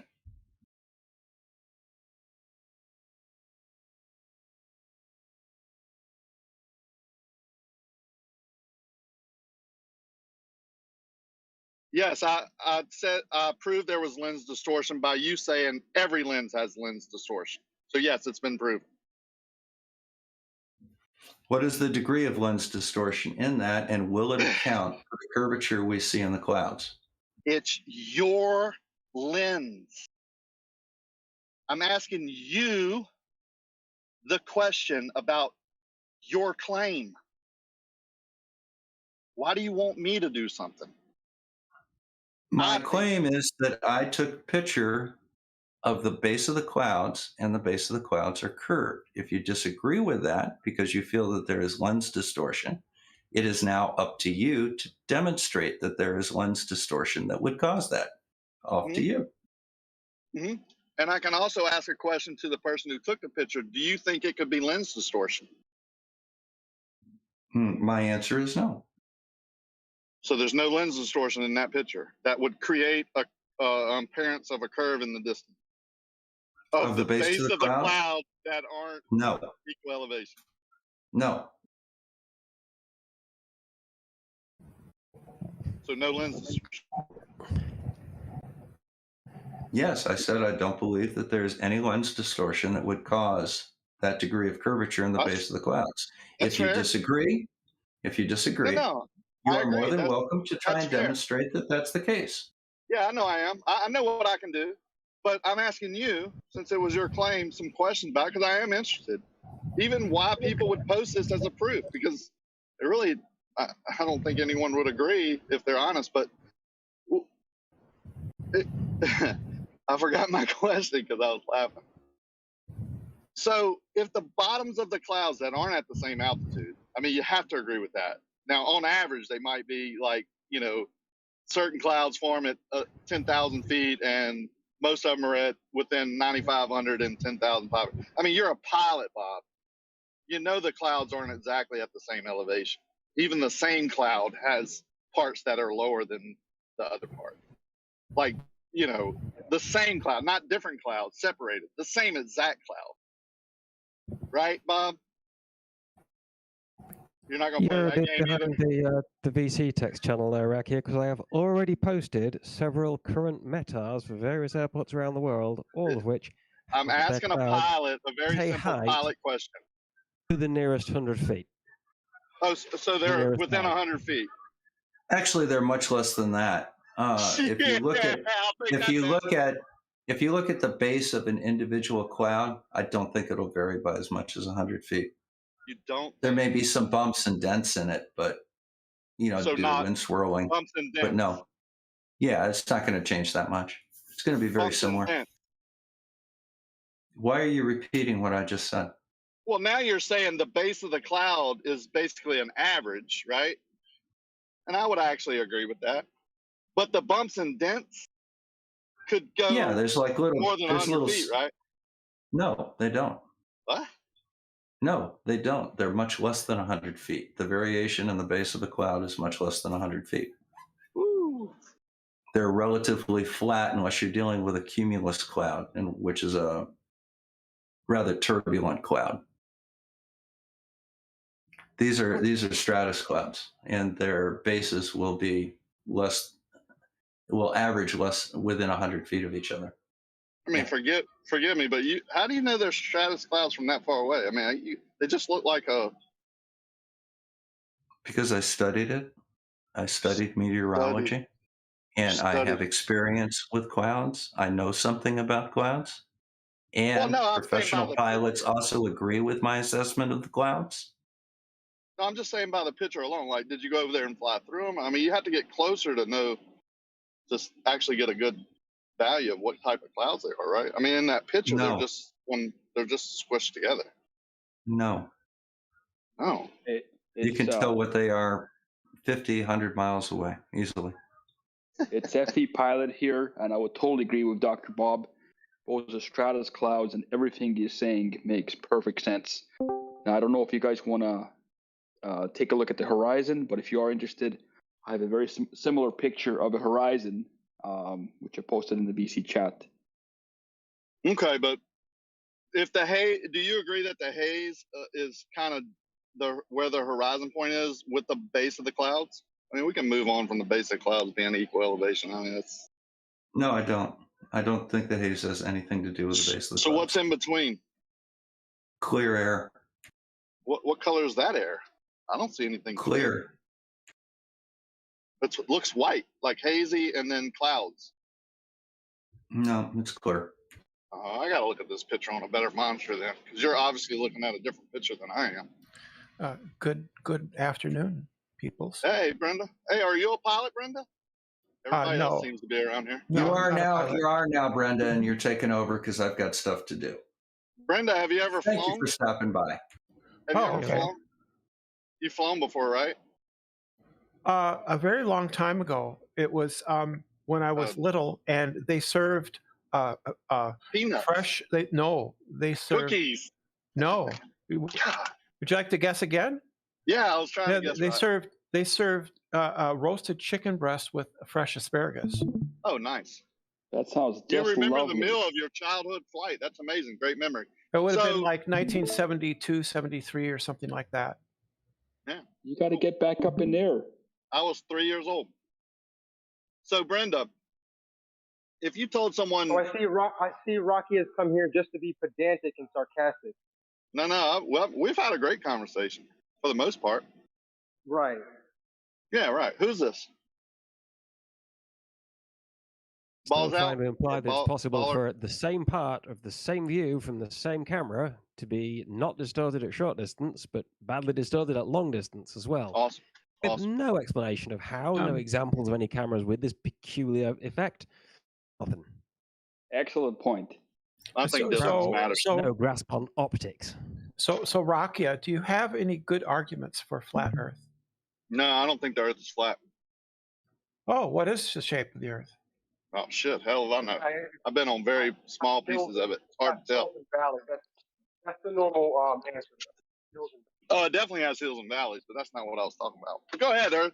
Go ahead, balls out. Tell them what I think, how I feel, what I know. Go ahead. Speak for me. You have to say the Earth is not a sphere. Whatever, man. Yeah, I don't think it's a sphere. Do you have proof? Do you have proof that the Earth is not a sphere? Proof for me, yeah. I think I measured water that wasn't curving. That wouldn't prove that the Earth isn't a sphere. It wouldn't? You could have it wouldn't. spots of uncurving water on a sphere? Yeah, theoretically, yes. You could have parts of a large planet like the Earth that are perfectly flat. That could be the case. Do we? I don't know. Most likely not. But it's possible. Okay, well that's what I'm using. I agree with you that I don't think on the Earth that they tell us we live on we would have large spots of water not curving. I think they teach us that. Excuse me, sir. I was right in the middle of a sentence. I think they teach us, and what they taught me was that the water curves from every point away from where you're standing.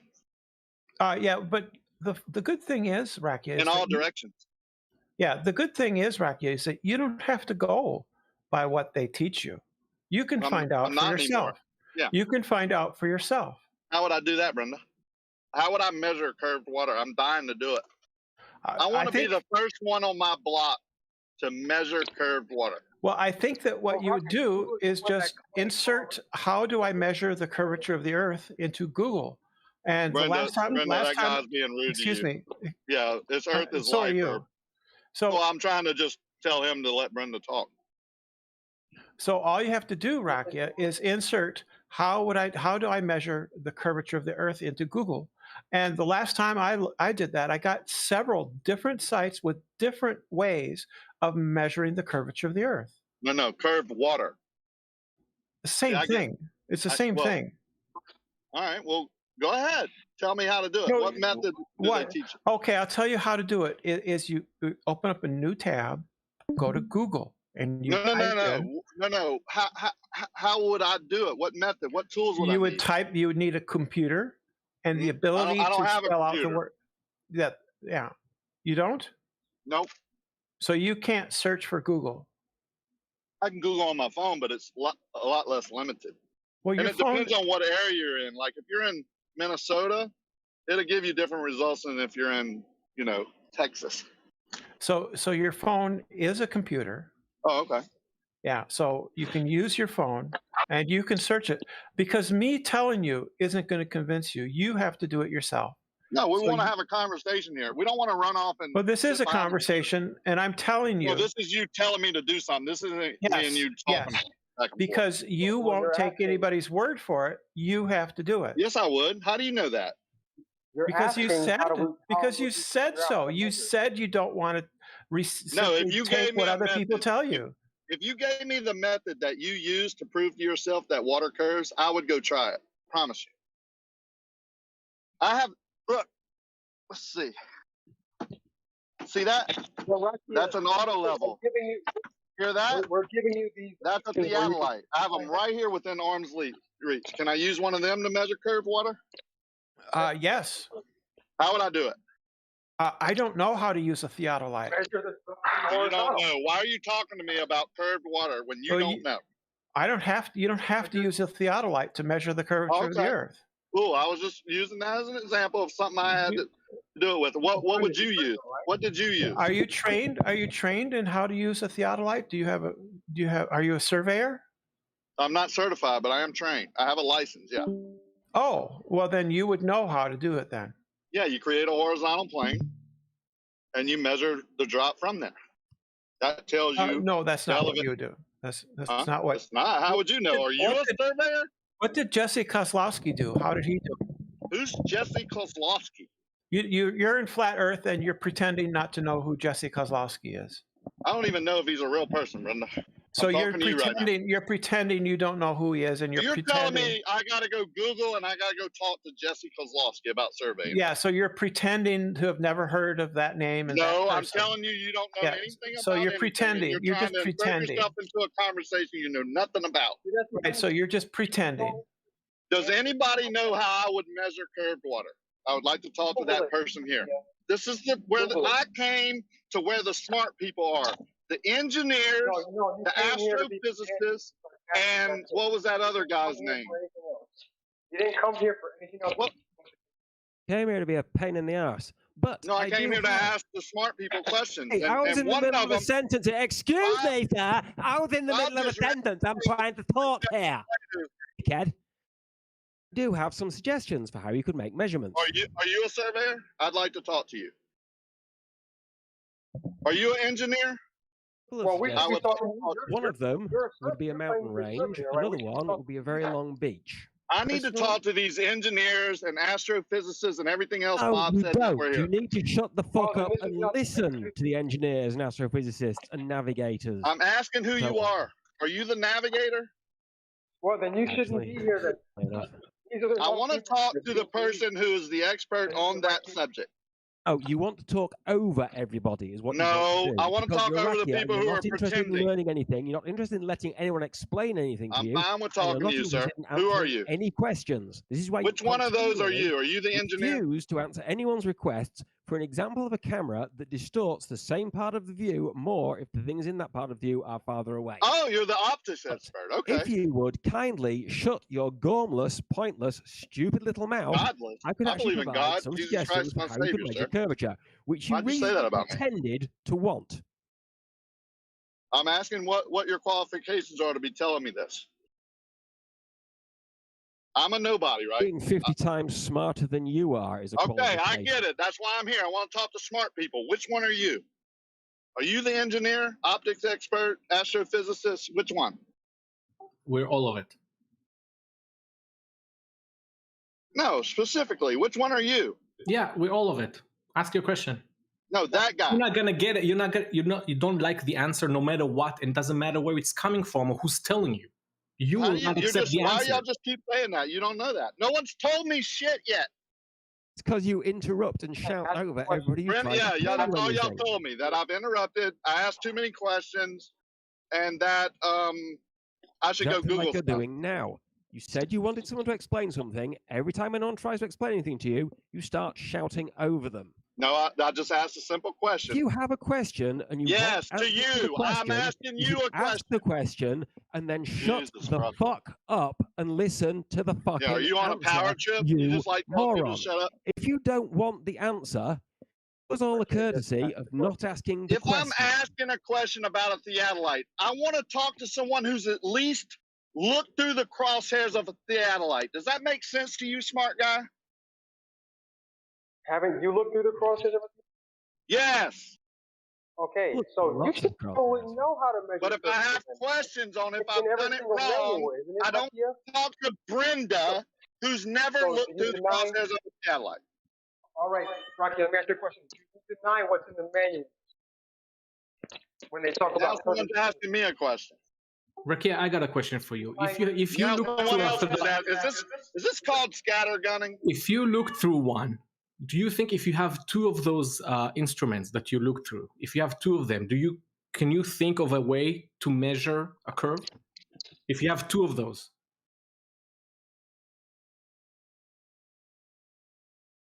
Do I think of a way? No. If you have two of them, they're doing the same thing. They're creating a So- horizontal plane. so But if you you saying do it if over there's too two far of of a them distance, in that front goes of each other, distorted. wait, so you're saying you couldn't think of a way how to put two theodolites, one in front of the other, on like, let's say a lake or something, and you're saying you don't have a way, you can't think of a way to measure a curve, right? This is your original thought. The way someone else did it over a half-mile lake. I'm asking Well, how about a bigger you. lake? You say, Hang on you just a say- second, guys. You mean over a marine layer of Hang on atmosphere just a while- second, while it guys. might be distorted? Come on, man. Do you guys see Jay Tolan Media One's photograph right here that I've got up? Oh, another photograph. Yep. Look at that curve. Now that is a Yeah, lot. I can see it. Yes. You can clearly see the curve. You see Saginaw Bay there to the left, and that's the thumb. And then above it, you're going to see where Alpena and such is. That is definitely. You can curved. see the very straight. You can see the very straight wing, which is angled, but you can see that it's not distorted in any way, shape, or form, and there is very distinctly a curve there. So that's Jay Definitely Tolan curved. Media One from about 35,000 feet. So the fact that you can see it at 8,500, if you know what you're looking for, is one thing. The fact that it's clearly visible at 35,000 feet is another thing. So Is the there you reason go. that we can is the reason that we can see it better because it's an infrared photo? You mean No, it's you mean because that a you're higher. camera captured it, right? A camera lens. A flat earther camera, yes. That's seeing what the camera lens captured. Wouldn't you agree, Bob? Do you have any evidence that there is distortion there? Look at the wing. Yeah. Your evidence. You Do you exactly see the said it. wing? Every lens has distortion. Yeah. Yeah, but this is in Okay. the middle of Do you the see- lens, not on the top or the bottom, Bob. Yeah. Do you see the wing and how sharp that edge is? And that wing is not curved. Absolutely. So- And in this picture, that wing looks about 50 miles long. Is it, or is it distorted in some way visually? No, I mean, it's the not wing distorted is at as all. long as the lake, Bob. How small Oh, is that for lake? God's sake. I mean, That's seriously, are you an distortion, right, adult? Bob? That's an Are optical you distortion, are right? you an adult?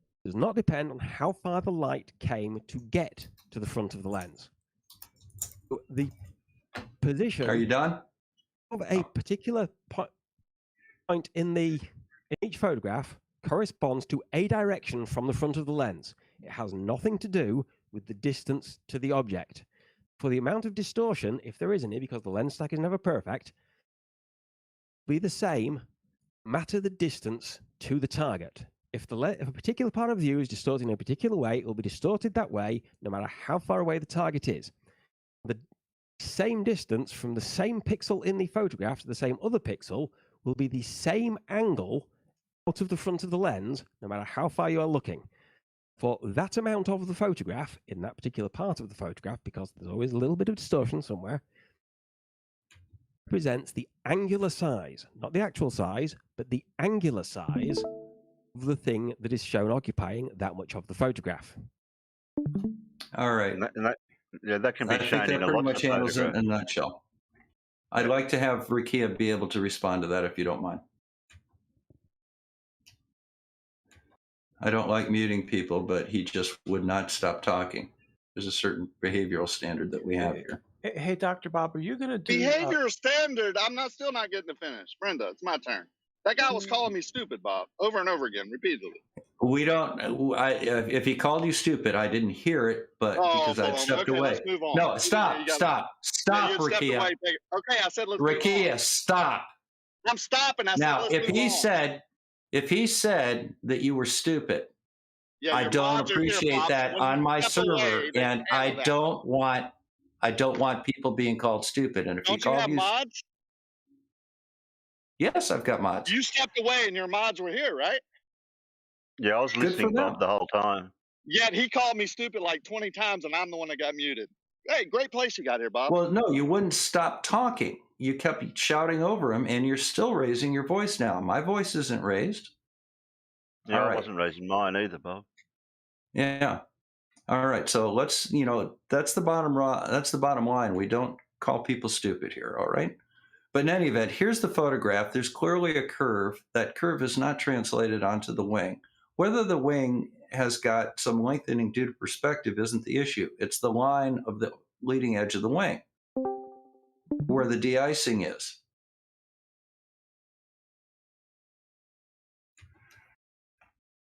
And as a result of that, you can see that there's no significant distortion there. And because there's no significant distortion there, that curvature is real. So that's really all we have with that. Yeah, the only thing that Rakia said that didn't make sense was the wing was 100 mile long or something. Well, what he's trying to do is he's looking at the perspective of the fact we're looking down the wing and the wing is close to us, and it appears to extend out to the horizon almost, although you can clearly see the end of it. That's not a point. That's a moot point. Yeah, the significant thing is that there's no distortion of that leading edge of the wing, yet there is curvature noted in the horizon, which is in the middle of the picture. Is that wing straight or curved? Straight. So you want to see a wing? So you want to see an actual wing photographed from a window of a plane on the tarmac asking him to if show that that wing if is- it's curved or not? I'm trying to prove a point, if you don't mind, Bob. No, please go ahead. Is that wing straight or curved? Straight. How would you know? Because it's a straight wing. Come on, man. How would you know? Do you know any commercial airliners that have curved leading edges of their wings? Can you name one? Yeah. Okay, Airbus tell me which 380 one. Curves at the tips, right? Is the leading edge of the wing the tip? Well, yeah, it's the leading edge of the end of the wing. Yeah. Oh, you're sneaking in the tip and the edge end of the wing, aren't you? I'm talking about the leading edge of the wing is straight. It's very clearly straight. Well, it's slanted All down. right. It's curved down. It's very clearly a straight leading edge wing. And then angled up, and then wouldn't sometimes the- curved at the tip. Yeah, some of them. All right. Wouldn't the entire wing have to be distorted as well, not just the horizon? That's though? the point. That's the yeah, point. exactly. The wing itself is not distorted. Therefore, the horizon is not distorted. What gets distorted Right, more, when you- Bob? Pictures, things closer to you or things further away? What's And more with the distorted? lens, it will be everything in the picture. It will be everything will be distorted, not just something closer to you. Correct. That's not true. Yeah, it doesn't have anything to do with that. Absolutely. If there is distortion, if you're looking at it through a fisheye lens, the entire thing will be I don't distorted. say anything about a fisheye lens. Just a regular old lens that has distortion, right? It's Okay. gonna Now it's make on things you to demonstrate there's distortion in that photograph. I've no one's presented the disputing that a photograph. fisheye lens. Okay, but I've what type put of the photograph up. The leading edge of the wing is straight. If you feel that there is distortion in that photograph, feel free to go ahead and present your No, evidence. we that it's all agree distorted. that there's distortion. Show me the evidence that it is distortion in that wing, in that leading edge of the wing, Never said the wing causing was that distorted. It's horizon to closer up. curve. Actually, my Show point me is it's that causing the horizon to curve. the wing is not causing the horizon to curve, and the wing Okay, I don't great. think is distorted that much, although it has perspective effects. But the distortion of the wing doesn't matter about the horizon that's 100 miles away or 50 miles away. The wing is like 30 feet away. No, it's not. Distance of an object doesn't matter when it comes to distortion. Do what? Yep. Things don't get more distorted in distance? No, they everything will be distorted. Everything. I've Equally. lost y'all's mind. This Well, being there the it is case, right I don't there. I don't know much about probably clarify. There's your Rocky don't know photograph. how much about what? I don't think. All right. I don't think you've known about. Rakia, you're getting too excited. Why don't you take a break for a while? There's your photograph. Well, Go people ahead keep and have lying a look about at me, it. Bob. No, look. There's your photograph. Take the photograph. Go have a look at it. You can look at. I put both of the photographs up for you. I got Go one ahead. last question. Is that fair enough? Sure. B-ball. In the atmosphere, would the distance cause something to be more distorted? I was just about to say that for clarification, we should find out that low altitudes, when you're looking very close to the surface, on line of sight, very close to the surface, over lots of different parts of the surface at different temperatures with different. So distance does matter then, right? Whatever that word is that you use in astronomy for how much light reflects off things. That's different temperature Temperatures conversion. and different humidity levels and so on. Yeah, let him finish You again, would right? actually be going through lots of different You're still talking, Rakia. densities, so you would pick up more and more distortion over more and more distance. You, Jude, you like run when a the real photograph tight was ship here, taken, Bob. It's no. great. It's not biased at all. Now, is B-ball still here, or did he leave, or what? Grant, your question has just been answered, Rakia. You failing to listen to it is on you. Where I don't can I see post anybody. I don't see anybody with the nickname of B-ball. Is there anyone anywhere I can post an image in here, Bob? Yeah, VC And text. VC text. VCT. Okay. Yeah. Yeah, I really. I said before. I said before. If that came through, what?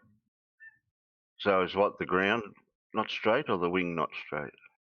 Because there's even a line on the ground that shows the wing that's straight and a line that's straight. I like see what Terry, what Rakia tried to do is, because the tip is lifted up. He said that the wing. Watch your language.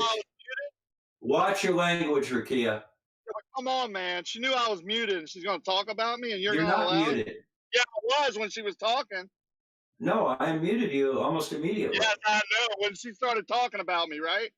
Well, that was you pretending that the curve up at the tip of a wing means the whole wing is bent. No, he asked me if any wings curve, and I said yes. Yes, I even gave and you said the tip. You said the tip.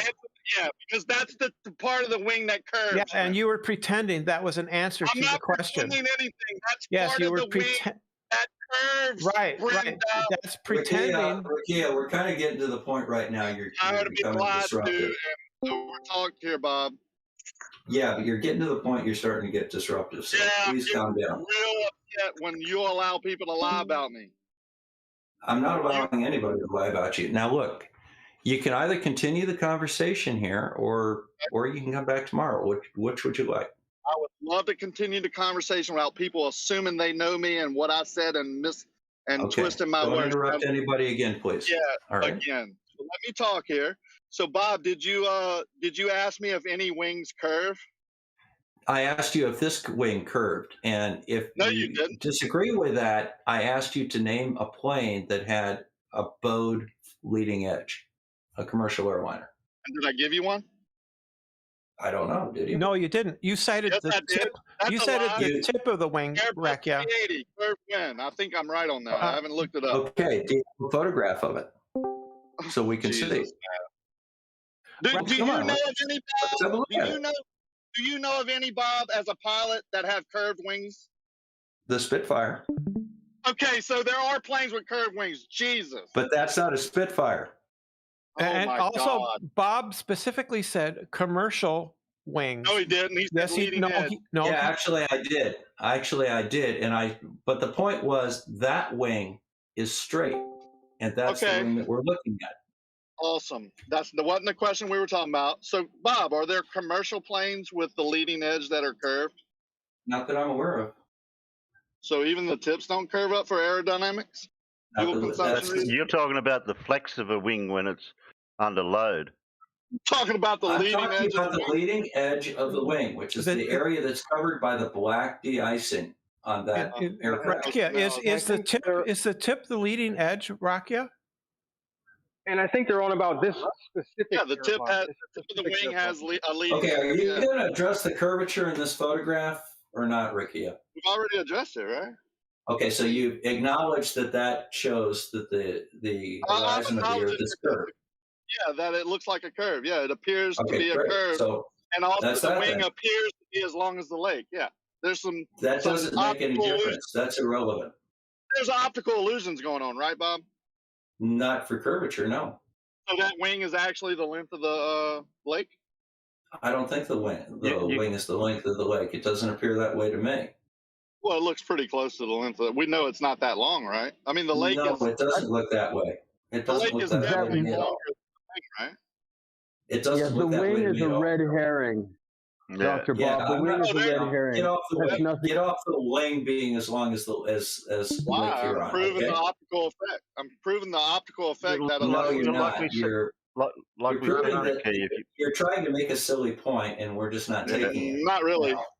I'm just Just proving like that we- things are not as they appear.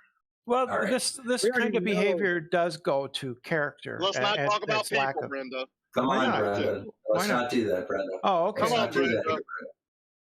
I mean, I know you've done it every time you've opened your All mouth, and Bob just warned you that one time, but I've asked you several times not to do it. All right, I even Rikia. told you the rule to follow.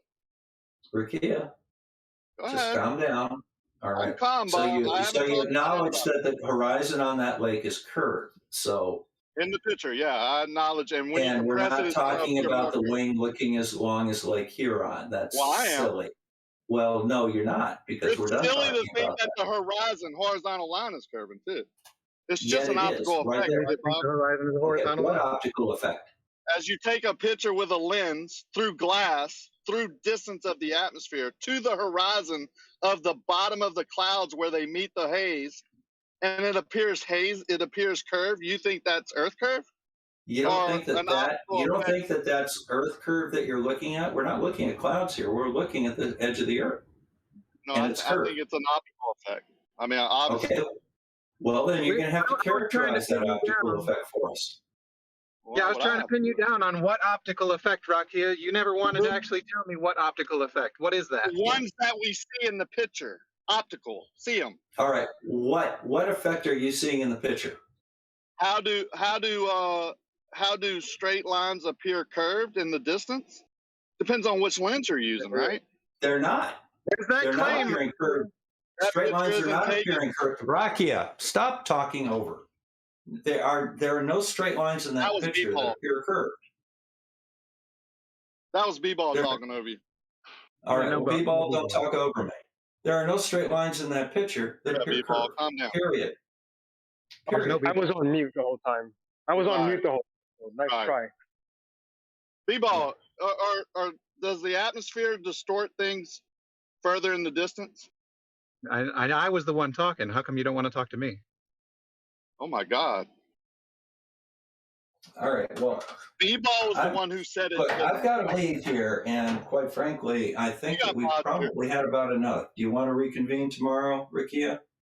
No, I'd love to stay. This is the smart group, right? This is the engineers, the scientists, the astrophysicists, the And we've pilots. answered your question many times, and you keep coming up with fluff. There are no straight lines in that picture that are curved due to any sort of optical effects. And you can look at that picture and see that. So just stop going down that line. All No, right? I didn't It's say that they were untenable. straight. I said they were caused by the lens. There's no evidence of lens distortion in that photograph. Now, if you have lens distortion that you can measure, you'll have to explain why the horizon is curved, but the wing is not.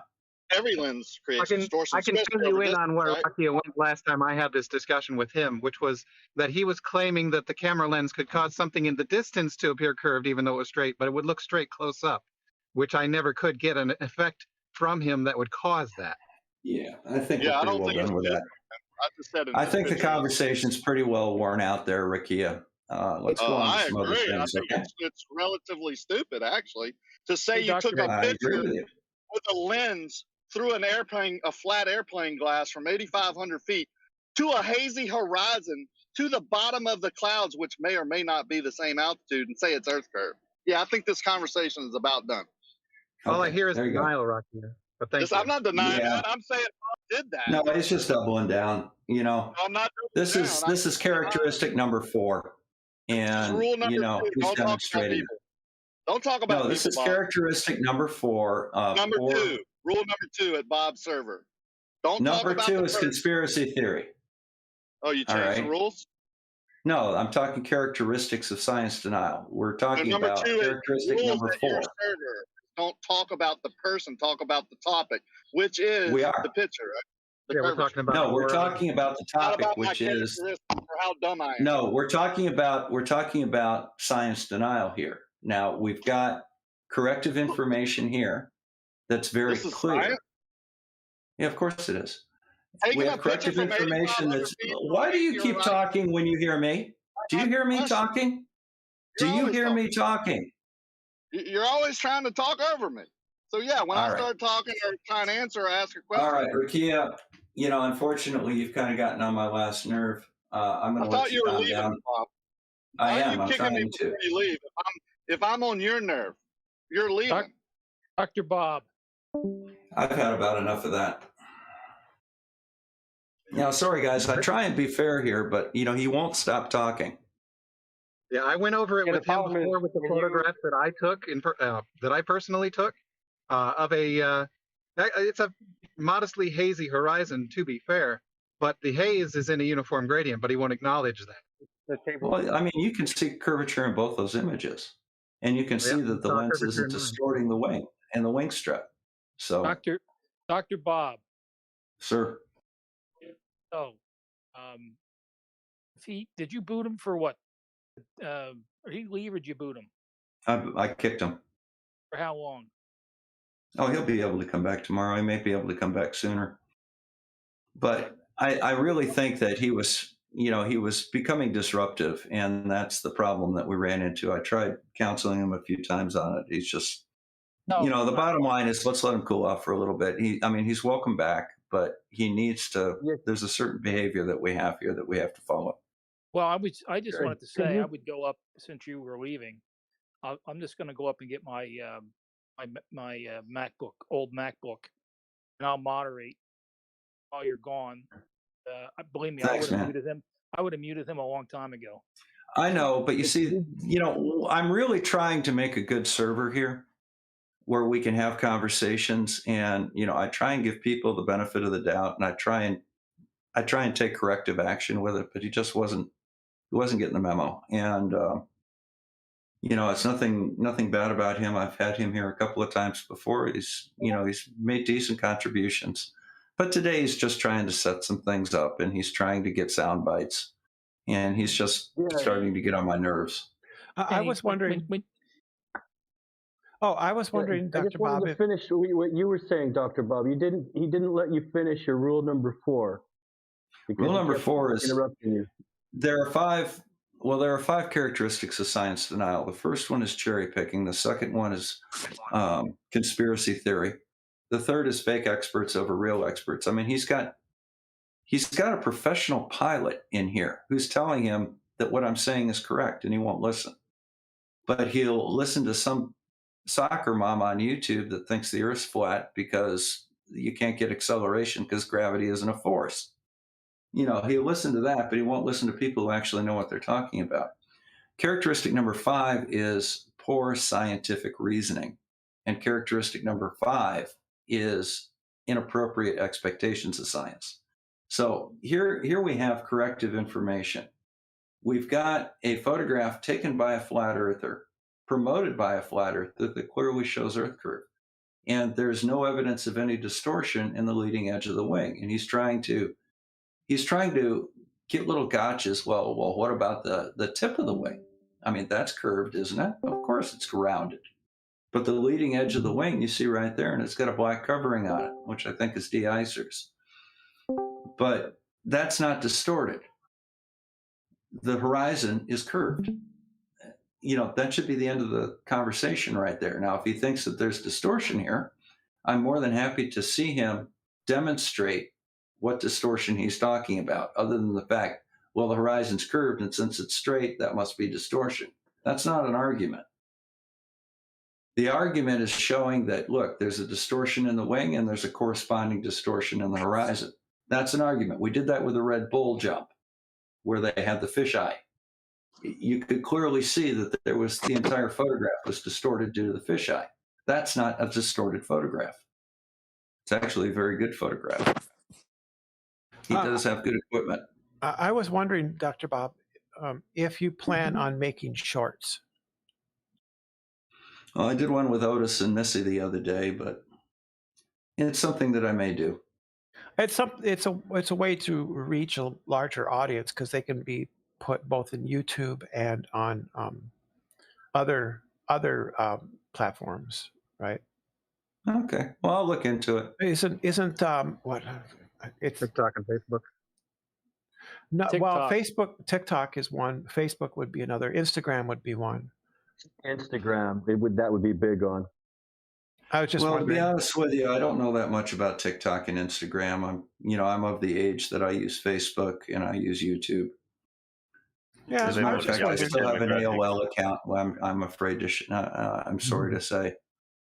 Yeah, you want to reach out to the mature audience, not the younger ones on those platforms. Yeah, I mean, there's a place for it, but this really is the type of group that I like hanging out with. There are younger folks out here too. I mean, we've got people in our 20s that follow me and stuff. But I really enjoy talking to people that actually have done things in their lives. As far as it's fascinating for me to have the opportunity to talk to somebody that's been to Antarctica or is an actual working engineer or a physicist. I learned so much from them, and that's the whole purpose of this. And me too, Bob. Don't forget me. What are you? You're an Aussie. Yeah, but I mean, I'm not a physicist. I'm not a nuclear science. All that. All that high level education stuff. No. But I still have logic. I still have logic and reasoning and all that. Oh, I didn't mean it like that. I hope you know that, Terry. It's not that I just want a certain educational level in here or a certain skill set or profession. Everybody that comes to this channel seems to make a contribution. Some are a little grating at times, but at least we got a good example of characteristic 4 of science denial and the doubling down tendency that they have. But well, like when I was trying to explain to I was trying to explain to Rakia about the muting of persons talking, and even with the points they're making, even trying to get that part, and that just got talked over and turned into a whatever shambles. Well, I didn't just talk about it; I did it. I put myself on mute. I wanted to hear what he had to say, and I didn't start talking until he put himself on mute. I was hoping maybe that might be a good thing to continue. But in any event, I mean, normally you wouldn't have to put yourself on mute. Normally you should just sit down and say, well, hey, he's saying something. Let me see what he has to say. And then, he seems to be done. Yeah. That assumes he wants to hear what you have to say. Yeah, that's what I was going to say. The questioning and denial of a certain fact, even with the image displayed, or even an explanation of what the image was displaying, the denial and not giving us an alternative explanation that fits with with what we have. Yeah. Like the wings, the wings are 100 mile long.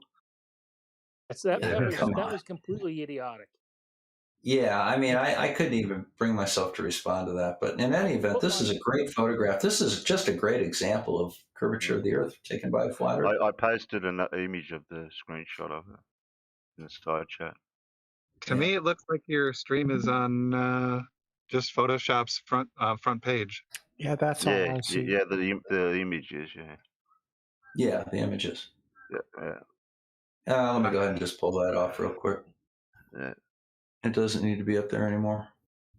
You can just display the image like I've done. Yeah, well, I mean, in any event, yeah, but you should be able to see it. Oh, yeah. Sorry about that. Let's get rid of that. Let's go back to what I wanted to show. Okay. That one. Here, we'll do this in honor of you, Terry, since you're here now. We've been over on Europe for a while.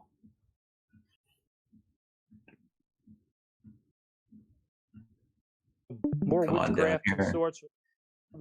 and sorcery, Dr. Bob. Yeah. Oh, the country. Boy, look at those storms down in the Southern Ocean, man. It almost looks like Australia's leaking. Yeah, somebody said the water runs all the way down here. It's a wonder it's not running. That's why Australia's so dry. Oh, water runs off. Yeah. Yeah. Oh, it's not dry at the moment. The that's last few months we've had just rain. On and Yeah, off what rain. is that? Is that called the Great Bight there or something? Yeah, the Great Australian Bight. Yeah. That's just basically a rim of cliffs going into the ocean, isn't it? Well, how high are they? It's several hundred meters high. That they say because of the tectonic plate shift from Antarctica, it was part of Antarctica plate one time. That's pulled what it right off, huh? Yeah.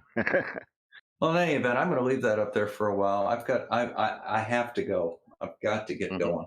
I just didn't want to. I'll be here for a while, Bob. So. Yeah. I need you guys down in Australia. I need Australian mods. If I could get you and Wolfie and Critical Think and oh God, Ruhith. Well, I'm the only Australian mod in the chat in the voice God's chat not at here the right moment. now, Dr. Bob. Yeah, I don't know if we can get hold of him. You got his number? We have his number. It's 420. Well, no, I mean, Critical Think, Wolfie, you, and who's the one that I'm dealing with all the freaking time? Hang on. Ruhith? No, Ruhith. I already talked to Ruhith. Where's Wally? Ruhith. Where's Wally? Yeah. Where's Wally? That's it. I'm sorry. I feel so bad about that because I talk to the guy all the time, and I just had a broke his aphasia and couldn't make my mouth say his name. Yeah, but where is he? Where's Wally? Yeah, where's Wally? South of Sydney somewhere, I guess. Well, I'm in Wollongong. I don't think he's south of. Hey, whatever. North. Whatever happened to Wade's Underworld? Yeah, I haven't heard of him for a while. I got to run, guys. Really good stuff. I've got a few guys over in my Discord. All right, Bob. Take care, Bob. All right. If anybody says anything, I'm going to go ahead and I'm going to leave this one image up, just simply because it's really freaking cool. Somebody posted the cows thing over on my Discord for me. Why didn't they post it in here? But in any event, what I'm going to do is I'm going to leave this up on the main screen just to make it a little bit more interesting. If anybody else wants to present, people can pull that up if they go into the Discord, and anybody's welcome in the Discord as long as they're A, talking what talk, and B, not disruptive. 5 minutes member of the channel, or 5 minute subscriber to the channel to post in the live chat, which is going. This thing will go until about 10 o'clock tonight. I'll be back in a couple hours. I will be on my phone between now and then, monitoring, and I'll pop in once in a while. Take care, guys. Right, Bob. All right. All right. Hey, behave yourselves. I'm just hoping. I'll be back in 5 minutes with my laptop. So if anybody doesn't behave, not as kind as Dr. Bob. Well, I was being kind of Rakia, but I didn't. I mean, didn't want to go. I would have. You really can't have before a. Dr. Bob did. Yeah. You really can't have a conversation with Rakia because it's just sarcasm, and he really doesn't care about what you're presenting at all. Honestly. Oh, he doesn't. Oh. He's I don't know. deliberately Yeah, being disruptive. Yes, sea lioning. Yeah, I already explained to him that I'm, part of my requirement for part of the reason why I'm employed the way that I am is because I know optics. And he just wants to keep questioning every aspect of optics as though I might be lying about optics. It's really fucking weird. It's Well, aggravating. that's what he believes. He believes everyone's deceiving and lying. Well, the thing is that from what I see is that he doesn't come here to challenge his belief. He just come here to just to prove his bias. That's all he do. And 'Cause he's honestly, right and nobody else is. after a while, I just muting him. Yeah. I've dealt with Yeah, Rakia you're right, for a nobody else very does. long time. And I'm gonna be honest here. If I meet someone like that, I will never ever convince them what they think is wrong. I will never ever doing that. So I just leave. If I see someone like that in the street or somewhere else. Yeah, the problem we've got with people like that is they want to ask their questions. We try to give them answers, and then we try to ask them questions, and they just ignore it just by asking us questions back. I see it all the time with them. Right. And I asking mean, the same question anybody that claims to be a surveyor and has saying they of course he's not licensed as a surveyor, but he has surveying equipment. I mean, obviously, there's many things in his field that he would have to ignore or deny. Yeah. Especially If you know how to do surveying with the survey equipment and know how it works, yeah.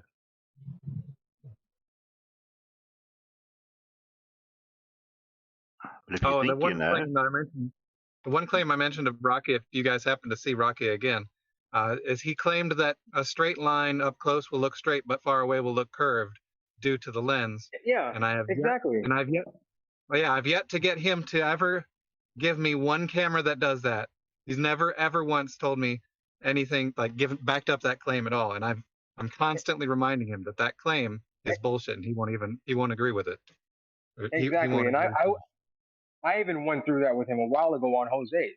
He was playing. I was showing him that picture from Rory, which was actually from MC Toon with the red lines, with the horizon curved in the background, and then the red lines in the foreground. The horizon-o-matic? And yeah. even that image that Mr. Sensible done with his high altitude balloon, he's got the lines there for reference. Yep. That's even being denied for some reason. All they really want is just, to prove their bullshit anyway.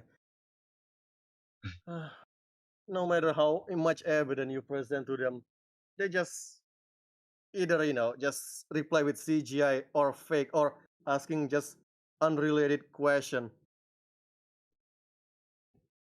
You Or if notice they're that Brian Abbott the of the more things screen. got explained, the more stupid the unrelated questions got. Yeah. Well, yeah, As that's what sea lion. around for gotchas, he sort of runs out of, I can't get them with that. Or I'll pretend that this photograph makes it look like the wing is 50 miles long. Yeah, the analogy I was going to do with that small and far away one is that the cow's far away. Does that mean the cow's only 2 centimeters big or whatever if it's in the distance? No, even Bob agreed that the wing appears to go to the horizon, but we all know it doesn't. What does that have to do with it? Well, things are not as they appear. That's what it has to do with it. Okay, things are as the sensor had sensed them. So you throw out the baby with the bathwater. No, I get right to the point of the things are not as they appear. The wing isn't that long. the horizon isn't curving that much, right? Okay. Things are Different effect maybe that's not even an the airplane. atmosphere one could at a cause. time. Not the wing. Rakia, why is the horizon curving Yeah, but I not didn't the mean wing? to overtalk 5 people there. Sorry about that. Okay, why is the 5 people horizon overtalk curved each other. but not the wing? Why is what? Rakia? Why is the horizon curved but not the wing? Who is this? Just answer the question, man. I need to know who it is so I can. Because if you What does it don't matter answer who they are? same exact question. Oh, is this the guy I asked the question to earlier 3 times that didn't answer my question? I'll can you pass answer on your the question? question. Man, can you answer my question? I'll be happy to answer yours. Well, Lilacs the same Does question. the was. atmosphere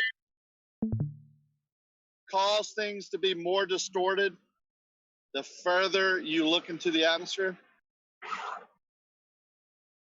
Man, Not if you're looking up. we're looking at the horizon though, aren't we? I mean, is that B-ball? Good, good. So next time, just say it. Say it. Describe your question so we would know. So you mean stay on topic You for what are not B-ball really said? try I am. That's why I'm to asking listening to B-ball anyone just here. direction. And other people are answering, obfuscating for him, and he's not answering. I wonder why. But I'm yeah, I'll still go ahead and trying to- answer your question. The wing is closer, right? Although it appears to be long, it's actually not that long. And it's closer, so it's going to be less distorted than the things in the distance, because things in the distance through the atmosphere will be more distorted. Wrong. You're looking through less atmosphere to the wing, so it's less distorted. Well, you have to give us an Camera example of left to distortion. right. Now, wait, you switched. You did the double switch. First it was camera distortion. Now it's atmospheric distortion. Can you like stay on topic there? No, I can say on topic, it's both. Yeah, it's more than that. Oh, now it's both. Yeah, Now, he can you No, I didn't say argue it was one at a both. time I said instead it's of both gish and gallop? more than that. Yeah, the lens causes distortion. We all agree with that, right? A certain No, type of lens no. can atmosphere You cause failed to distortion. identify any lens distortion whatsoever. So no, you can't gish gallop What? away from. You got a special lens that doesn't have any distortion? Really? I'd like to see that lens, please. Have you seen how the lens distorts and how it affects an image? What type of lens Yes, would do that? very differently, and distance does matter. A certain lens, close up, will take a picture of a wing at a certain angle and it'll look one way. Change the angle, it'll look a different way. It'll look longer, shorter, fatter, skinnier, magnified. Yeah.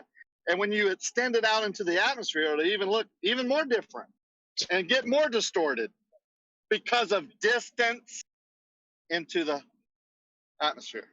Now, B-ball doesn't agree with that. He thinks the atmosphere No one agrees. doesn't matter. No one agrees with that, man.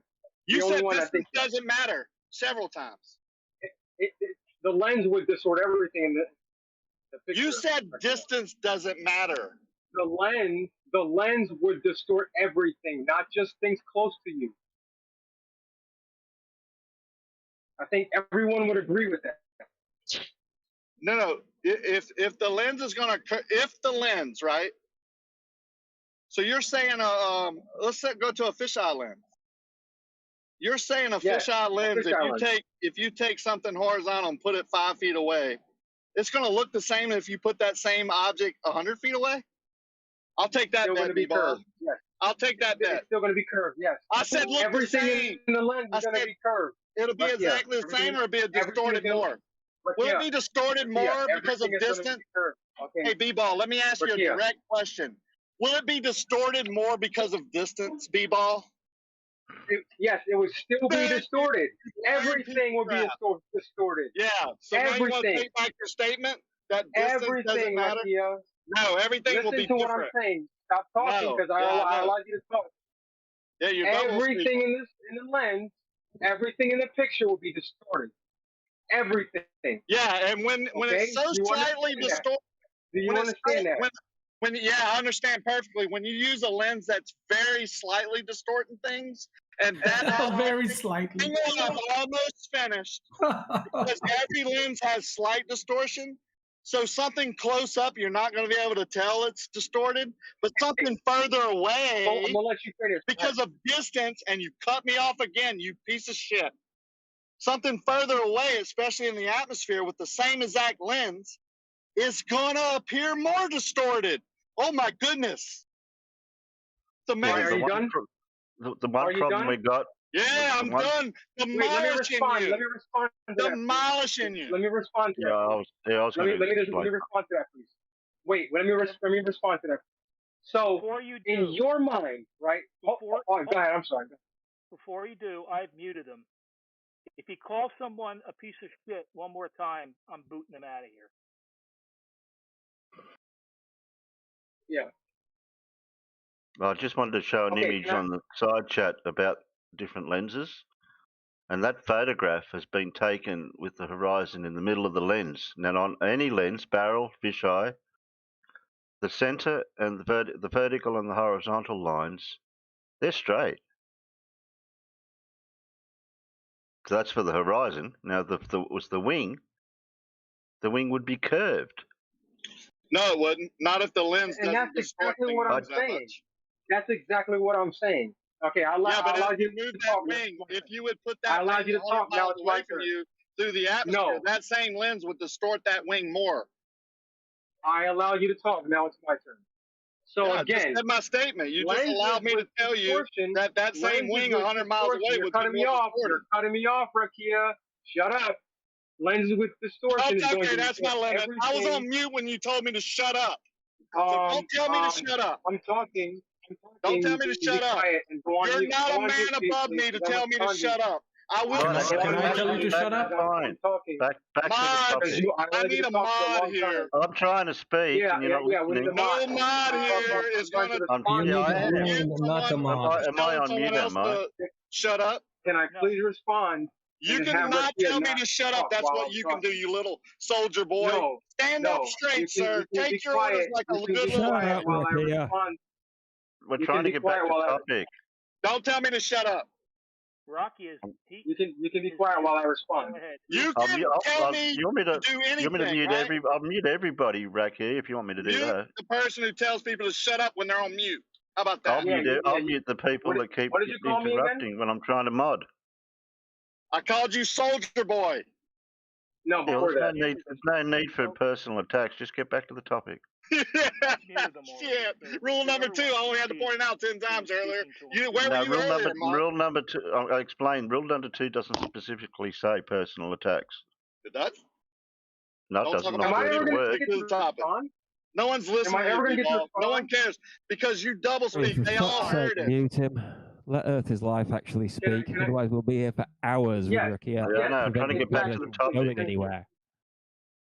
So, what I was trying to explain to Rakia is that it doesn't matter how far away something is. If the lens has lens distortion, it's going to distort everything in the lens. Okay?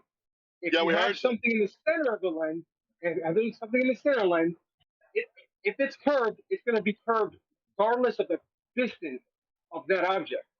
Okay? Regardless of the distance. I'm done. And that's what I was showing in the images. That's how all lenses of different type show images, no matter if it's near or far. Okay, so take any lens, right? Take an object, put it close, and then put that same object further away. Which one's going to be more distorted? Any of you geniuses want to be honest and answer that? Address this one, please. Still going to be curved. I didn't say Still anything going- about curved, you moron. It's still going to be Did you hear curved in my sentence, in my question? Take Address an this one, object, please. listen closely there, smart guys. Take Address any this one, lens. please. Are y'all ready? If Rocky doesn't Address this one, please. Are y'all ready? In a minute.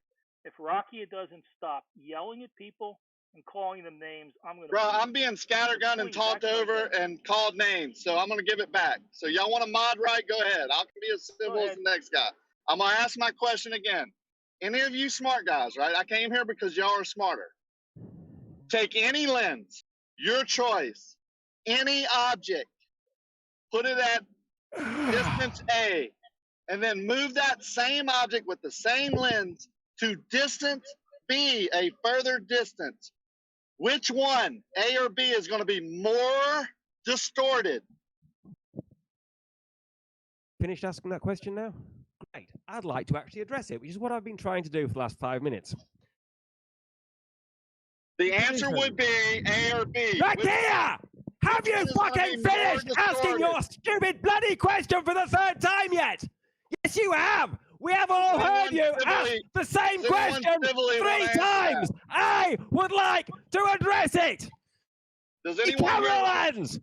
Does anyone here want to answer on the that? sensor or the film at a position that depends on the tangent of the angles at which that light comes out of the back of the lens stack. Okay, dog. Angle at which the light comes out of the back of the lens stack depends on the angle at which the light hit the front of the lens stack. Righto. If you put an object farther away from the lens, farther in front of the camera, light from that object is going to hit the front of the lens stack at a different angle because the same object at a greater distance has a smaller angular size. As anyone who has passed art for 7-year-olds could tell you. Okay, I'm going to unmute you, dog. So be quiet. Be nice. So would the A or B be more distorted?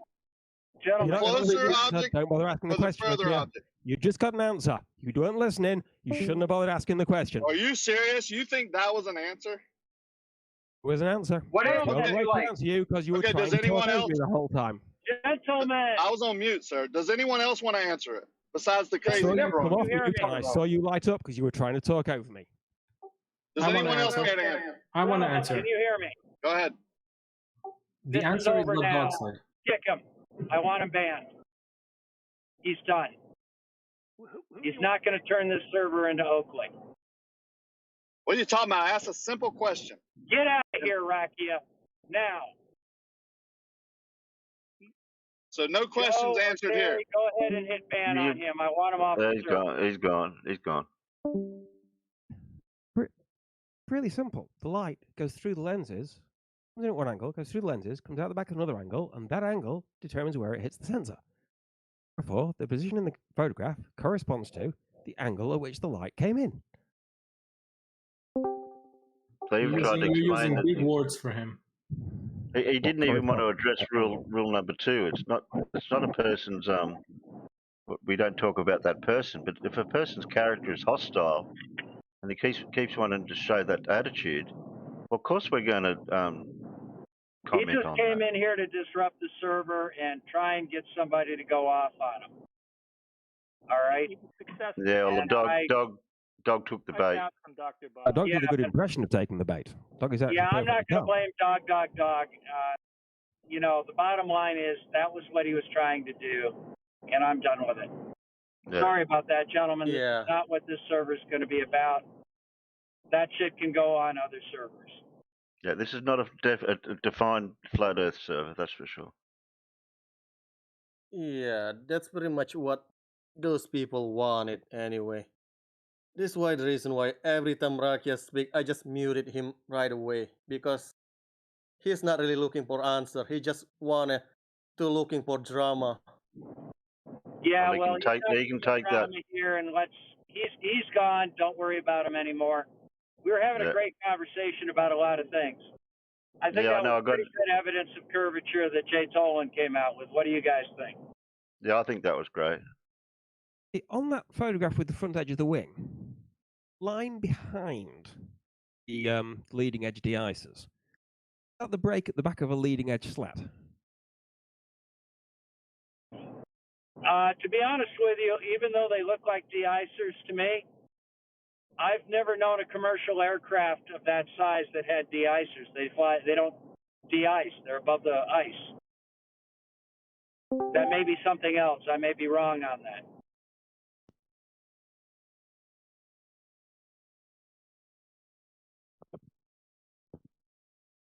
Okay, I'd have to look that one up because I do not fly or maintain or design commercial airliners. But I would have thought they would still have trouble just climbing through the icing layer.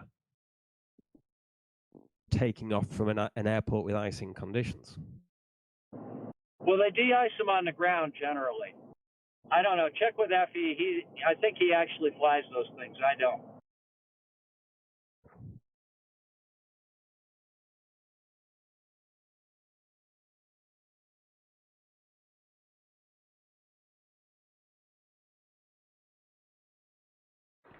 The pilot appears to have left the chat. Well, hopefully he'll be back. He's a good contributor.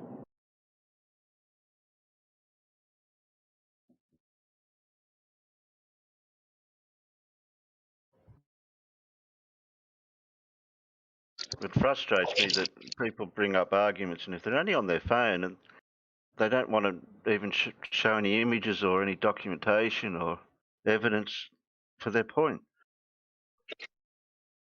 Yeah, most of them don't care anyway. No, They, hey, they I don't even know my- what evidence is.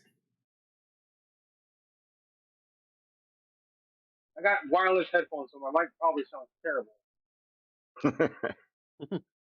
Now Yeah, you- I got wireless headset. I can hear you fine.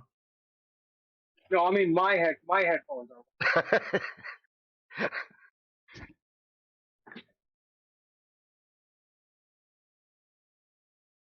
I mean, this is easily demonstratable by just having a straight edge and then having another straight edge farther away and then taking a picture of it and then compressing the image and seeing whether or not both, if you're using a lens with distortion, both straight edges should bend.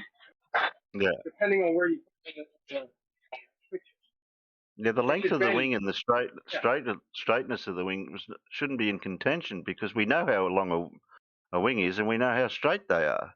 So I don't even know how that's a mute. Like Bob said, that's a mute point. But Rocky, he thinks that because like a straight edge farther in the distance would be more distorted. And he wouldn't even address it because what I was saying, it was in the central view of the image of the lens, which wouldn't distort it, and it's a lateral image as the horizon, the vertical image for the leading edge of the wing, and he's got no idea how all that works. Right? He just makes claims. Now, if you want to say that something farther in the distance is going to be distorted due to like just it's going to be more blurry, okay, I'll give you that. But the lens distortion is going to affect it equally, no matter how far away it is. Yeah, exactly. And we know the horizon does distort, but not laterally. It distorts vertically.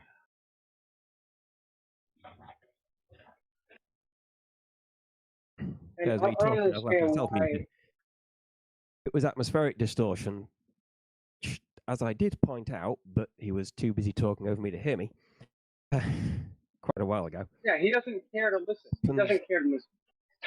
Happens at low altitudes where you're very close to the surface and you have cool grass, very hot tarmac, cool grass, medium peak concrete or something like that.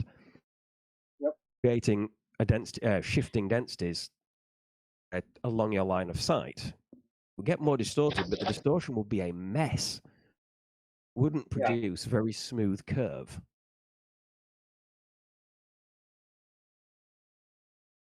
Yeah, lens distortion and atmospheric distortion are two different things. Yeah, exactly.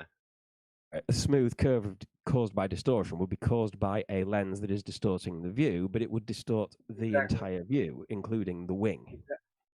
Exactly.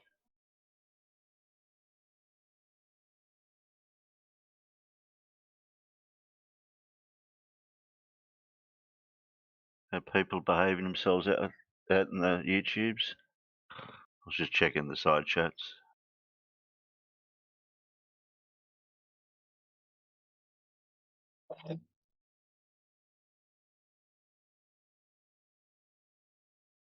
Could take the opportunity to describe as many ways as possible to measure the curvature of water, but it's a tricky one because you can't put a ruler onto the water without the water sticking to the ruler. So But the precision of an instrument wouldn't even I don't even know if we could invent an instrument that could do that.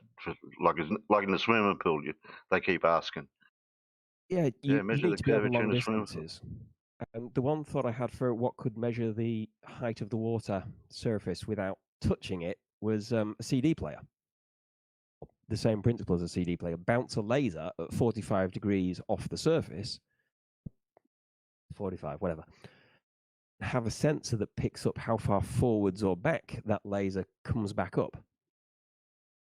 The height of the water surface will shift the position of the laser, just as the depth of the acrylic coat over the aluminium disc in a CD shifts the position of the turned laser reflecting off the aluminium.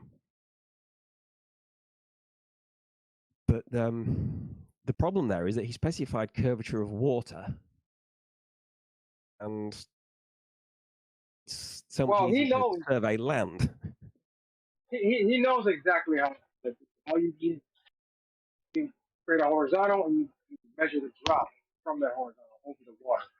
He knows this, and he knows who's demonstrated it, but he keeps asking the same questions over.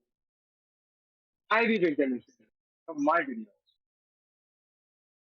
I was going to suggest he take a holiday in southeastern France, northwestern Italy, and survey just the whole of Italy, just survey the entire coast of Italy. We could go across the north end, just through the Alps, or both, go all the way around the border.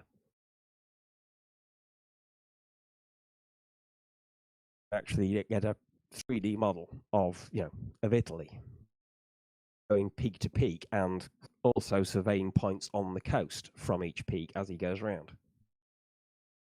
It can't be the only way. Reciprocal zenith angles along the high tide line on a long enough beach would work.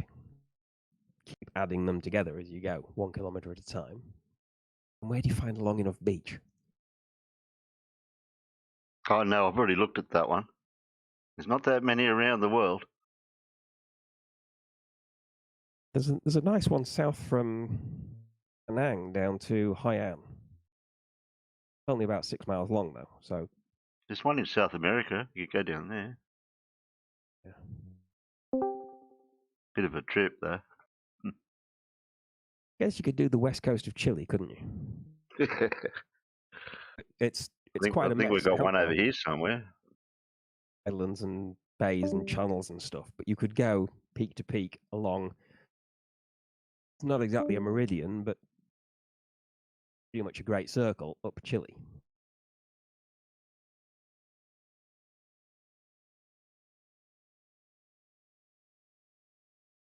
And they weren't even worried about elevation changes along the beach. They said, "Oh, we'll dig a trench or something, and when the water comes in or something." Yeah, okay.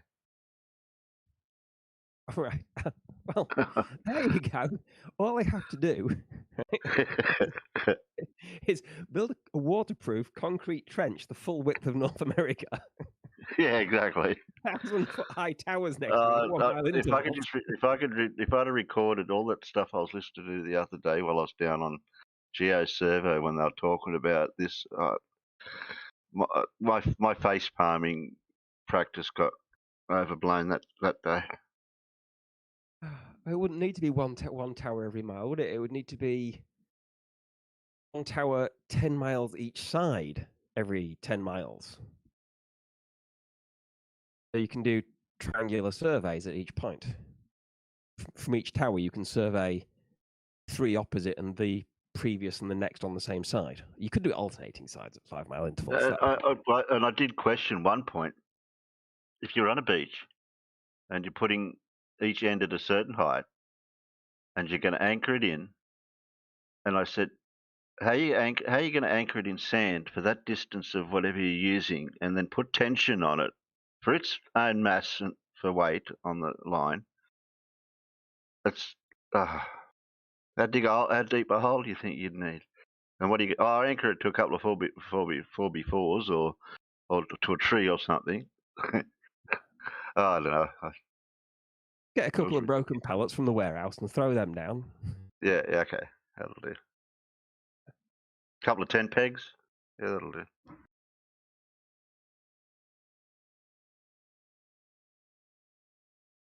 if you actually wanted to measure the curvature across water, it has to be a big enough body of water for measurable curvature. That is no good using a bathtub or a swimming pool, right? Yeah. So your bare minimum is the full length of Loch Ness. Oh, yeah. How Do you long's know it that? has How long's Loch Ness? I don't know exactly, but it's long enough that it has 3 millimeters of tide. So, the longer the distance you want to survey, the more obvious it becomes that you're going to be dealing with tide, which means you have to do all your measurements at the same time, doesn't it?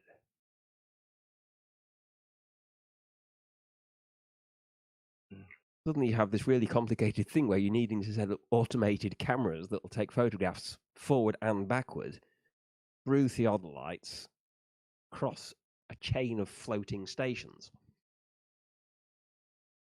Was SE Montreal in here at all today? Anyone know? Seen him, I was just pointed out that he was out in the side chat over in Flurf Text.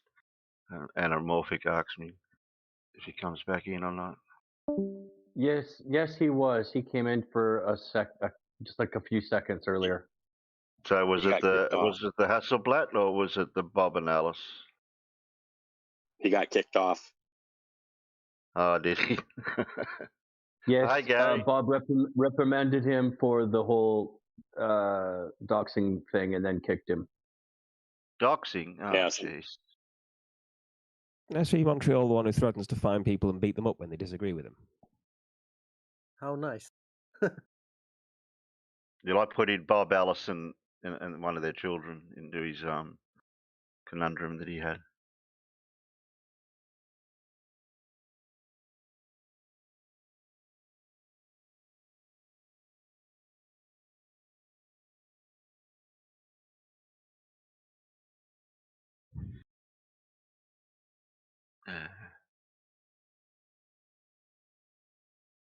That's just a new argument that'd be interesting if it would come out, not just rehashing the same things all the time. Like I've been around a couple of years now here on the YouTube and in here.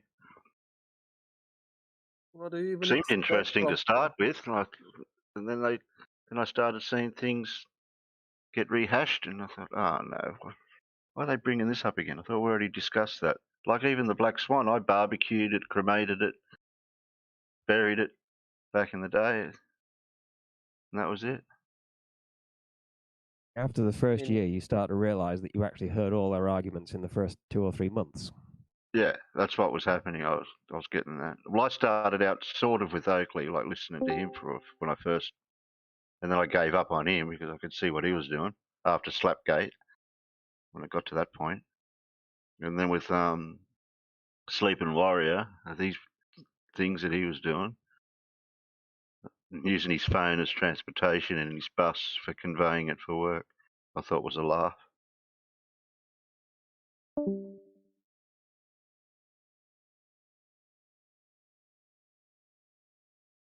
I don't know, Nathan Thompson with his duck suit, that was another laugh. Also, but Nathan Thompson, I don't know, I just feel a bit creep about him, especially after shouting with those school children. Mm. You know, I don't know, just Yeah. really creep. Yeah. Yeah, I was standing at the front disgusted. of the school playground shouting, "Hey guys, check this out! Space is fake. I love you." Yeah, and the teachers Yeah, all grouped the kids together and got them away from this quick smart. Also, one of the kid actually shouting, "Are you crazy?"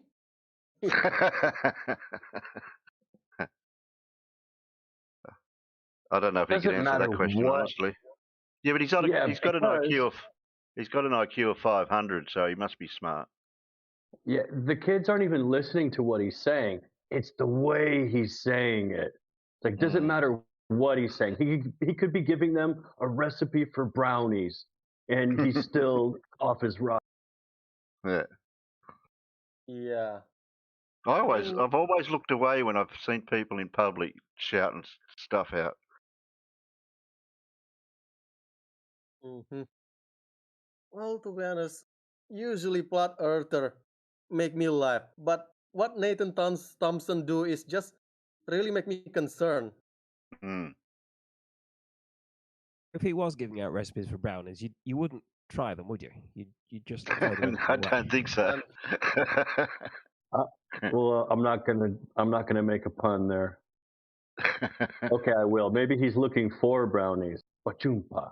So anyway, I'm going to post a picture right now.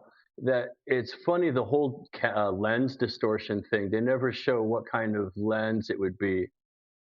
Yeah. No, we can So usually I've figure got it out photos. if it has got distortion. Yeah, and the irony is the distortion always benefits the curve, no matter where the position. Like he got angry. He started yelling when you said fisheye. I said nothing about a fisheye lens. But yeah, they don't do the fisheye lens because I've got a picture here posting now. Yeah, that did it send? And you can see that the horizon's curved, but it's not at the top, it's at the bottom. So if it was a barrel or a fisheye distortion, it would be concave, not Are you putting convex. it in That's the voice? problem. Are you putting it in VC text? Yeah. I think, but it's because I'm got to disconnect from my phone. Okay. People on their phone. Should bag people out when they're on their phone. Carry it everywhere. Keep it turned on and charged at all times. Install one of those apps, GPS apps and everything else on it. Install every piece of software you can find. And refuse to get a vaccine because they're chipping it that the government will use to track you. Like they don't know where your phone is. Yeah. Also, but the chip itself is basically physically impossible. I mean, where the hell are you get the power on this thing? Battery? Yeah, good luck with that. And how the hell even communicate outside of the body? Radio wave aren't going to cut it because it's being blocked by the skin. Just doesn't make any sense to me. Implantable chips for like pets. Quite often, if you're stroking someone's dog, you can find it on the back of the right shoulder blade. It's under the skin. It's about 1 centimeter long and 2 millimeters wide. So you can feel it through the skin pretty clearly. And it's induction powered. So when the vet gets a dog brought in, I found this dog or I hit this dog with my car or something, they can run a scanner over the dog with the correct part of the dog. The emissions from the scanner induce enough current in the chip to power the transmitter in the chip that sends a signal back to the scanner. It can actually read that chip and say, this dog is Robbie, an Alsatian Rottweiler cross, age 4 years, lives at 53 Elm Street, Salem's Lot. That's the smallest chip that you can get. Smaller than that is basically not possible. And also, you're literally holding the dog in your arms and stroking the dog with the scanner to find this chip and get a response from it. So the idea that there's a tiny version of it, 10 microns across, hidden in the vaccine, going down that tiny needle they use for vaccines and lurking under your skin without you even being able to find it, can pick up and respond to a signal from a transmitter hundreds of meters away. Kind of silly. Yeah. I mean, if that technology actually exists, it will be very beneficial for the soldier, especially how many soldiers that lost in the war. Yeah, if you find an arm, at least you know whose it was, right? Yeah.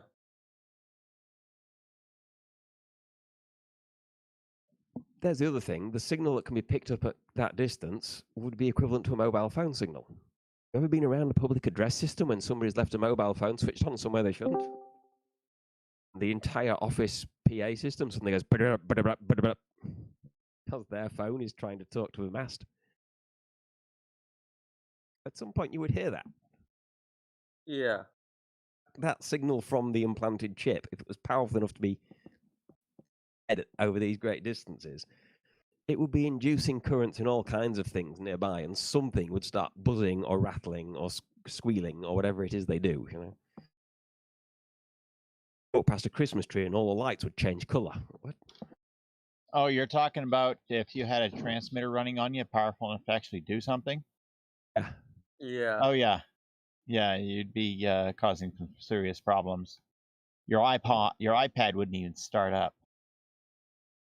Well, the other problem with the military identification, as you mentioned earlier, is if we can find it, so can they. Correct. That's not really something you want to do. Yeah, it would be wonderfully useful to know that your enemy had that, because you could load a mortar bomb with lots of tiny little darts, which are all the transmitter and receiver that activates the chip in one of these chips and finds it, and just steers towards the signal. Correct. The thing over an enemy position, and it sprays these all out, and each one of them will just pick a soldier and home in on him. Yeah. It's really handy for us. I wouldn't want to be the soldier with the chip in my arm. Right. Well, even knowing where they are would be very significant. You just watch them creeping down the alleyway towards you and go, and now. That's the next level of wall hack right there. Claymores that were set off, designed to only go off. The claymores, man. Yes, you're right. You could set up a claymore with a receiver and transmitter, and it looks for those chips. And you're right. And when it gets within range of the chip, pop. Or a tracking gun. It's a directional antenna on it that homes in on the signal source and fires. Make it run the other way as well. You could have it so it actually shoots at anything that's warm enough to be a living mammal, bigger than 5 liters. Exists. Yeah, but if you had the Not chip, all you'd have to carrying. do is program it to shoot at the chips. I mean, the infrared sensor things exist. Even Yeah. on a domestic level, if we had those chips, you're driving a car down the road and you got done by a speeding camera, and then you say, "Oh no, my wife was driving the car that day," and they read the data and go, "No, it's not your wife, it was you." Wife was in Starbucks. Ask me how I know. Yeah, wife was over in the hotel room with your best friend. Don't ask how we know that. Yeah. The scarier thought would be the Claymore or the Sentry gun or whatever that is set up to shoot anyone not carrying the chip. Because that is going straight into RoboCop country, isn't it? Mm. Running Man, or I think Blue Thunder had an epic. T2000 is coming your way. You know what I'm talking about, right? It was the one that could take over any machine, wasn't it? No, Terminator. You know, the Terminator? The first Terminator was back. just a big armored thing that disguised as a man, and then the second one was the shapeshifter, and the third one could hijack any machine by telepathy. Just make every machine everywhere near you try to kill you. Like the car scene with the cars driving down the road. If they're trying to inject you with the chip, I'm like, if the chip is so small, they could probably just make nano chips in mass so small they could just release it into the water supply. Heck, they could even spray it into the air, and you inhale all of the nano chips. Oh, okay, in the air. Be everybody. Again, that's too small to actually make. Yeah. If we had the technology to do the mind control part that people talk about it doing, it'd be definitely be easier to build a T2000 than it would be to build what you just described. Chips that are dust in the air, or bots, or whatever. there was a children's book years and years ago, obviously years and years, decades ago, because I was a child and I read it, called Trillions, about what I think was an alien race. It's been a while, decades. Was sort of 3-dimensional gears could just link together to make bigger structures and bigger shapes and complicated machines. They got to got to know the kids in the town because one of the kids brought them a book and they were able to align themselves along the letters in the book to read it, learn English, and then communicate by forming words. And vague memories that they actually fixed. The kid got injured and they basically stuck themselves onto him and became a prosthetic to keep him alive. If we had the technology to do that kind of thing, to put a signal into someone's brain in enough detail to do the mind control stuff, I would very much like to have that technology, because I would link it up to a couple of cameras, then use the technology to put the signals from the cameras into my blind friend's brain so that she can see again. Eventually, Doc, there's two things that are more scary, and one of them is that if you use face recognition, you can get a drone today that you can say, "Well, follow this man," and they will use face recognition to follow only that man. You can drive, take a bike, go mountain biking through a forest. It'll follow you. Anyone else it sees, it won't follow, using face recognition. So you already got it as a passive thing. And the thing you say with mind control, eventually this is a really crazy story. There's some sort of amoeba or something like that infecting the brains of an ant, causing the ant to crawl up into the top of a straw and then getting eaten, and then getting carried on, getting eaten by a sheep or something like that, and then getting carried on. So the amoeba infecting the very small brain, it's only of the ant, causes the ant to do a certain thing that'll cause the amoeba to be carried on to the next place. So biological thought control already exists in a micro level. I believe that was a Actually, fungus, it's not and its amoeba. cow will eat them.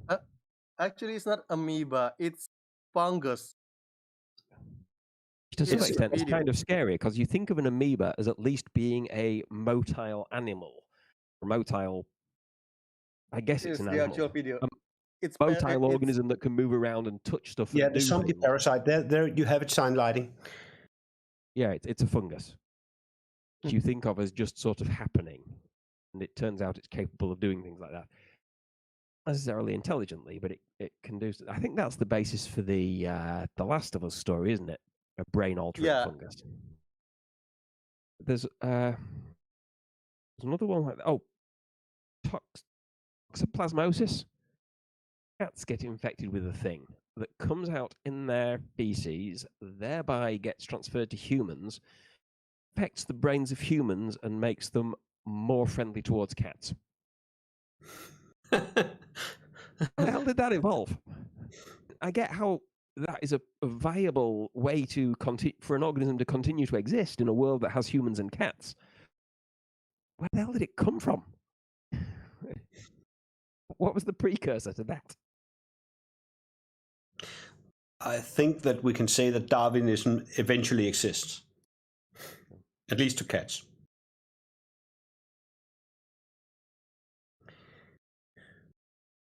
I remember whether it was an infection or it was a brain injury. Made hamsters not be afraid of cats. Why is it always cats?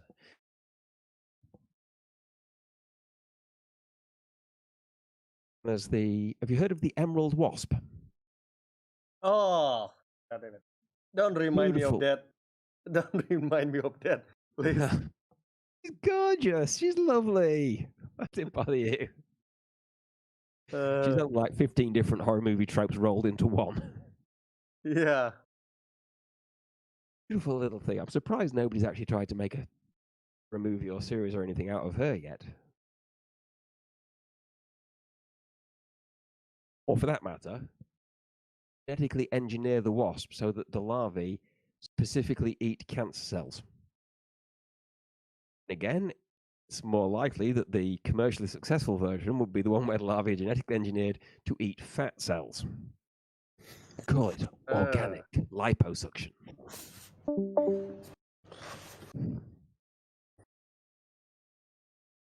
Just be careful it's not eating the like omega-6 or omega 3 because that pet is important.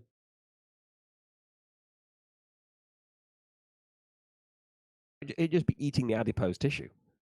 Oh, all right. That's better.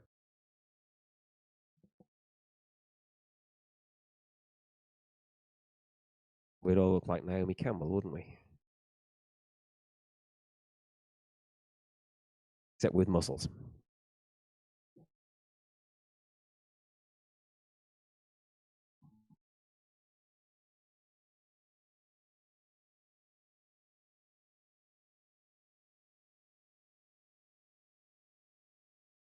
About bacteriophage mu, have you heard of that one?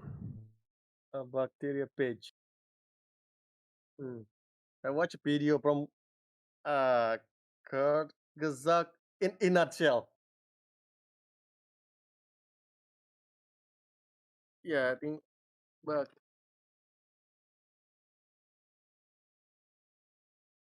The bacteriophages in general are, as the name applies, sort of implies, they're eaters of bacteria. They're actually viruses that infect bacteria. yeah, you can demonstrate I if heard you that get from this video. I heard that from this video. grow bacteria in a and there goes the screen. No, it's back. There we go. Bacteria in a petri dish of nutrient gel, and you just get bacteria. You get a clear patch, and you can take out the clear patch and put it into another small piece of it into another dish of nutrient gel with bacteria, and it'll create a bigger clear patch there, and so on. You can filter it and filter out all the bacteria, and it'll still do it. So it's an infectious agent smaller than bacteria. Now with electron micrographs, we've actually seen them. Sometimes in one of the clear patches, you get little tiny dots where instead of infecting a cell and causing it to turn itself into 200 copies of the virion and destroy itself in the process, it's infected a cell and just sat there doing nothing. That somehow it prevents other virions from infecting and destroying that cell. It just sits there. Generation after generation, you get this whole colony of these lysogens. Bacteria in the lysogenic cycle, things that could burst at any time if something triggers it. While it's doing that, the virus chromosome can break, reheal. Bacterial chromosome can break and reheal. Sometimes they both break at the same time, and when they reheal, they heal back to each other. In a single chromosome, there's bacterium plus virus. It can separate out again. Sometimes when it separates out, it takes part of the bacterial chromosome with it. In that bacterium, because of the way it gets replicated, rather, now it means you get multiple copies of the gene that was stolen. It also means when that bacterium finally blows up and infects other bacteria, it carries that gene with it, and it can jump from one bacterial species to another. These viruses can actually create new strains of bacteria this way. When I was studying this stuff, it was considered a separate kind of sort of an organism, but not alive, called a plasmid, which just lingers in bacteria, has its own genes, and occasionally merges and steals genes, or merges and loses a gene, transmits directly from bacterium to bacterium. It doesn't do the virus thing, just it encodes protein spikes on the surface that can stab another bacterial cell, inject a copy of the plasmid to infect that cell. In the same way, it can carry this gene from bacterium to bacterium. Whether a plasmid and a bacteriophage virus are actually the same thing or not, difficult to say, you know. How do you define kind, as Aaron Ra had to keep asking? Bacteriophage mu is this really strange one. It's the smallest of them. It spends almost all its time pretending to be a plasmid. Very rarely goes lytic, explode cells. It has extra room. Because it spends so much time as a plasmid, it has extra opportunities to steal genes. It's also extra good at transporting them because despite being small, it has extra space in its capsid, its protein shell. It's when it's between hosts. You know how DNA has two strands?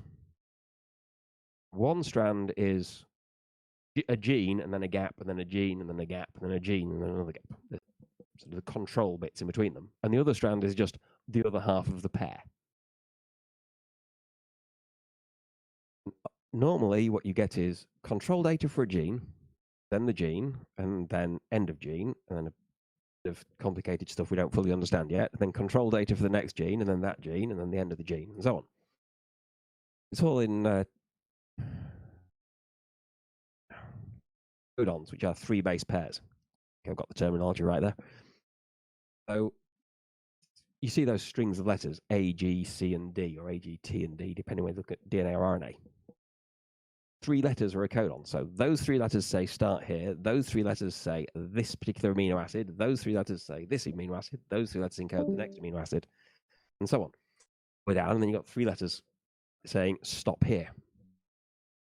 Bacteriophage mu manages to have one gene that starts partway through another gene. It's offset by just 1 base.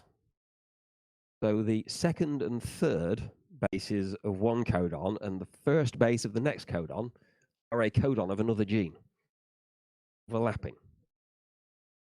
It has a third gene which starts in the overlap of those 2, overlaps with both.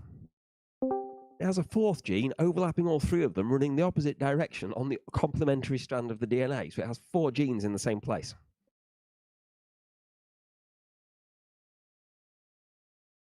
Apparently the blind watchmaker was tripping that day. Hmm. With that scary thought, I am off. Good night. Good night.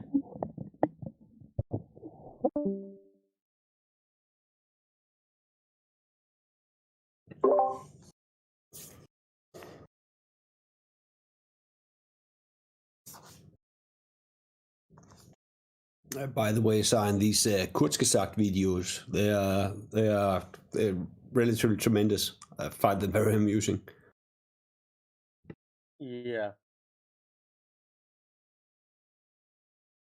And actually quite good for introduction for some topic of the science.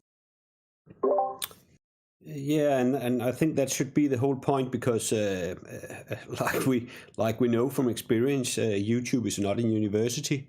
So the thing getting the interest started and getting someone on board, I think that must be the main thing for videos like that, and I think they do it well. Mm-hmm.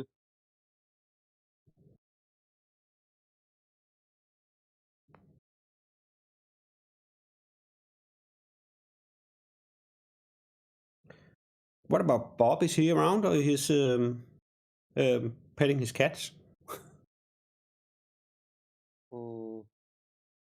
He's around. He said he's on his mobile, so he'll probably pop in now and again. Yeah.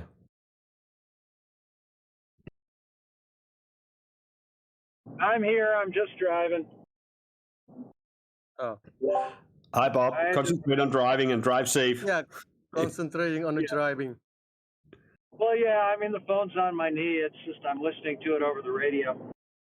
I just had to make a quick run up a couple hours, grab some stuff, and come home. Sorry about Rakia earlier. That really kind of bothered me a bit that he came in and tried to disrupt the server like that. It's not the type of place I want to have. Yeah, I don't know if I come in at the wrong time or the right time. Well, if you missed that, you're at the right time. I was wondering, I think the last time I was here, was any of you, have you tried scuba diving, any of you? Sadly, no. Yeah, I haven't really traveled a lot. And maybe after the pandemic, I'm going to travel more. Yeah. Only when I was in my 30s did I actually do the scuba thing, but it was fun.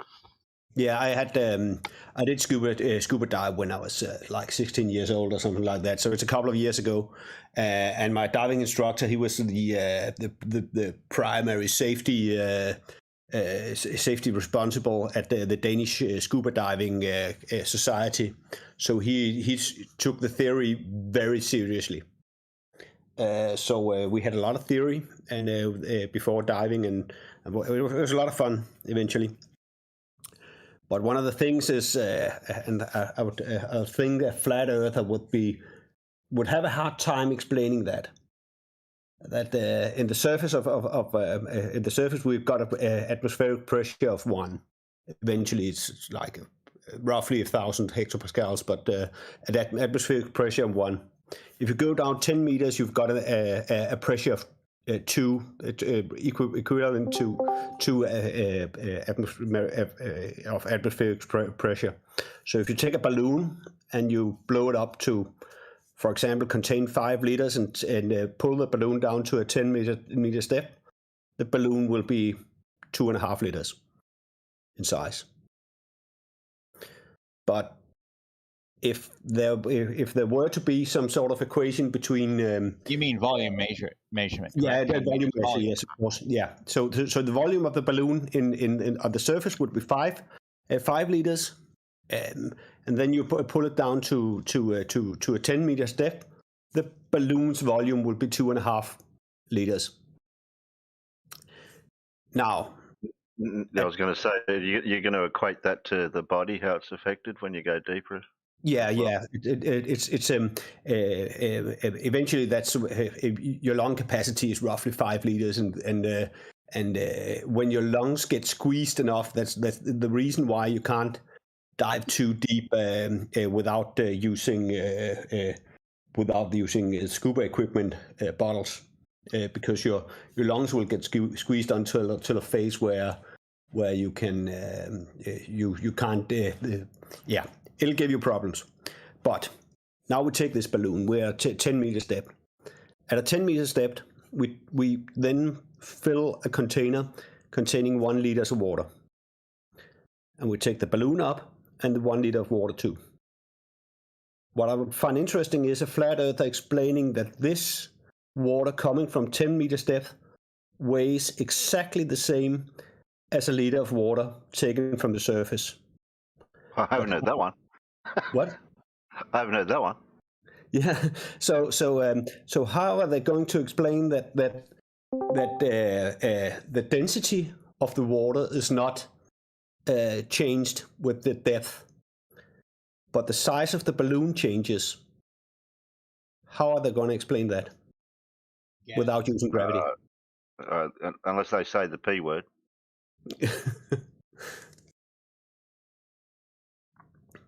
That's just an interesting everyday physical experiment.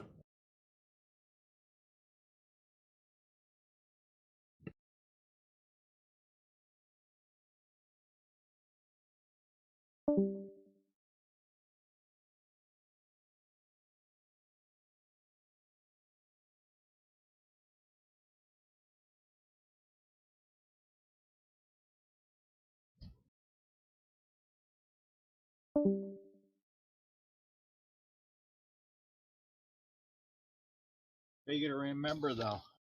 Are we sure they got a high enough IQ to swim down 10 meters deep? Or at least I think though, once they drop below the surface, that the density itself is going to take them clear to the bottom.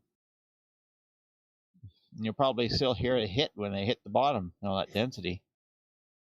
Well, I've heard a flurfer say we should be able to breathe underwater because fish can. Good. Well, in the equation, There's a difference between a lung and a gill. yeah, and They're not a water comparison. I'd also say that in the equation of intelligence, then some flurfers might be more like goldfish, so they should be able to breathe on the water. Oh yeah. Well, they got the memory of a fish. Yes. Oh yeah. By the way, one thing that I have been wondering is that where's all the flat earther that make a map? I just never see them again. They can't afford the crayons. Yeah. No, you got it wrong. The problem is it's not the affording of the crayons; it's the fact they keep eating the bloody things. And they really love the lead flavored ones the best. They think the black ones taste like licorice.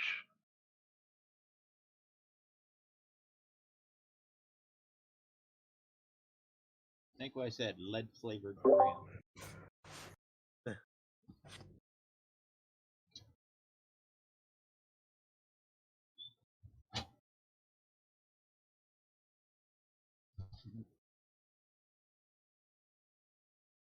I also saw. Did you see that one that Bob made about the silent whatever, trying to explain how a ball wouldn't fall at a certain speed through a pipe, equating the force of gravity. I think it's the same thing.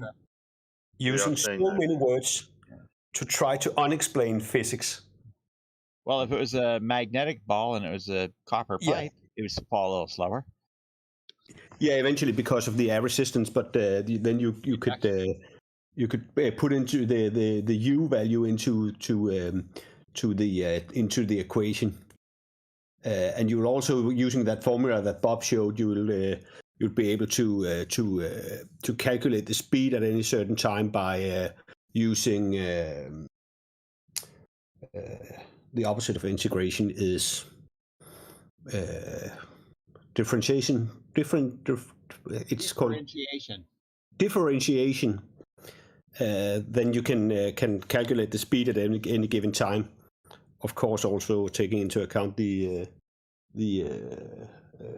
air resistance.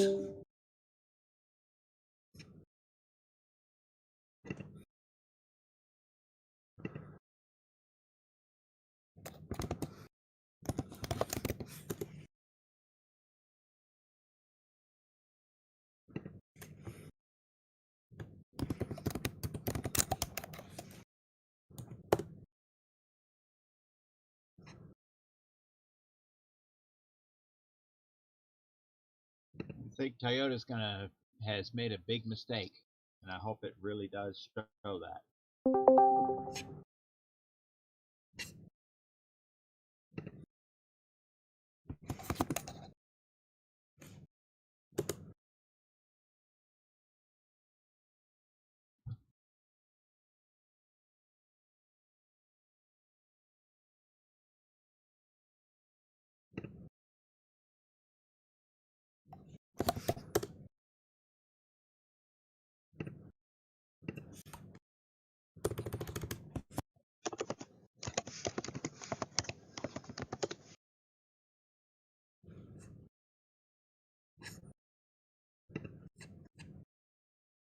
We can hear you typing, DK.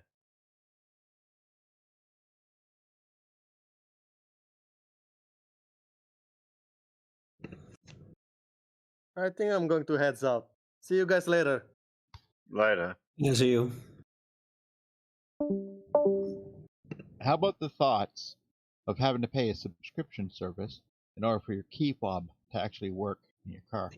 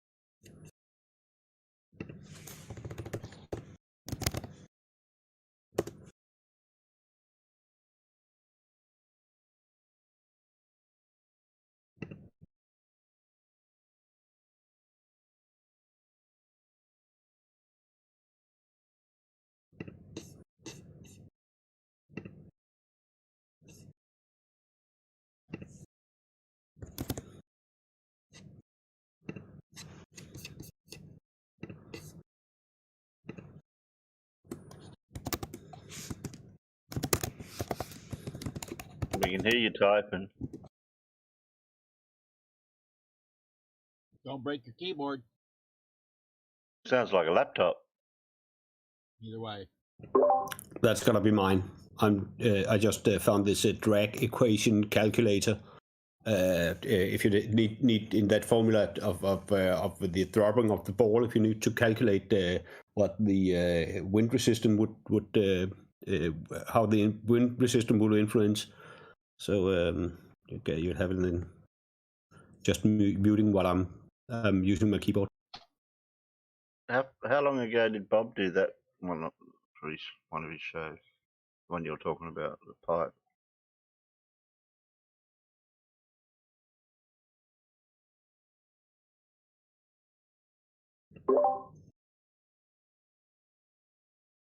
Also, like Bob got, I have to brag for a moment. Bob has got this new MacBook with an M1 processor. I've got one too, Bob. Yeah, they're fantastic. I have the M1 Max. That video came out today on Research Flat Moon. Okay. I'm on the wrong channel then. How many channels you got now, Bob? I've got to keep following you. You got Bob, the science guy one, and you got this one. Can I tell I you got something, 4. Bob? Hey, Bob, flat mooners do exist. Flat mooners do exist. I've talked to one. Cool. No, I've got 4 of them. It's on the production channel, Research Flat Moon. That's where all the new ones come out. Okay. I got too many people I'm sub to. Bob's going to need a 5th channel for cats, I think. Nah. Otis might have it. Otis already has a channel. It just doesn't get much use anymore. Just don't. Whatever you do, Bob, don't call it Research Flat Cat. Oh, doggone it. That's what I was going to call it. Now you should call it that. Is it Sleepy Gravity, the sequel? 9 hours ago? Yes. That's the only one. That's the only one I can see. Yeah, that's it. Okay. Anybody thinking about buying a 2021 Toyota? Or 2022 Toyota?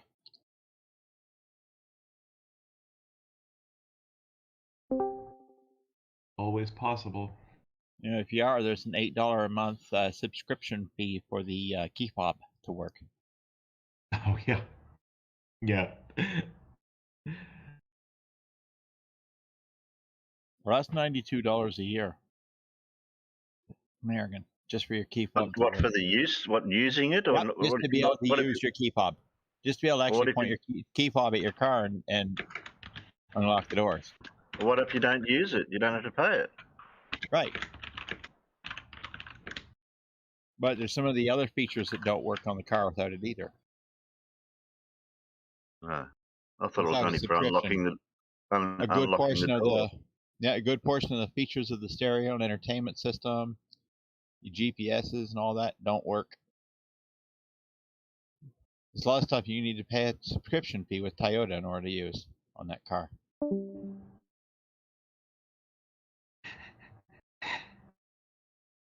Homie don't pay for his keys twice.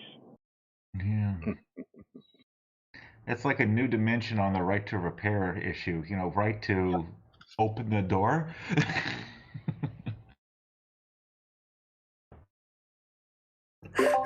Especially when you're inside and you then have to pay to get out. Well, key fob means that it's wireless key entry. Obviously, you can walk up to the side of the car and put your key in the hole. Get it? You get to key the hole. Oh, I see. So it's just the electronic parts. Yeah, and a lot of the bells and whistles that the car have won't work without paying. Yeah, that's right. On them. Well, those are the first things to fail, anyways. So screw it. Yeah, but I mean, those are a separate fee. Now, I've actually been looking into it, and it's crazy what they come up with. You know what I'm thinking that this would be? Maybe this would be the. I hope it's the straw that breaks the camel's back. Yeah.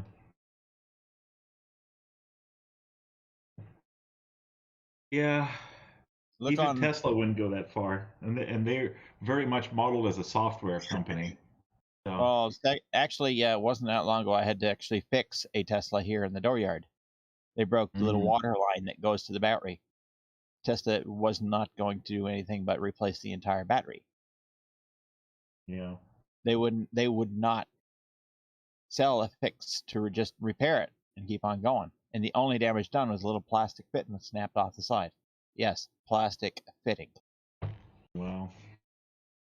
Because it's down under the car where a stick or a rock could actually hit it. Well, we've got our own 3D printers nowadays, so it's plastic. We don't have to worry about it. Oh, what I did is I just bored out the hole where the thing broke off, bored it just out slightly, threaded it, and then threaded the piece that broke off and put a nipple in there. You know, a plumbing nipple. Filled her back up, and she's been going now. Not leaking. Yeah, they wanted to replace the entire battery. Yeah, that's crazy. It's basically a third of the price of the car.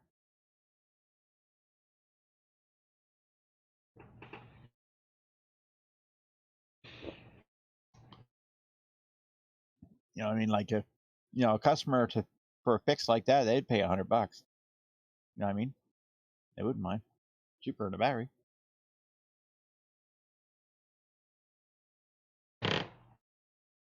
Yep.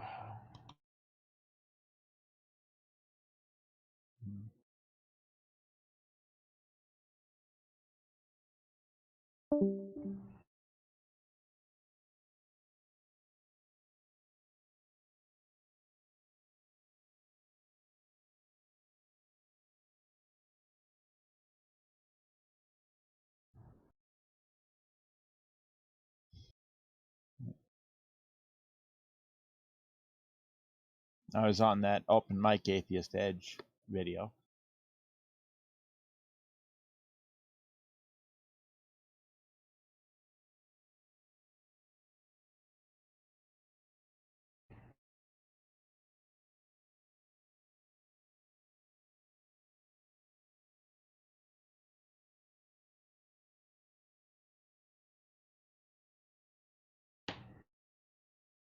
Hello?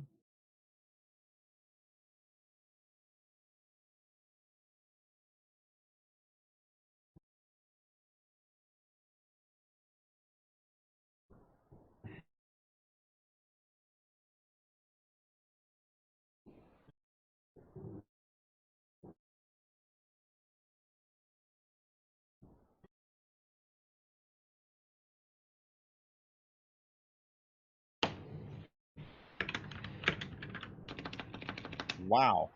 Don't break your keyboard. Hello? You're a fast typer. I left my mic on. Sorry. If only keystrokes had a certain sound to it, we'd know what you're saying, like Morse code. No, I'm a writer for a living, and yes, I better be fast. And yes, I better have a clicky old-fashioned keyboard. I remember that Centrelink paid for our training for looking for work one time, and back in the 90s, I think it was, early 90s, and I never typed before on a keyboard on it. You know, the first 95 computer was Windows 95, I think, back then. I got up to 40 words a minute, so I thought that was pretty good. I say, if you're a writer, I can hear that you are writing with big intensity and emotion. Yeah, you can hear it. Yeah. The great passion of the whole thing. Yes. That was some angry typing, man. Angry typing. Dramatic. Hey, Tom Rabbit. Tom Rabbit, everybody. Hello, Tom Rabbit. Sounded to me like typing to a flat earther. It's like, do you get it now? Oh, you have to type slower. Right. Yeah. Very slow. Nathan, hi Nathan. You know the Earth is round, right? Just look at this globe; it's round. See, You're it's begging just the question. like a real one. By the way, if, it doesn't take many seconds to search YouTube and find someone who has been videotaping from a MiG-29 at a very high altitude, and there you can clearly see the curvature of the Earth. I know they'll say that it's CGI and it's probably a GoPro cam or something like that, but you can. If you got the money, you can go to 58,000 feet in a MiG-29, and there you are able to see the curvature of the Earth. So you could do that just at the time I was just coming at it, not MiG-29, but you could do that just at the time I was leaving my teens, going into the 20s. You could do that too. Yeah. School actually did that once. Yeah. Put the class of us in a plane for one ride up. But I've always brought up, when they say about the horizon not being curved, I always throw in the thing, why is there a horizon? Like, they just obfuscate off that question. Yeah. Why is it only that distance to the horizon? Why is it only just to there? Why is it just all of a sudden cut off? If the Earth was flat, it'd just blend into the distance and, you know, however far they think it is. Oh, we can only see so far. Or we see too far. They contradict themselves. Yeah, well, I think that's one of the interesting things that Bob brought into my life, so to speak, is the way that science deniers will answer that question, because they'll answer with a new question and say, well, where do you get your data from, and all of these things.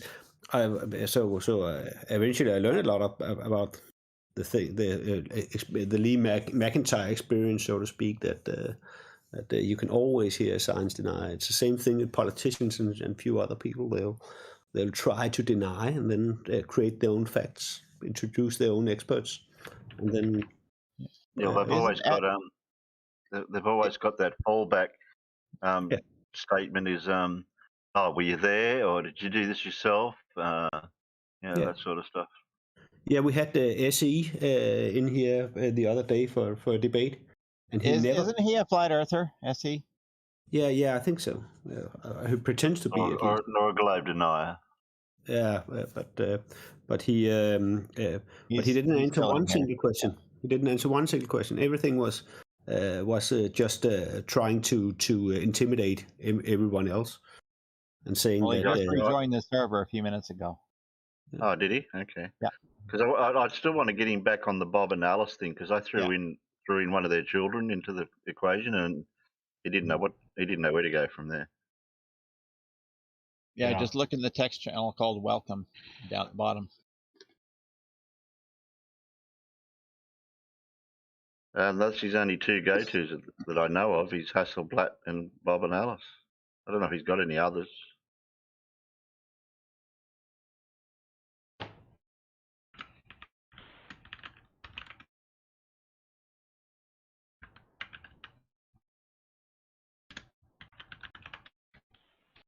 Just remember now out there, flat earthers, you guys can't explain the 15-degree-per-hour drift, but we can.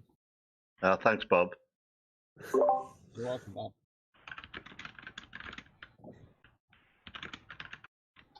You know, you bring up something interesting, though, that the origins of this whole flat Earth is don't trust anything except what you can see. Yeah. Which is kind of a weird thing. Now, they've gone so incredibly far away from that with all the talk about entropy and Rayleigh criteria and all this other stuff. But we had a guy on just earlier he clearly did not believe anything about photographs. You know, he kept saying over and over, you can fake this, you can fake that, you can distort this. But he wanted photographic evidence because he could see it. And so you have the situation where they won't believe any evidence that's not visual, that's not sensory, but they also now acknowledge that sensory evidence can indeed can mislead you.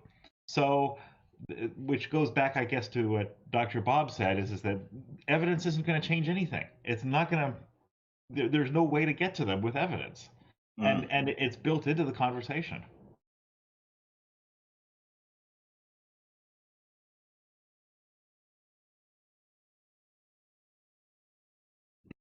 Flat Earth is not evidence based. It's Can I say 2 identity words? based. I gotta say 2 words. Close-minded. That's what flat Earth is. Can you guys hear me? Yeah, we can hear you. I was preferring you to talk because you were going to say something really profound. Yeah, I probably was. Flat Earth is not evidence based, it's identity based. Flat Earth becomes their identity, and when you attack Flat Earth, you attack them personally because their identity is built around it. That's the problem you run into with Flat Earth. Yeah. Exactly. It's all personality. They always say that you're attacking their, like calling them idiots or whatever. But we could use other words that mean that, as in the same as what you're saying, Bob. But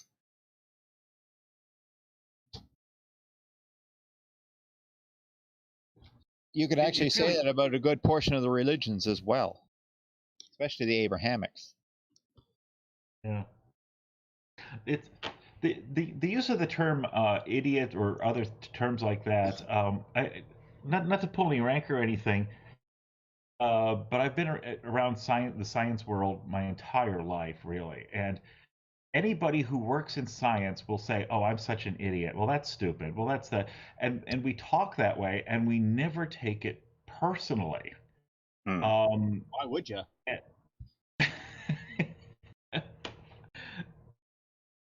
I've called myself the R word a million times off microphone.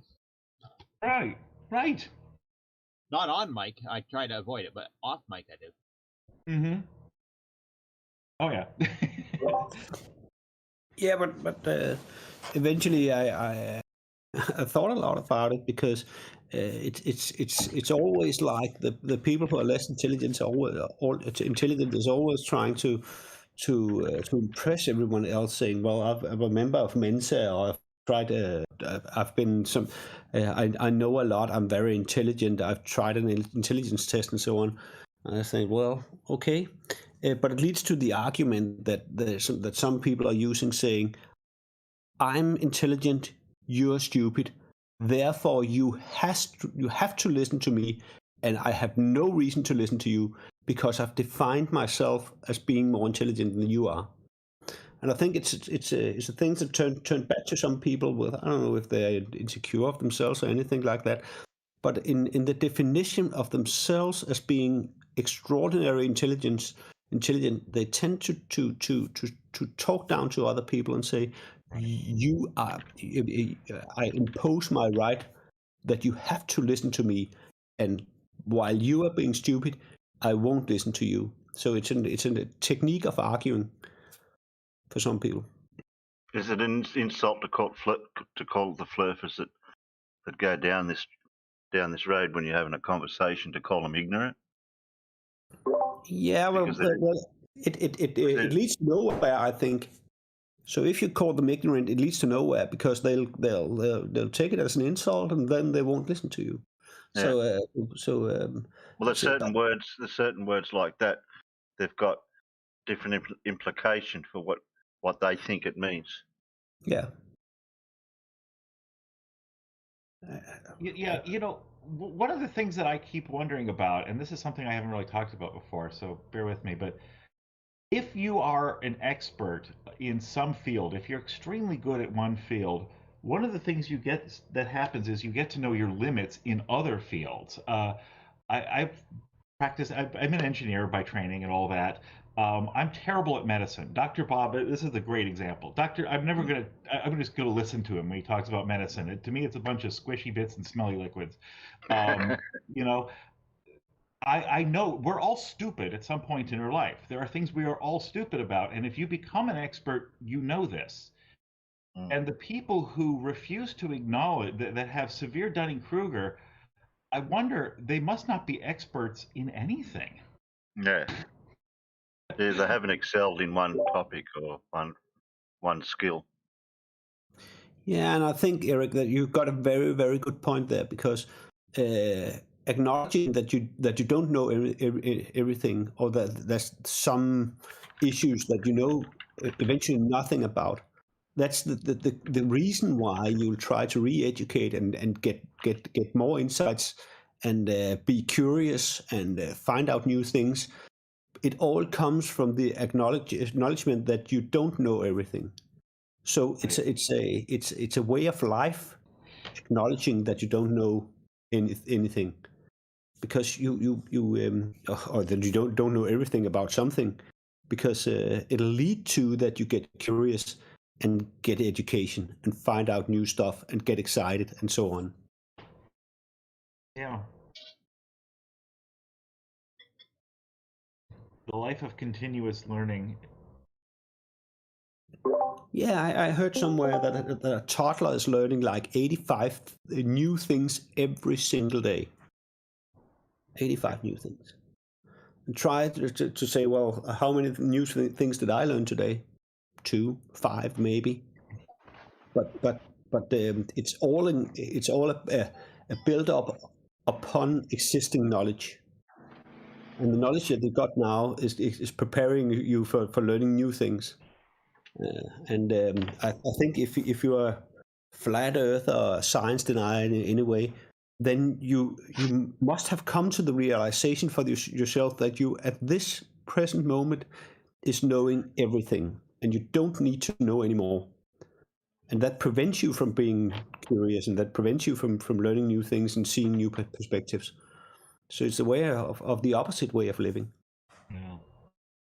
Yeah, like my own personal testimony is that I didn't excel in school, and I didn't go to in our school system it goes to, like, we have year 10, and when you can go to year 11 and 12 as the finishing of high school, and I was in a lower grade in that year, but like with the last couple of years, learning what I've learnt being on YouTube and Discord, and I'm a little fractionally older than Bob, so I envy people that are at my age, and I see the way they've excelled at, and I didn't do anything about it at when I was younger, because I didn't realise or didn't have the outside influence or input of what you could be learning and excel at something.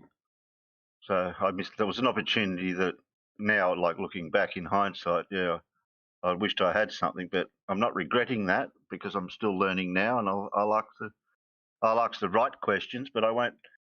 I wouldn't like to ask a malformed question that I don't understand what I'm asking, and that's what I notice with people that don't have the skills or experience. They'll ask a question that sounds so malformed. Even I realise that their question's not going to get a decent answer for it, because the question didn't make sense. Yeah.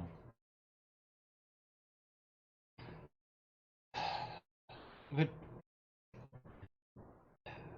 I guess it's the lack of interest in learning that bothers me so much about the science deniers, because I believe, and this may not be true, but I believe that everybody is born eager to learn.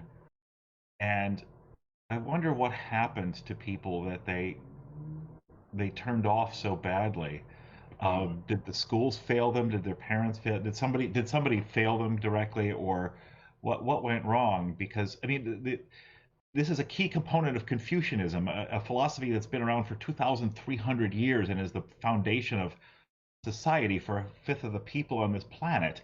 The idea that you learn continuously and the process of learning connects you to the world and makes you a better person is so critical. And here we have people that have just turned off. Why? What went wrong? Well, Can I take a shot at that? Well, yeah, I was going to too, Bob. You go first. Go ahead. You take it first. I was just going to say, well, the way society is today, we're all singular in our upbringing. With just one or two parents, and the child gets like a person is genetically got the thing from birth to learn, because they learn to walk, they learn to talk, things like that. But back in the olden times, when the group society or the people in their there's a word for it, how they were brought up from the community, all that knowledge was passed on to an individual. Now they're brought up by more than one person, so different skills, different things the child was going to learn as they grew up. Right. I think it's true, Terry, and I think as a parent today, one of the greatest gifts you can give to your children is to learn them to be curious for every single day for the rest of their lives, and never stop learning. And that's a gift you can give. Who said something about the education system? Somebody mentioned that before. Well, I wonder about it. I think we have a very good answer, by the way. It's something to contemplate. Thank you. That's what I love. May I take a shot at it? Yeah, okay, Bob. All right. Do I finally get to talk? Yeah, okay. Yeah, okay, we'll let you. All right. Well, there were some very good insights in Lee McIntyre's book about that when he went to the Flat Earth International Convention. He found that a lot of the people there were what he described as broken people. They had had some sort of cataclysmic event in their life that caused them to doubt everything they previously believed in. And as a result of that, they rejected many of their beliefs and sought companionship and acceptance in groups that had different beliefs. And, that's why they seize on these, I was a Glober until I saw a YouTube video by Mark Sargent. If you ever look at Mark Sargent's videos, they're idiotic. But you could sense that if you were in a bad place in your life, Derek, typing. Yeah, if you were in a bad place in your life, you could see how you would fall for something like that. I thought that was very insightful. That's the acceptance scenario of a child or a person that will go to a group that gives them attention. They're getting attention from the group that they, I've seen that happen with people. Yeah, that might be the same cause that leads someone to become a gang member or anything like that, because they get acceptance from people they respect and people they believe, and they maybe have had some sort of broken life in which they were never accepted. No one ever saw them as being clever or being insightful or anything like that, being intelligent. And then they come to a new society in which there's a lot of people saying, oh, you're saying brand new things, you're being so intelligent to listen to, and they tend to fall for such things. That puts me in the same category then. For me being less intelligent or less knowledgeable or less educated, and I've had traumatic experiences in my life, but for something to switch to be in that group of the science deniers or conspiracies, I just didn't seem to follow that. I don't know why. That's a big one to think about. Having a traumatic experience in your life and being a broken person are different, don't you think? Yeah. There's going to be there are people that have the fortitude to be able to get through that, and then there are other people that seek acceptance. And I think that these people that are turning their backs on everything that they were brought to believe was true and everyone they were taught to trust, that's a big step for them, and that makes them susceptible to this type of indoctrination with these pseudosciences. But you can see where they've gone, like if, for example, when they've gone onto the media or multimedia platforms with YouTubes and that, and they've looked at, I know YouTube to blame for that because they put it in the recommended. They look up one thing, oh yeah, this seems interesting. They might not be the quite conspiratard or a flat earther type person at that point, but then that video might lead to another video, and then they'll get to chat to people in the side chats, and they'll have similar views about something or an opinion, and it just spirals out of control. That in that scenario. The validation is very important. Yeah. But also, I think it also states a point, and if you've seen the behind the curve or whatever it's called, the Flat Earth movie, you can see that there's a lot of them, Nathan Roberts and Bob Nodell and Mark Sargent and everyone saying, "I'm a leading flat earther. I'm the leading flat earther." So Am I the only one here that hasn't actually watched that? Because I didn't even think it was worth it. well, is it worth it? Yeah, it's worth it if you if you need confirmation that they're completely crazy. But elsewhere it's entertaining in a way. But it's also, I think, It's an with insight into the community. It's an Yeah. insight. Yeah, and as you say, Bob, if these people are broken souls, it can be a bit sad to see them eventually. Does anyone know of anyone that's actually done any condensed analysis of the Beyond the Curve on their channels? I know I've heard about it, but I've never heard of any condensed analysis of it. Well, it's a bit fragmented as a movie because it's concentrated about this flat Earth convention and you follow these different people trying to do experiments and it all fails, and then they try to. So it's I think it's eventually 4 or 5 parallel movies or parallel destinies meeting up. So. For entertaining purposes, it's not a very good. Yep. Dr. Todd Grande did an excellent review of it. His last name is Grande, but he did a very good review of it. Okay. He's a good guy. He's a good guy too. You should check out his videos if you're interested in psychology.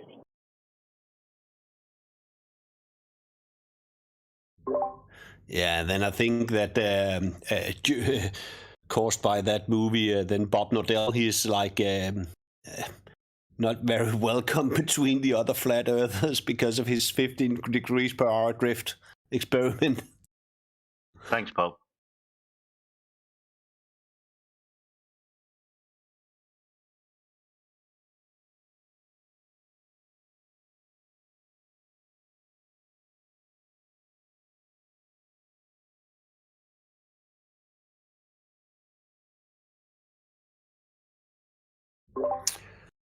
But I got to sign out here from Denmark.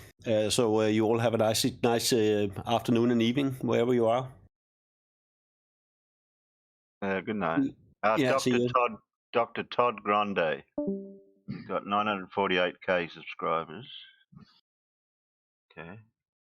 Hello, good morning, good afternoon, wherever you are. It's the CC here, CC Chris, coming to you live from Westchester, New Hampshire.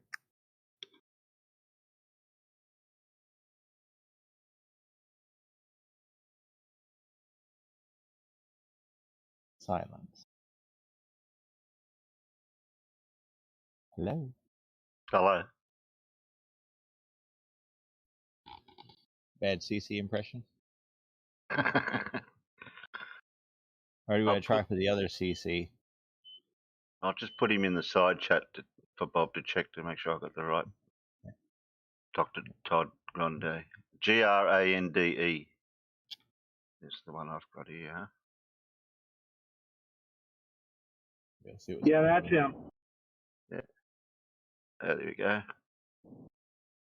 If you look up, he's got things on flat earthers and conspiracy theorists, and he has one specifically on Behind the Curve, I believe it is. Okay. Well, his videos seem to be just in the right time duration to go on my shows. I'll be back. I'm gonna go check this thing out on the other server. Take care. Well, I'll pick a video and we can play it on mine one day. Yeah.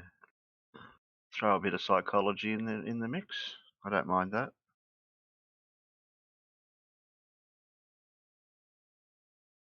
Oh, thanks, Pondo.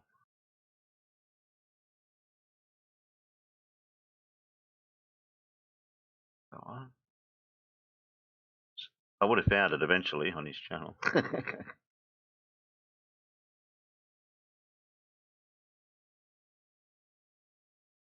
I got a quick question. So I've not been really in the loop with the flat Earth stuff for like 1.5 years. Did they present any new evidence or something? Not that I've known. The last I saw was the Black Swan thing, but kind of dropped off. Yeah, we They're trying to barbecued make that. some hay with sextants. Oh, yeah, What? that's right. Hay The with sextant. sextants, but other than Yeah. that, that's the only thing new I've seen there. Section? Sextant. Navigation, navigation tool. Okay. That's it? Well, surprising.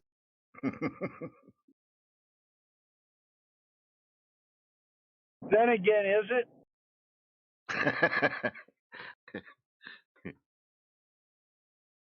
Today it's the sextant. You never know what it'll be next week.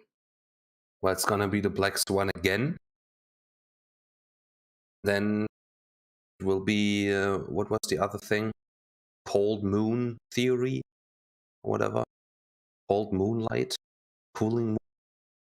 No, I've been throwing in the southern hemispherian evidence because there's more people in the northern hemisphere for some weird reason.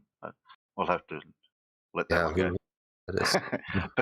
But us being down here, our observations just don't add up when the flurf is to agree what happens in the northern hemisphere. All right, so they basically just recycled the same talking points again for the last 1.5 years. Or Yeah, what? exactly. Yeah, okay.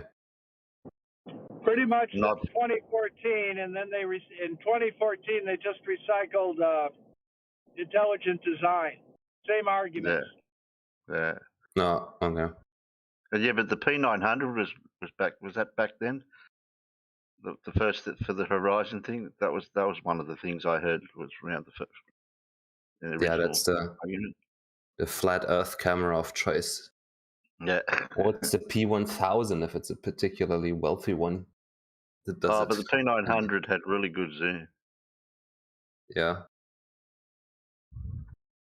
It didn't bring back the ships though for some reason.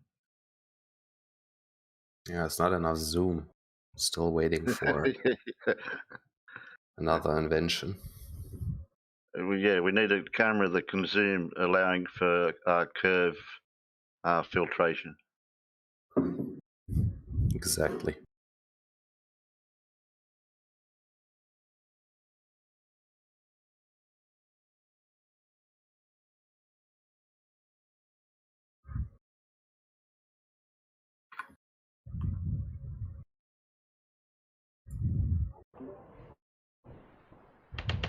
The other One of like the things- usual. Oh, sorry. You're gone. No, go ahead. And I was just wanted to ask like if the usual suspects are still doing the YouTube videos, like Quantum Eraser and who was the other fucking guy? Nathan Thompson and Nathan Oakley. Are they? Yeah, Nathan Thompson's still around a little bit, not as much recently that I haven't heard of him.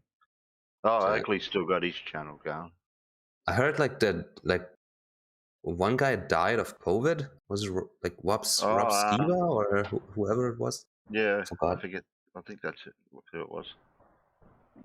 Two of them died of COVID. One was Rob Skiba, the other was Flat Earth Fokker. Yeah, that's him. Yeah. Oh that's yeah, what yeah, his Flat name. Earth Fokker. Yeah. Damn. Not surprising. Yeah, they didn't want to go and get the pinprick. Yeah, could hurt. Who knows, right? Could hurt. I was a little waiting bit. for the doctor to do it when I went in for my first one. And I'm just talking away to him, and the missus there, he said, roll your sleeve up. Yeah. I got it in my right arm because I thought that'd be better. And then he's talking to me about something else, and he said, yeah, I'm done, you can put your sleeve down. Oh, what? He'd already done it. Yeah. Sam, I barely noticed it. I was like, Yeah, I did. I didn't notice it. And he gave me all this stuff before he gave me the needle about, oh, you You might get headache, stomach cramps, all that nausea in the next few hours or whatever it was, or the next few days, or the next week. I went home after a couple of minutes, and I was waiting and waiting and waiting and waiting, and nothing. I kind of would be scared if that happened, because there was a report that there was one nurse here in Germany that only gave out like what is it called? This like saline solution or whatever it's called. Oh no! As a vaccine, so he basically faked it because she was on COVID denier or whatever. But at least I at least felt a little bit of an effect, so that I That's was the sure I got placebo, the right like thing. a placebo effect when your own brain does that. Yeah. And I got like one day I had like a slight flu symptoms, but nothing more. Mm. And So when I knew, got okay. the second one, the same thing. Nothing.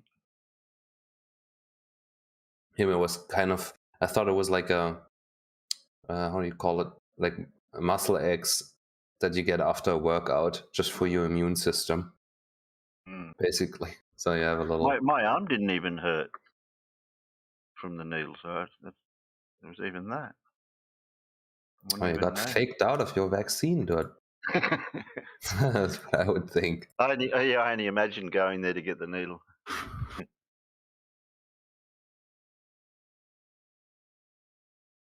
Which I got to one get did a you get, by the way? They want. Well, because I was nearly 60, I got one. I think I got one time, and then I can't remember now.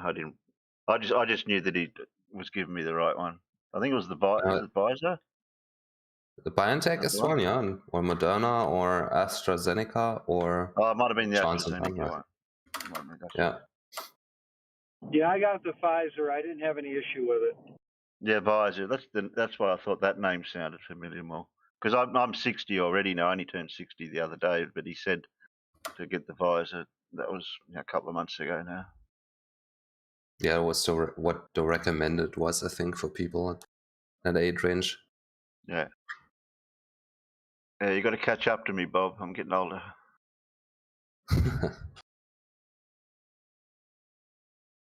Bat Yar, do we need to have the show at 4:30 for you instead of 6?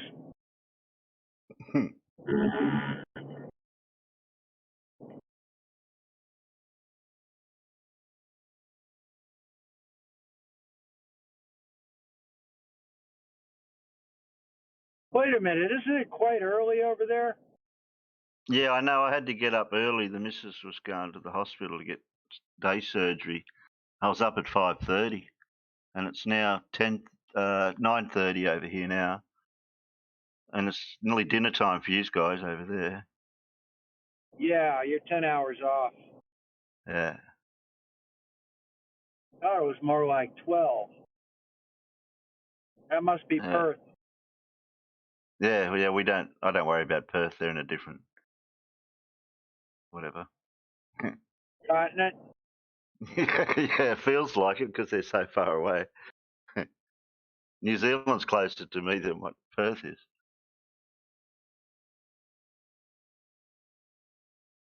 But then again, if it was on the flat map, it'd be about 6,000 kilometres away.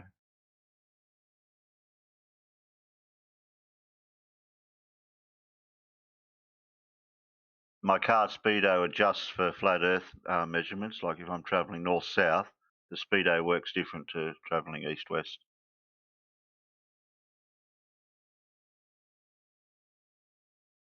Well, that would make sense. How about the cops' radar? Oh, that's calibrated for north, south, east, and west. They use I think it uses some sort of compass.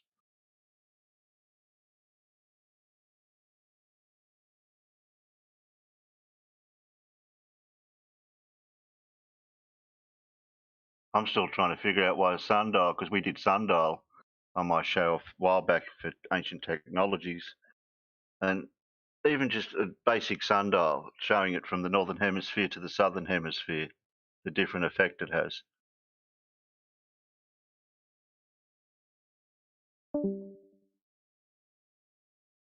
Don't you just have to turn it around? Yeah, sort of. Yeah, sort of. It's part of it.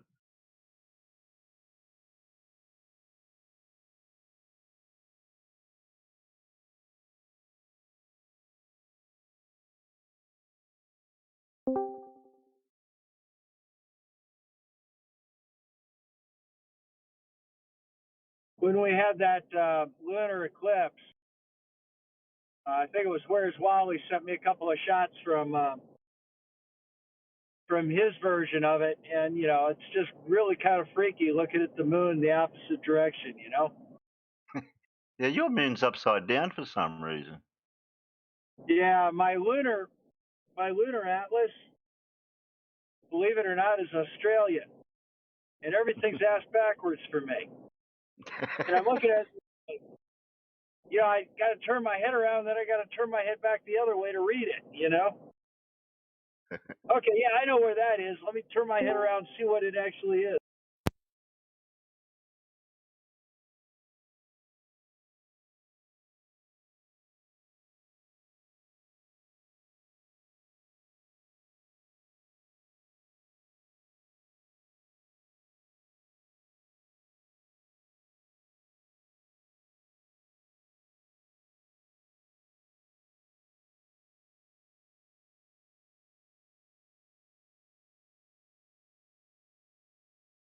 Oh, it's a bit small, that one. See if I'll find a better one.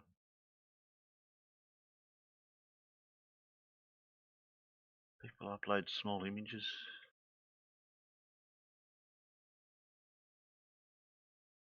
Terry, just wanted to say hi to you in person. A person saying hello to me in person? Yes, this is Judy Bassett, Hi, Judy. the bear. Yeah, a lot of people seem to do that to me. They'll talk to me in Discord or whatever, and I've never talked to them in person before. It's put a name to the face, so to speak. Or a voice. Judy's over here quite a bit. So, yeah, I don't usually interact a lot in Discord, the voice chats, because it's either because of the time difference, and a lot of the conversations I get cut off too easily, and like even today with a certain person being in here, I'm trying to squeeze in my starting of my comment or statement, and I'm getting cut off, and I'm going, oh, bugger this bloody time difference.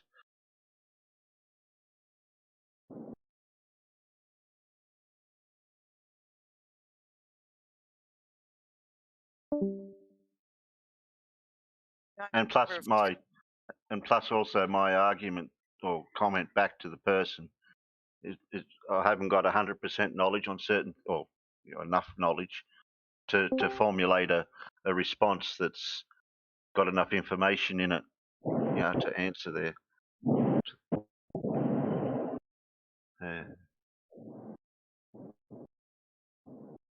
a member of Terry's Peanut group. I just got back from the Next Level guys, Bev server. If you want to talk to them, they'll let you talk. They're not too bad to talk to. They can't be reasoned with, but they're nice guys in person, one-on-one. Actually, those are the people that doxed me with my full name and business.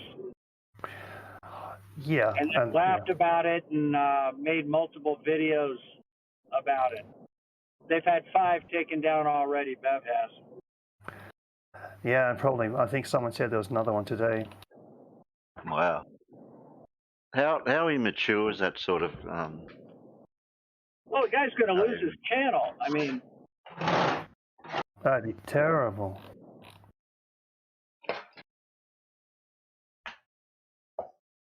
It all becomes a bit nasty at some point, I guess, because it's like, if I may, it's like in some countries on earth, the opposite political parties, both party thinks the other party is literally trying to destroy their country. So in flat Earth, globe Earth debate, it's not like we can agree on a middle ground, like, egg-shaped Earth. It's like one side has to be right and one side has to be wrong. It gets nasty.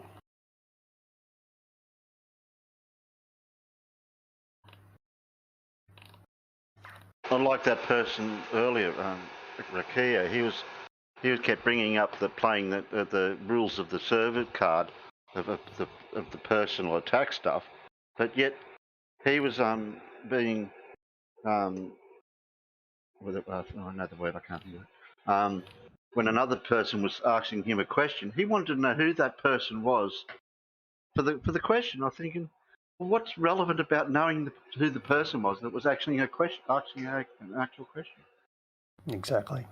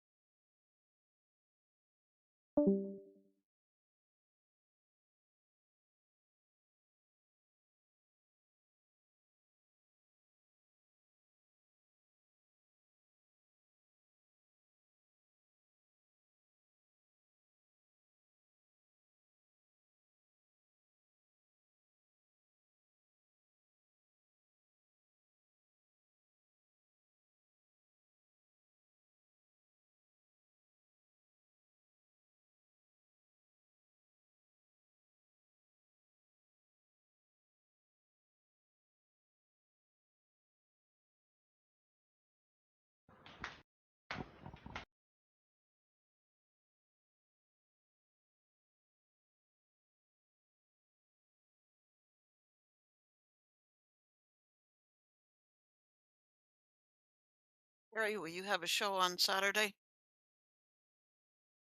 No, I'm sort of being a bit laxed on my normal Wednesday, Saturday streams until the new year. I'm just going to do unscheduled type ones.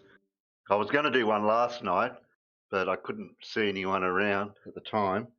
But I might try again tonight. Around the usual time, my time, which is about 9:39 here, which is very early in the morning for East Coast time, US, and daytime. Probably in the morning, my time. So that's a good time. Yeah, it's usually always in the morning for your time because Blue's a regular that comes on, so I usually know when he gets up and has his coffee.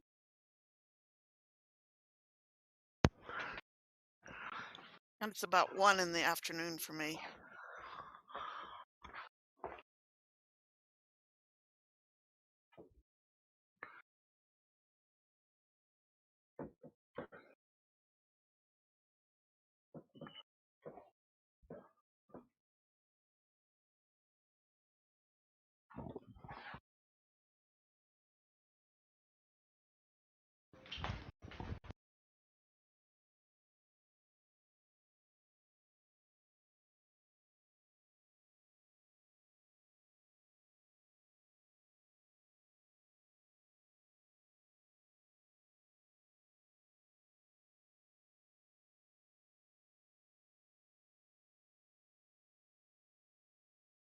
And I had a person comment that was on my show last time I streamed, and he said, well, "Why is it only the videos that you're showing that the people are analysing the flurf that they're, or type person, whoever they are, conspiracy, whatever, and they're only just saying, no, you're an idiot, and then keep going without giving too much explanation?" Because we played I think it was a Simon Dan video, and he commented on that. But then I immediately played another video of the same person with more explanation of what he did in the previous video, and he still said that he didn't quite explain it enough. But I'm thinking, well, it's enough. It's just for content for their channel, and I was just playing it to show what the people think, alternative thinking people have out there, and we're just seeing it. You shouldn't have to over explain the correction that back on the what do they call it, the word review of it. I think you give just the right amount of comment. You and Blue, I always like Blue's comments. Yeah. Like, there's not a lot of times Blue just talks, off the cuff, so to speak, compared to his normal videos that he has. So it gives him an opportunity, which is what I'd like with a lot of people that come on my channel for live. You can get them, that they can get to have a say that's not pre-recorded or, already scripted. Flurfer, like a Flurfer, I get, like, for example, I've had Gary in the side chat now for a fair while. At first he was a bit misbehaving, but if I can get him to come on live on the channel and in the same context as how he's talking in the side chat now, I reckon that'd go down well. But other people have different views about this and different emotional responses with the Flurfer coming on, or someone coming on the channel, and it's like bees to honey, so to speak. Too many people are trying to talk at once, trying to get something to that person with a question or whatever, and I don't like that. That's where the moderation side of things has to be controlled, and people just got to learn to behave themselves. They're just not aware of their behaviour at the time, which I don't know is a sign of maturity or some of the other egotistical type behaviour. I don't know.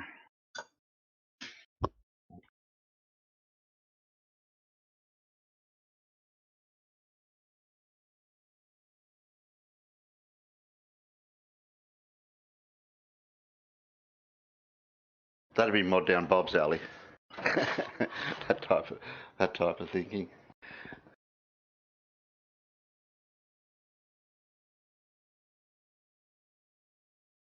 Well, I like the panel that you normally have. I don't know how Gary Weibunger would do on the panel. Yeah. No, I'd have to heavily moderate it. That's the only thing. I mean, if he came in to be friendly and participated the same way everybody else did. Yeah. Like we have the quiz, which sorts out the knowledgeability of people. Like when Paul asks us the really hard questions, I may know the odd one or two. That's about it. But I always get, there's always somebody in the side chat that knows a lot more than I do. Or me and Blue even have struggled with some of the questions, and I thought, well, I'm on the same level as Blue for some of these things.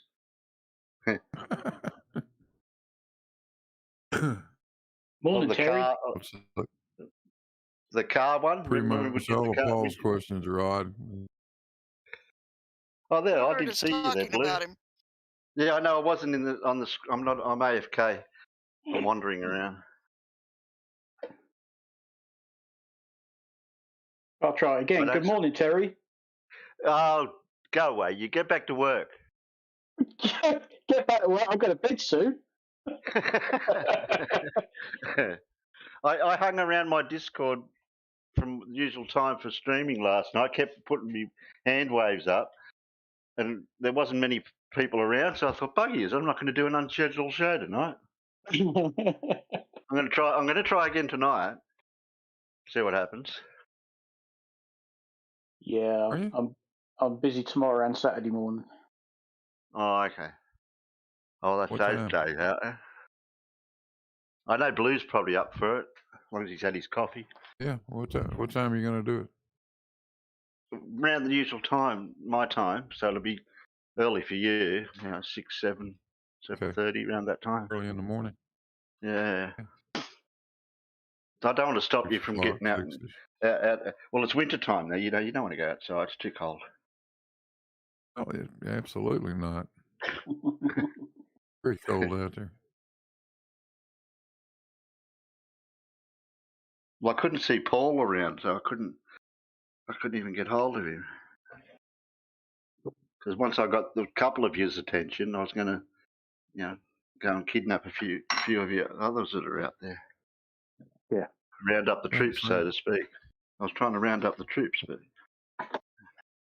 Saw Paul over in M server a couple of days ago, but I hadn't seen him lately. He might have a Yeah. new shipment of Harvard students in or something. yeah. That's true. He could well have done. Yeah, that'd keep him busy, wouldn't it? Yeah. I see. I see the peasants have been revolting earlier on. Just going back through the chat in here. Really? Well, what happened? What over on the YouTube? Well, Or in here on Discord? that and in here, I from the looks of it, Rakia made himself as welcome as possible and got. He did. That's a I couldn't surprise. even moderate because I couldn't even get a word in sideways. Just mute him. Well, I didn't really want to do that, like as the the first resort, but Sometimes that's the only thing you can do when they go off on one.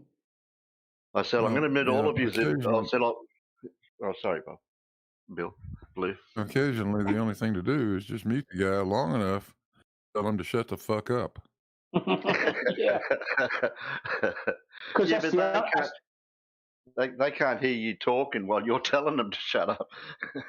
They do. Sometimes it takes them a while. I think most of them realise eventually that they might actually be muted because they realise that they're just shouting at themselves. How many times have we've muted people in Discord chat talking? We mute them, they come back and they're still talking. They think they're talking the whole time while they're muted. Yeah, well, there are certain individuals who will quite happily just, once they get up ahead of steam, that's it. They've just got to let it all out. But Yeah, you probably know who I'm talking about, probably too. yeah, but some of them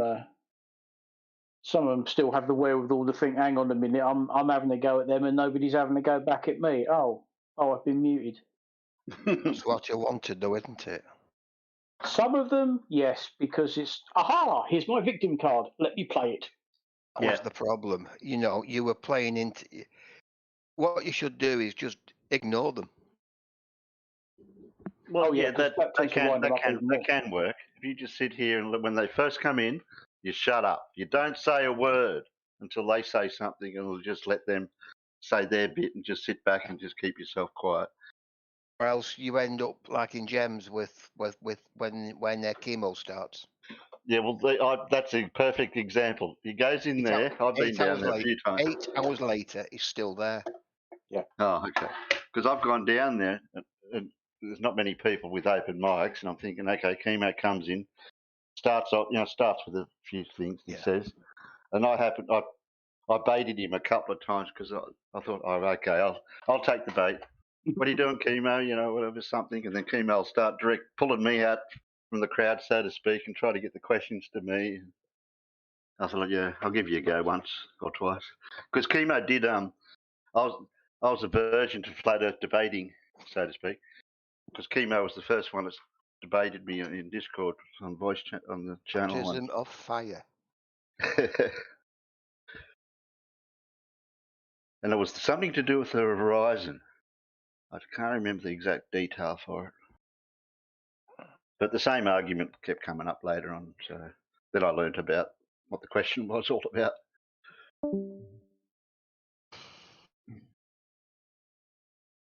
Hey, I Farmer's might Boy. just call into the room tomorrow morning. I've got to go to a special place. I've got like 4 hours to wait.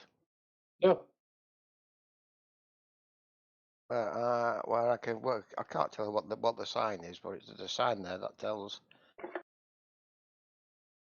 It does anyway, Yeah. Yeah. Hush, hush. Hush, hush. Keep it Shush, under your hush, hush. I'd have to kill you if I told you. No, I would have to kill you if I told you. Let me run up some more debt first, then we can do it. We take out a few loans and a mortgage. Oh, come on, You're the credit card. who just hollered me out? Hello. Yeah, I heard a voice.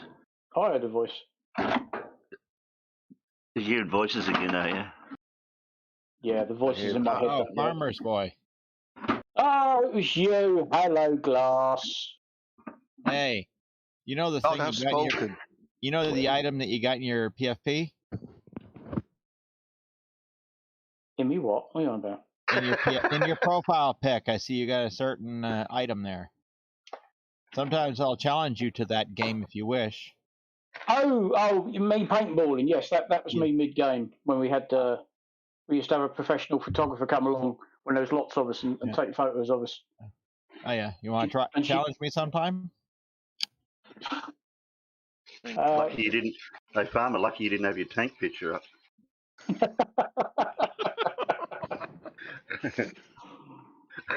You want to get challenged? I've got a bigger tank than you. I don't do sup air. I only do woods ball. I don't do this silly running around inflatables. I tried it. It's boring. Yeah. No, I'm talking about death matches. You know, see how fast you can take out everyone else while trying to. Yeah, but Farmers is really young and fit. He's really challenged. What's that got to do with the skill of operating a paintball gun? I had the best game of my life where I took out the entire opposite team, and then about half an hour later, I had the worst game of my life when I broke my shoulder. Yeah. Oh. Well, there's only 13 of us. I think we were the team of 7, and the opposition were a team of 6. And I knew that map quite well, and I knew that if I went a certain way, and most of my team sort of put down covering fire, I could pick a few off. And after about 7 minutes, and the marshal blows a whistle and says game over, it's like, oh fuck me, hang on a minute, I just took out the entire opposite team on my own. My teammates just were sort of fucking about and laying down a bit of covering fire, and matey boy here's running up the hill shooting everybody from the side. And I was so buzzed. I was so buzzed with that. When we started the second game, I was still on the high, and I thought, right, I've got to run over here. Managed about 5 steps, tripped over a tree stump. Went down like a sack of shit, slid about 10 feet, and apparently that was quite impressive. And in doing so, broke my shoulder. Game over. You haven't got a GoPro that you can strap to your helmet and then run around and film an episode session? I don't. People do that. They either tend to put it on the side of the mask or actually on the marker. Yeah.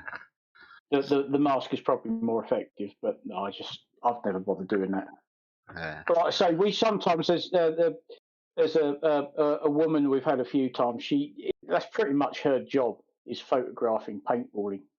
And the guy who owns this place, when he knows he's got big numbers, if he knows he's got like 60 or 70 own gunners turning up and she's free, you know, he'll pay her to come down for the day, and she puts her day glow vest on in the hope that she can go around in the middle of a paintball game and not get shot too much and take lots of photos of us. I like that phrase, not shot too much. Well, it's inevitable that regardless of how much you try to make yourself stand out, and the fact that you're holding a camera and not a marker, at some point, even if it's just a stray shot, you're going to get hit. It's inevitable. Because when we're all own gunners. We all got our own gear. Okay, we're capped at 10 rounds a second. But if you've got 60 players firing 10 rounds a second, that's a lot of paint in the air, and it's very easy to get in the way when you're trying not to. Right. That's what I said. It's a given that you're going to get hit at least once. Yeah. If not, Yeah, she is pretty good. I mean, she's, you know, it's her job. You know, she knows what she's about, and she can see sort of the lanes of fire that are being laid down, and not just blindly walk into the middle of it. But you know, it's still the odd little shots, or maybe a ricochet off the net or something. That I think her main concern is not getting paint on the camera, because they don't tend to like that very much.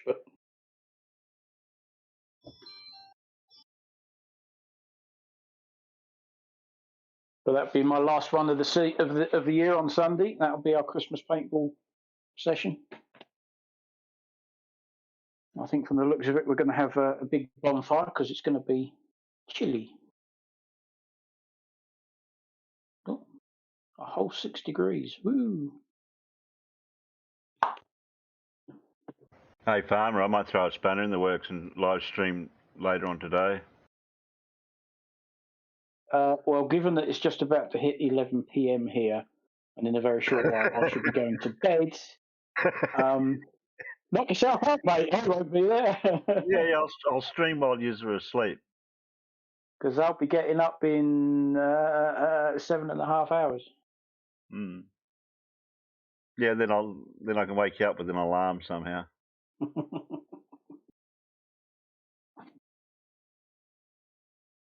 Yeah, it'd be nice to get past Christmas and hopefully everything sorts itself out and settles down, and I can do some proper work from here.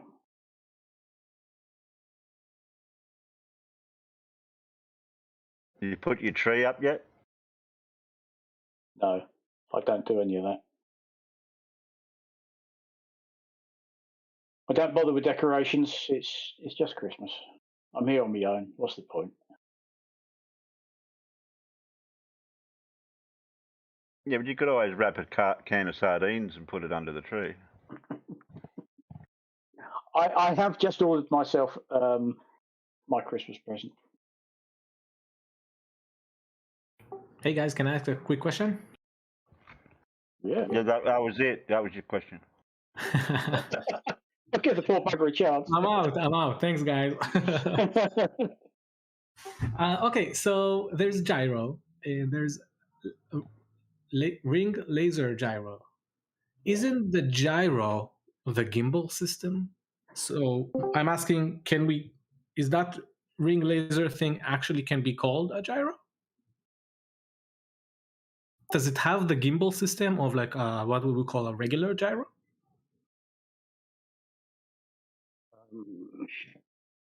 Are you comparing it to a mechanical gyro compared to a laser? Yeah, exactly. So the mechanical ones have the whole gimbal system, the 3-axis system. So I'm just wondering why they called it a gyro. Or my question is gyro the gimbal system? Yeah. If you look up the definition of a gyroscope, it is just a device used for measuring or maintaining orientation and angular velocity. Oh, I see. So it's the word gyroscope doesn't necessarily mean spinny things, gimbals, and everything else. It is the device. Right. Okay. Yeah. So yes, a ring laser gyro is a ring laser gyroscope, a fiber optic gyroscope, or whatever you want to call it. It's still a gyroscope. Right. Like you said, the gyro part is basically to check orientation. So it's got nothing to do with how we do that. If that's what we do, then we could call it a gyro. That's right. That's why you've got different types of gyroscopes. Right. Got it. Yeah. Cool. Thanks. No worries. I mean, it's what you got. It's what you got on your mobile phone. The MEMS accelerometers and whatever. They're in effect they're gyroscopes. They're measuring orientation. Oh, right. But would you say that an whatever it's called, its result can be measured into orientation, but that is not.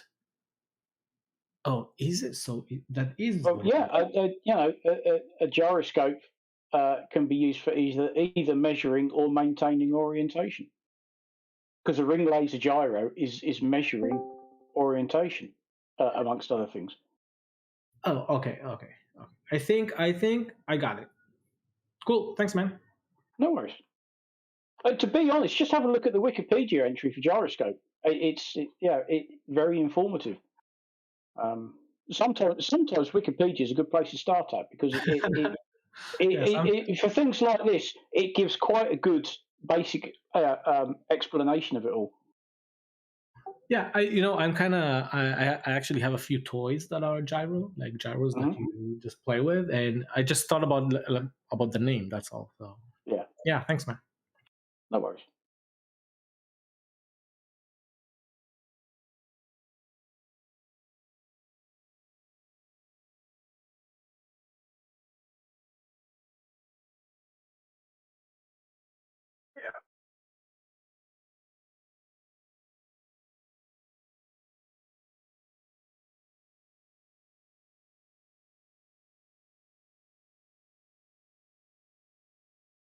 Somebody actually want to see the next level Discord? July? Yeah, I know. I was just saying to IB that I just went over there and I see everything in it like normal, but he doesn't see any information. So I'm just thinking, could be blocked or maybe changed. He's got his thing changed. His roles changed. He might have the special role like on my Discord. Oh, yeah, that's true. Yeah, could be.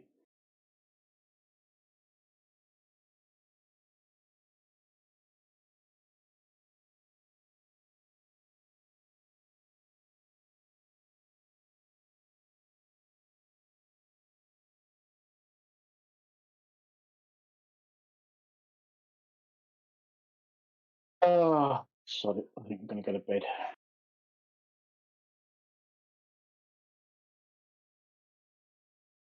Why you got to go to bed for? You only got to get up again. Well, yeah, but there's this little thing called sleep that I find is quite helpful. No, you just save it up, and then later on in the future, when you retire, you can use it. Retire? I'm not going to be retiring. I can't afford to retire. I was forced to retire. Yeah, well, I won't be doing that in a hurry. Not unless I wake up in the morning and get a much better email saying, good news about your lottery ticket, like I did this morning. You think, come on, you've won £3. Shit. Oh, £3.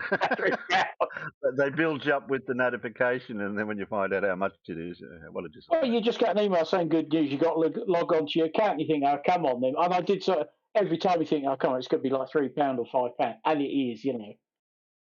But of course, there is always that very outside chance that you could sort of log in and it goes, you're a millionaire, and you think, right? But not yet.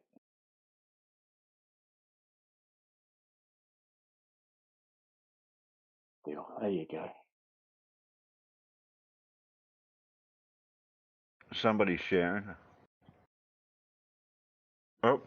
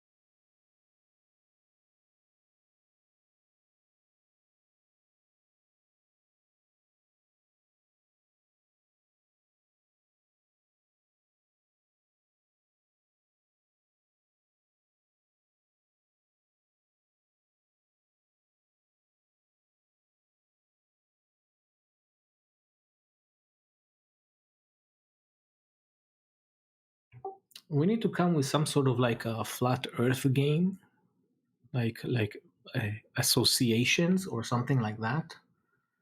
That could be fun. But for the weekend, you know, when we're drinking. Well, you know what we could Need do a is we can bingo have a game. contest. We can have a contest to see who came up with the best flat Earth video of the week. Oh, that's a fun one. Like every Sunday, we'll get together and say, okay, well, what did we find this week?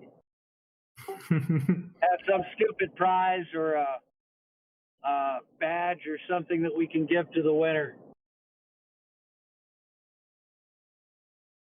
So basically, every time Brian's Logic does a video. Bob, can we give them like a small, send them like, you know, like small globes, like keychain globes? They would love that. Yeah, that go down like a Led Zeppelin. Well, it's an idea. It's a great idea.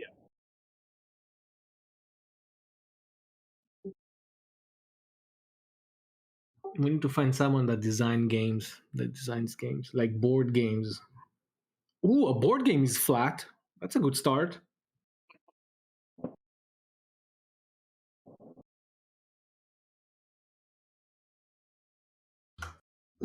It's time for three-dimensional games then. Monopoly, but in 3 dimensions. Or chess. Mm-hmm.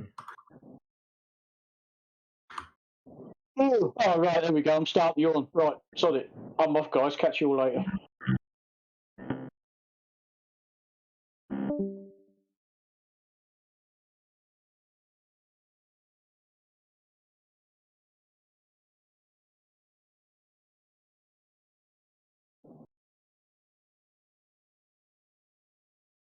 You guys know the channel of Everett Anderson? He shows like little snippets of flat earthers that he finds. Like I have no idea where he finds those guys, but quite hilarious.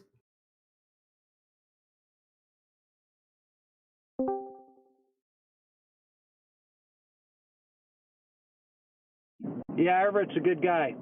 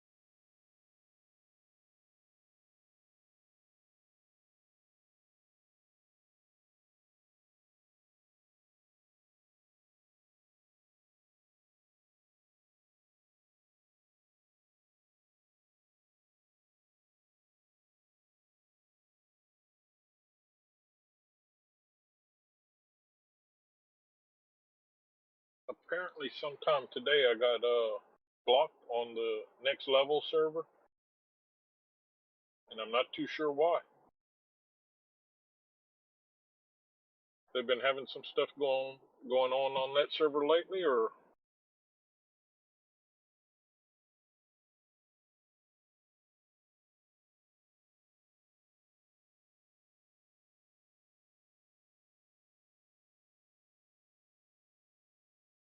What happened to you over there? I think I'm blocked. I can't see any information on any of the channels anymore. Oh, I tossed SE off of this channel today. Maybe they're retaliating. I don't know.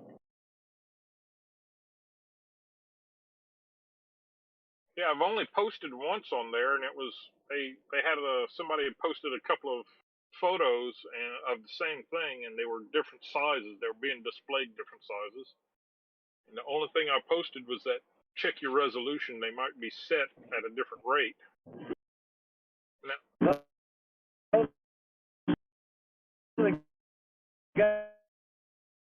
roboting really bad.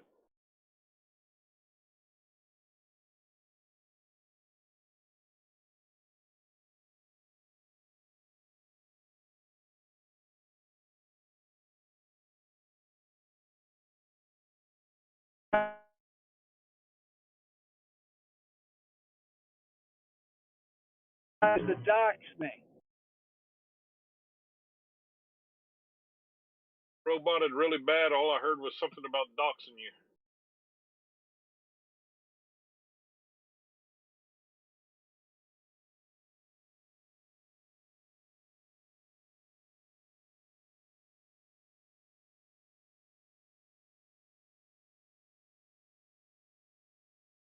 I saw some post on there that definitely was displaying your stuff, your name and everything.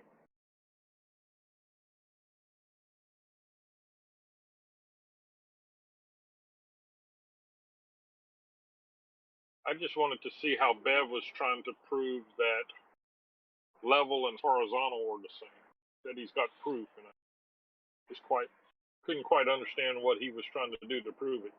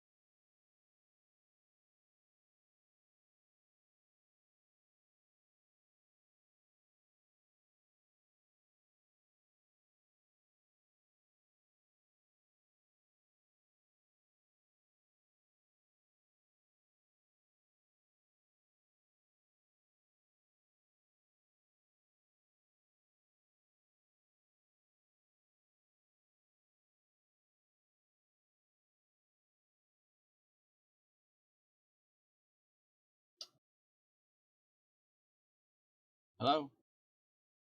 Everyone's dead?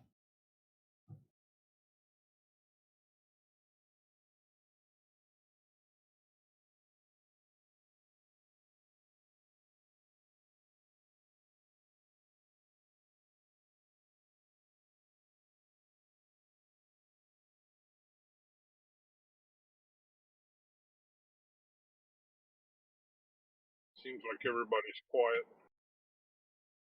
Hello, how you doing? It's pretty late, isn't it? I'm just getting off of work. It's 5 o'clock. 12 o'clock, like lunchtime, or?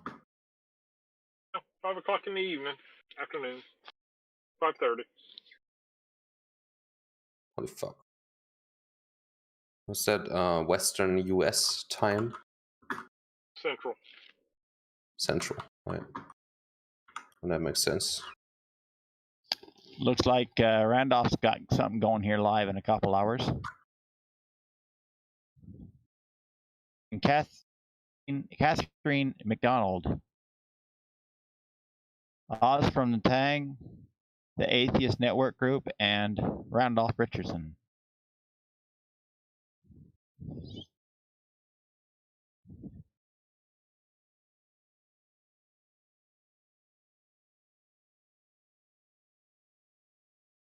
Sound like a television commercial, don't I?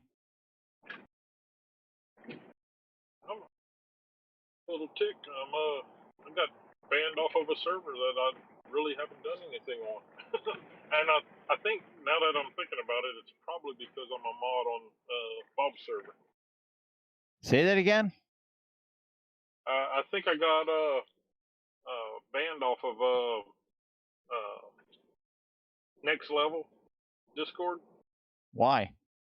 I think it's because I'm a mod on Bob's server, because I've only posted on their server one time, and it was to help a guy with a camera issue. Why would they ban you over that? That don't make sense. They were just pissed off at Bob.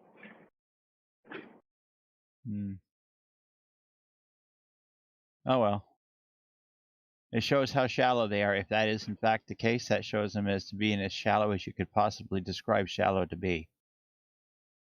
It's the definition of shallow. Ban someone because they're a mod on another server. That's IQ, flat earther IQ, isn't it? Yeah. I don't know if that's the case, but I don't know what else over there. Their loss.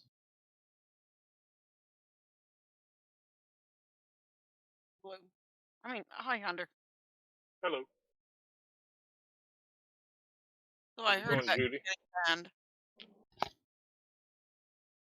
I'm sorry? I said I just heard about you getting banned. Yeah, well, it's fine. I would just go over there every now and then. I was trying to keep an eye on to see what Bev was doing, how he was trying to correlate flat and level. He had some posts that he was trying to do, but I never really posted anything to ask her. I was just waiting for him to post something to how he was trying to prove it. I guess I won't be able to do that now. Oh well. Hey, one way to find out.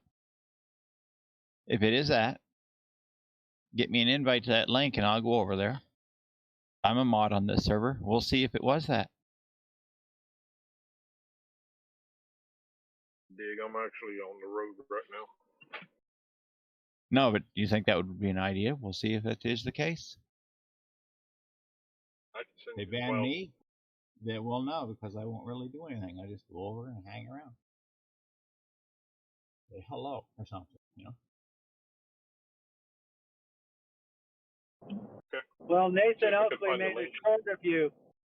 Nathan Oakley made a short of you on this server. That's over on his channel right now. He made a what? He made a short of Glass and SE, and he's playing it over on his server right now. Pretty famous, Glass. Or his YouTube page, I should say. Do you know what it is? Yeah, it's you talking about that seesaw thing. They're trying to make a big deal out of the fact you said it was a metal ball held up by wire, but there was no other metal.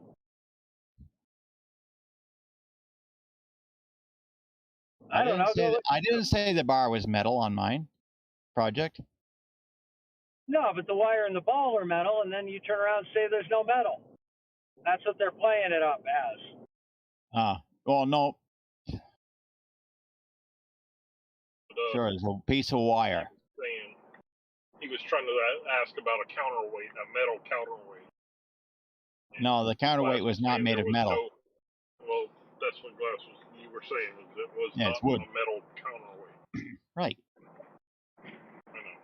Yeah, and because wood cherry is so much denser than lead, not the other way around, that you need a very short travel from the pivot point out to the connection of the lead ball, and a relatively long one out to the connection of the wood weight.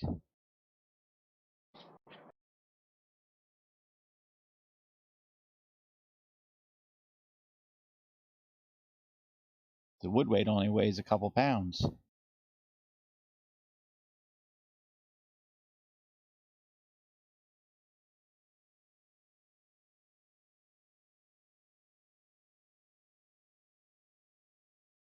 And that's where the mirror is actually, to actually magnify how much it actually moves, so you can tell that it's moved.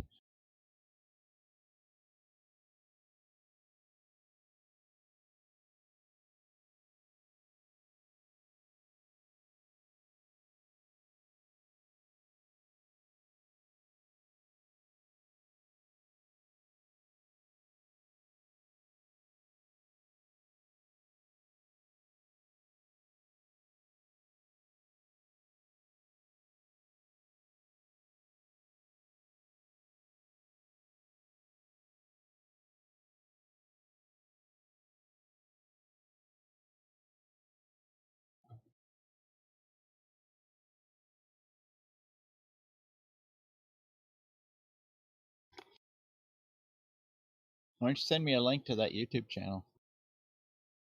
Or that stream.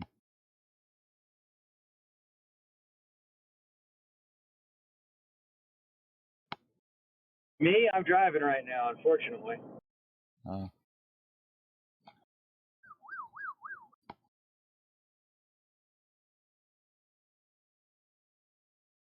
Looks like Darth Dawkins still going over there on the clubhouse.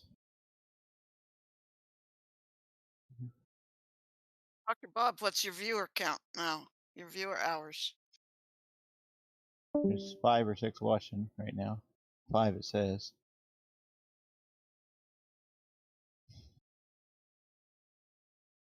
Just refreshing so I can see. Yeah. 5 My watching. my viewer hours on this channel, Yes. somewhere around 3,400. I got about 600 to go. I've got over 3 weeks. I've got over 3 weeks to go, so I don't think it'll be a problem. Good. What are you trying to do?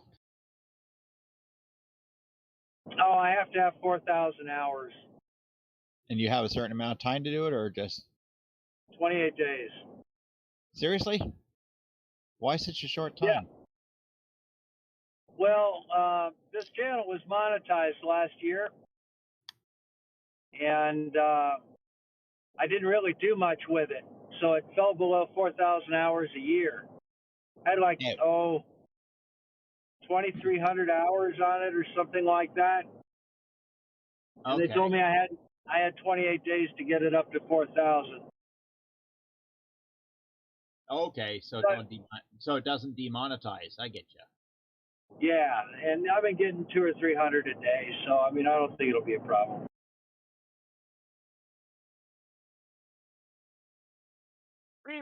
Re-watching a video doesn't count, does it? Yes, it for does. hours.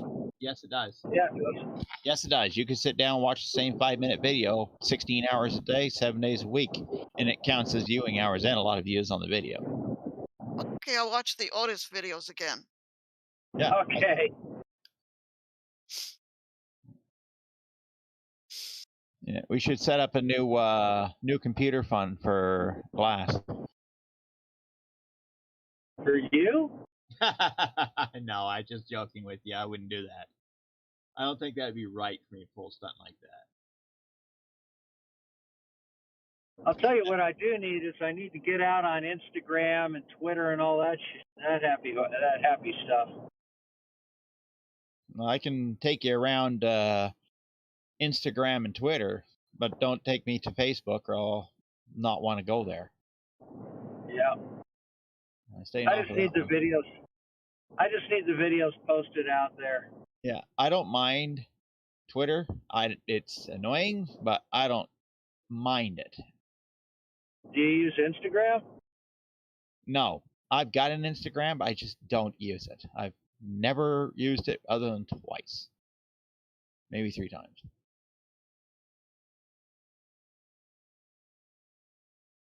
But I do get a couple Twitters, so I probably could maybe play around or mirror them on my Twitter.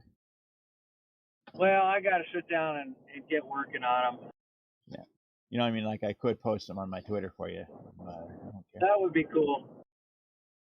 But I'm going to go ahead.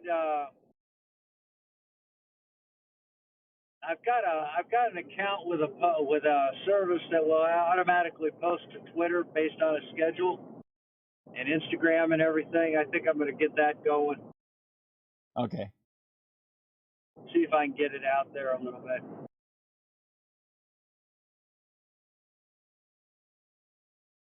Now I could post 2 videos a day for a year and not have to repeat any of them.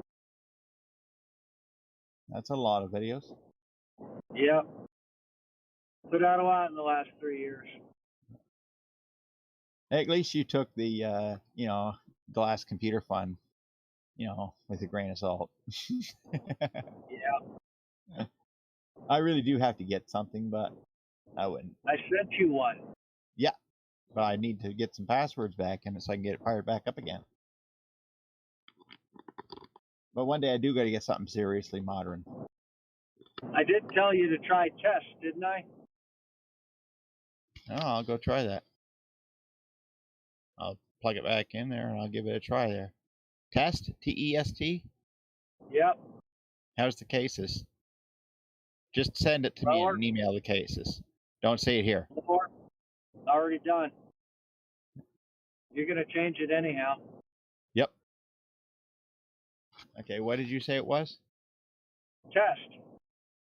Upper or lower cases? Lower. Okay.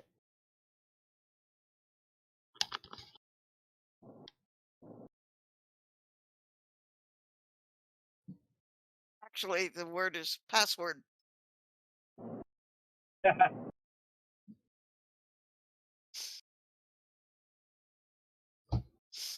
Don't tell everybody what my password is. Did it work? I said, don't tell everybody what my password is. Did it work? I haven't turned the thing on yet.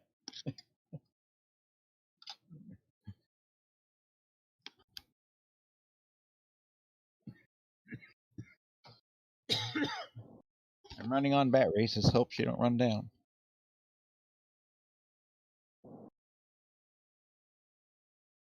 Well, why don't you plug it in? I will.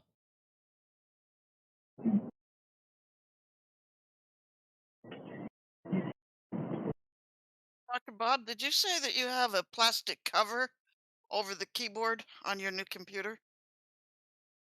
No, I just covered up. I don't need that keyboard. I don't really even need the screen that much, except to do the secondary videos. Nope, on it. didn't So work. I keep it covered so I don't get it. Did not work. Did you try physician? Lowercase? Let's try uppercase then. Just wondering about if any kind of cover blocks ventilation.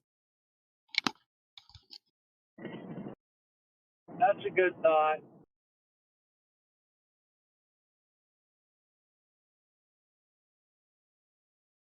It doesn't seem to get too high.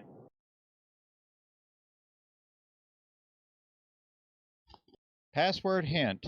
What computer does? Type in observatory and telescope. I Or can't spell that. controller. Oh, controller. Controller. Yeah.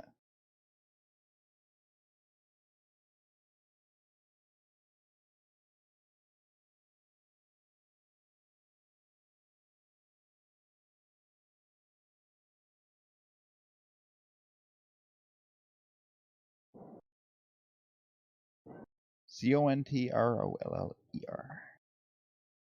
Yep. For one Bingo. Bingo. There you go. Now you know your password. I should have known you that would be what it would be. I should have known. Well, you should have told me the hint. I didn't think you had a hint. I never thought of it. The pie don't give you a hint. Well, it's not a pie. I know. All right, so now you have it. Just go do with it. Change it to whatever you want. Yeah.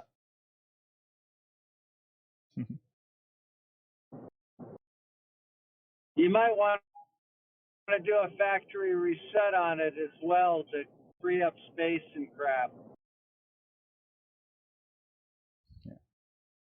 No, I've been using your the password as it was. It's like it wasn't bothering me, nothing like that. I changed a few things so I wouldn't go onto your account anymore. I did change that. Yeah.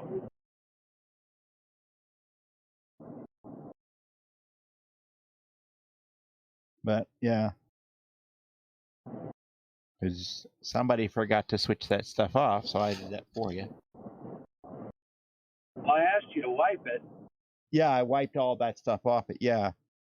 I kept that program that runs a telescope, so I'm going to try to make that work with mine when I get everything set up. I did save those programs. All right. It looked like pretty interesting stuff, that observatory stuff you had on this. Yep. That took a little What help. was the controller for the Huh? It was the controller for the telescope. Yeah, that program. Yeah, I kept that program. Let's see if I can get that to work with my controller board. I'm sure you can as long as it's ASCOM compliant.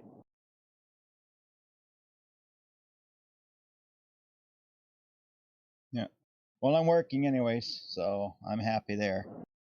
It's showing all the stuff I have on here, because now my screen is, of course, you know, BrickL subscription, BrickLink. It's correct. Yeah. NJ7P tube database. It's all there.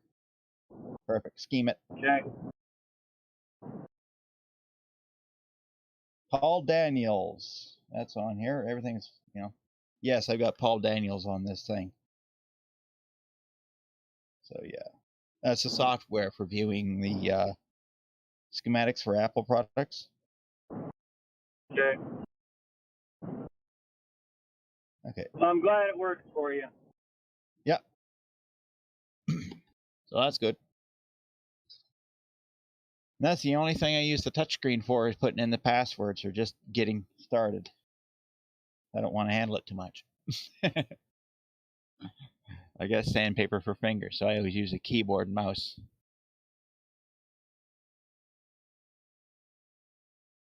For some reason, I can't use touchpads very easy. It may be the temperature of my fingers. Could be. If you got extremely dry skin, they won't respond good. That could be.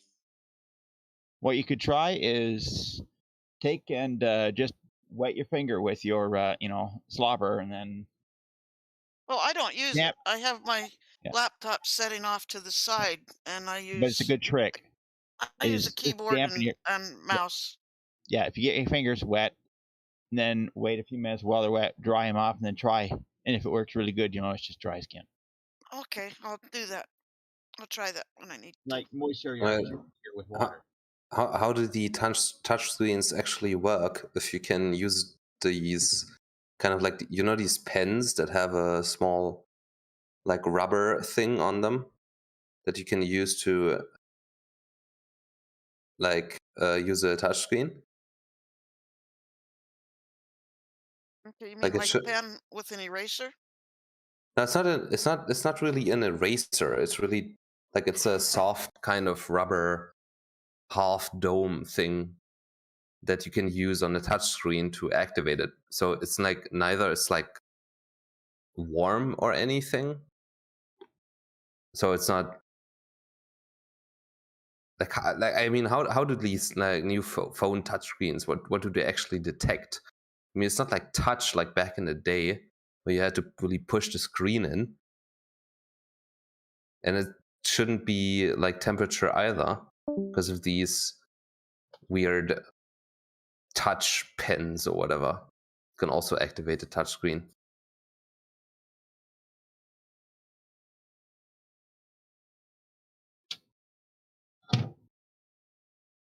If you know what I mean. I mean,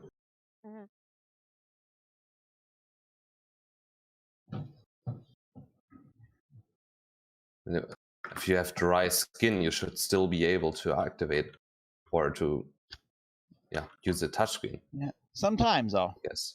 Sometimes it has a lot of them are also using basically an electrostatic connection between you and the device. And if your finger is dry enough, literally the capacitance will drop. Oh. Okay. And if it goes to a low enough value, like I got a set of little speakers here that I use in the bedroom, and they use the touch thing as well, but it's not very sensitive. And if I don't dampen my finger, it doesn't respond. It's kind of weird though. Yeah. Like I know, like we have a couple of ballpoint pens at work that have like where you push the drawing bit out, or I don't know how you call it. You push on the back of a pen, of a ballpoint pen, and it pushes the thing out so you can actually write. Like on that part, you have like I said, like a small rubber thing on it, which you can use to activate or to use a fucking touchscreen. Yes, you know what I mean? but that rubber thing there is actually conductive. It conducts electricity. Oh, okay. So And it the really is about electricity then. Yeah, and the device itself is probably either conductive or capacitive. So it will carry it through. Like if I took a multi-mega ohm resistor or meter and actually measured that pen, I'd get continuity between the casing and the tip of that eraser. It'd be a high value, but it would be there. There would be something. All right, that's interesting. Yeah. Yeah, I made one once out of a piece of conductive rubber and a 10 mega ohm resistor. Oh, damn. The one thing I'm good at is figuring out what something actually is. Yeah. The other thing I made a pen out of once was, the little black dots on the backside of membrane switches? A membrane switch? What's that? Oh, the little cheap membrane keyboards? No, probably not. Like the $8 keyboards or the $7 keyboards. Yeah, and then below the key or what? If you take the little membranes off one of them keys on the little black dots, if you take the old keyboard apart, and you can connect something to that rubber, when you tap your touch screen, that will actually activate it as well. Oh, all right. That's what I used to build a robot one time that operated a touch screen. I took the rubber from one of them membranes and connected it to the robot's finger. So it would touch the screen with the finger with that rubber thing. Yeah, that sounds cool. Yeah. It's a nice soft object too, so it's not very hard, so it doesn't beat up the screen.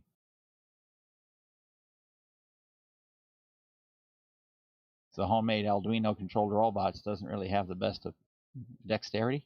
So it tends to pretty good. So at least it's tapping it with a piece of rubber.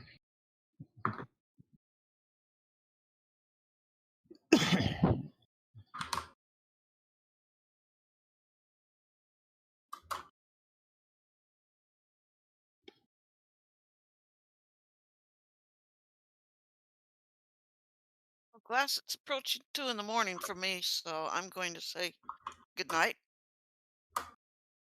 Good night.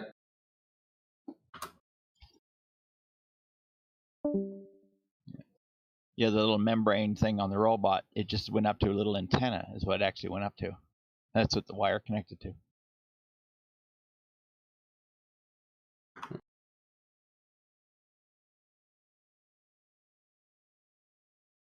Yeah. They just do the XY and look and see which, how high up and how far in you are, where the connection point is. That's all they look at. The XY, basically.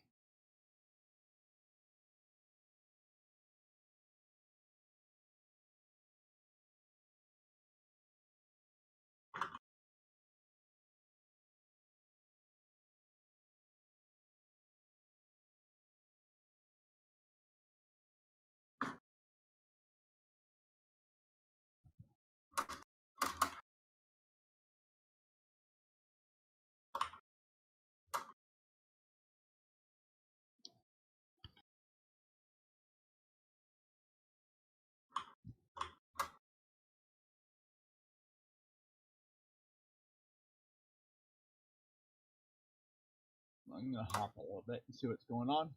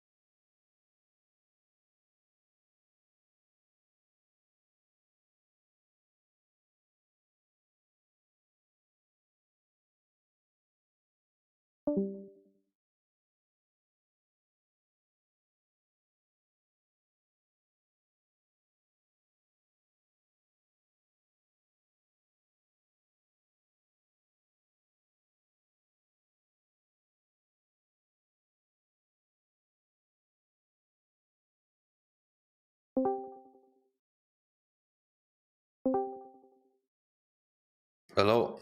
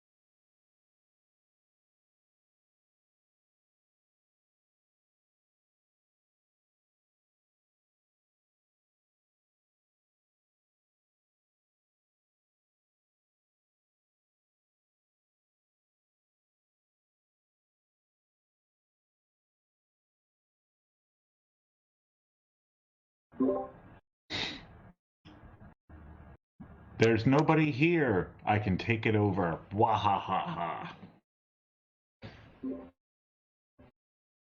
The Earth is There's flat. Nobody here. I can take it over. Wahaha. Okay. I have established the length of the delay.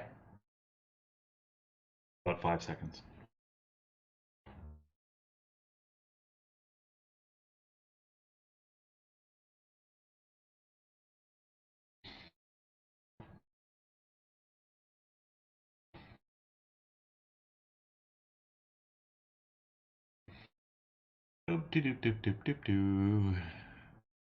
What's going on with everybody?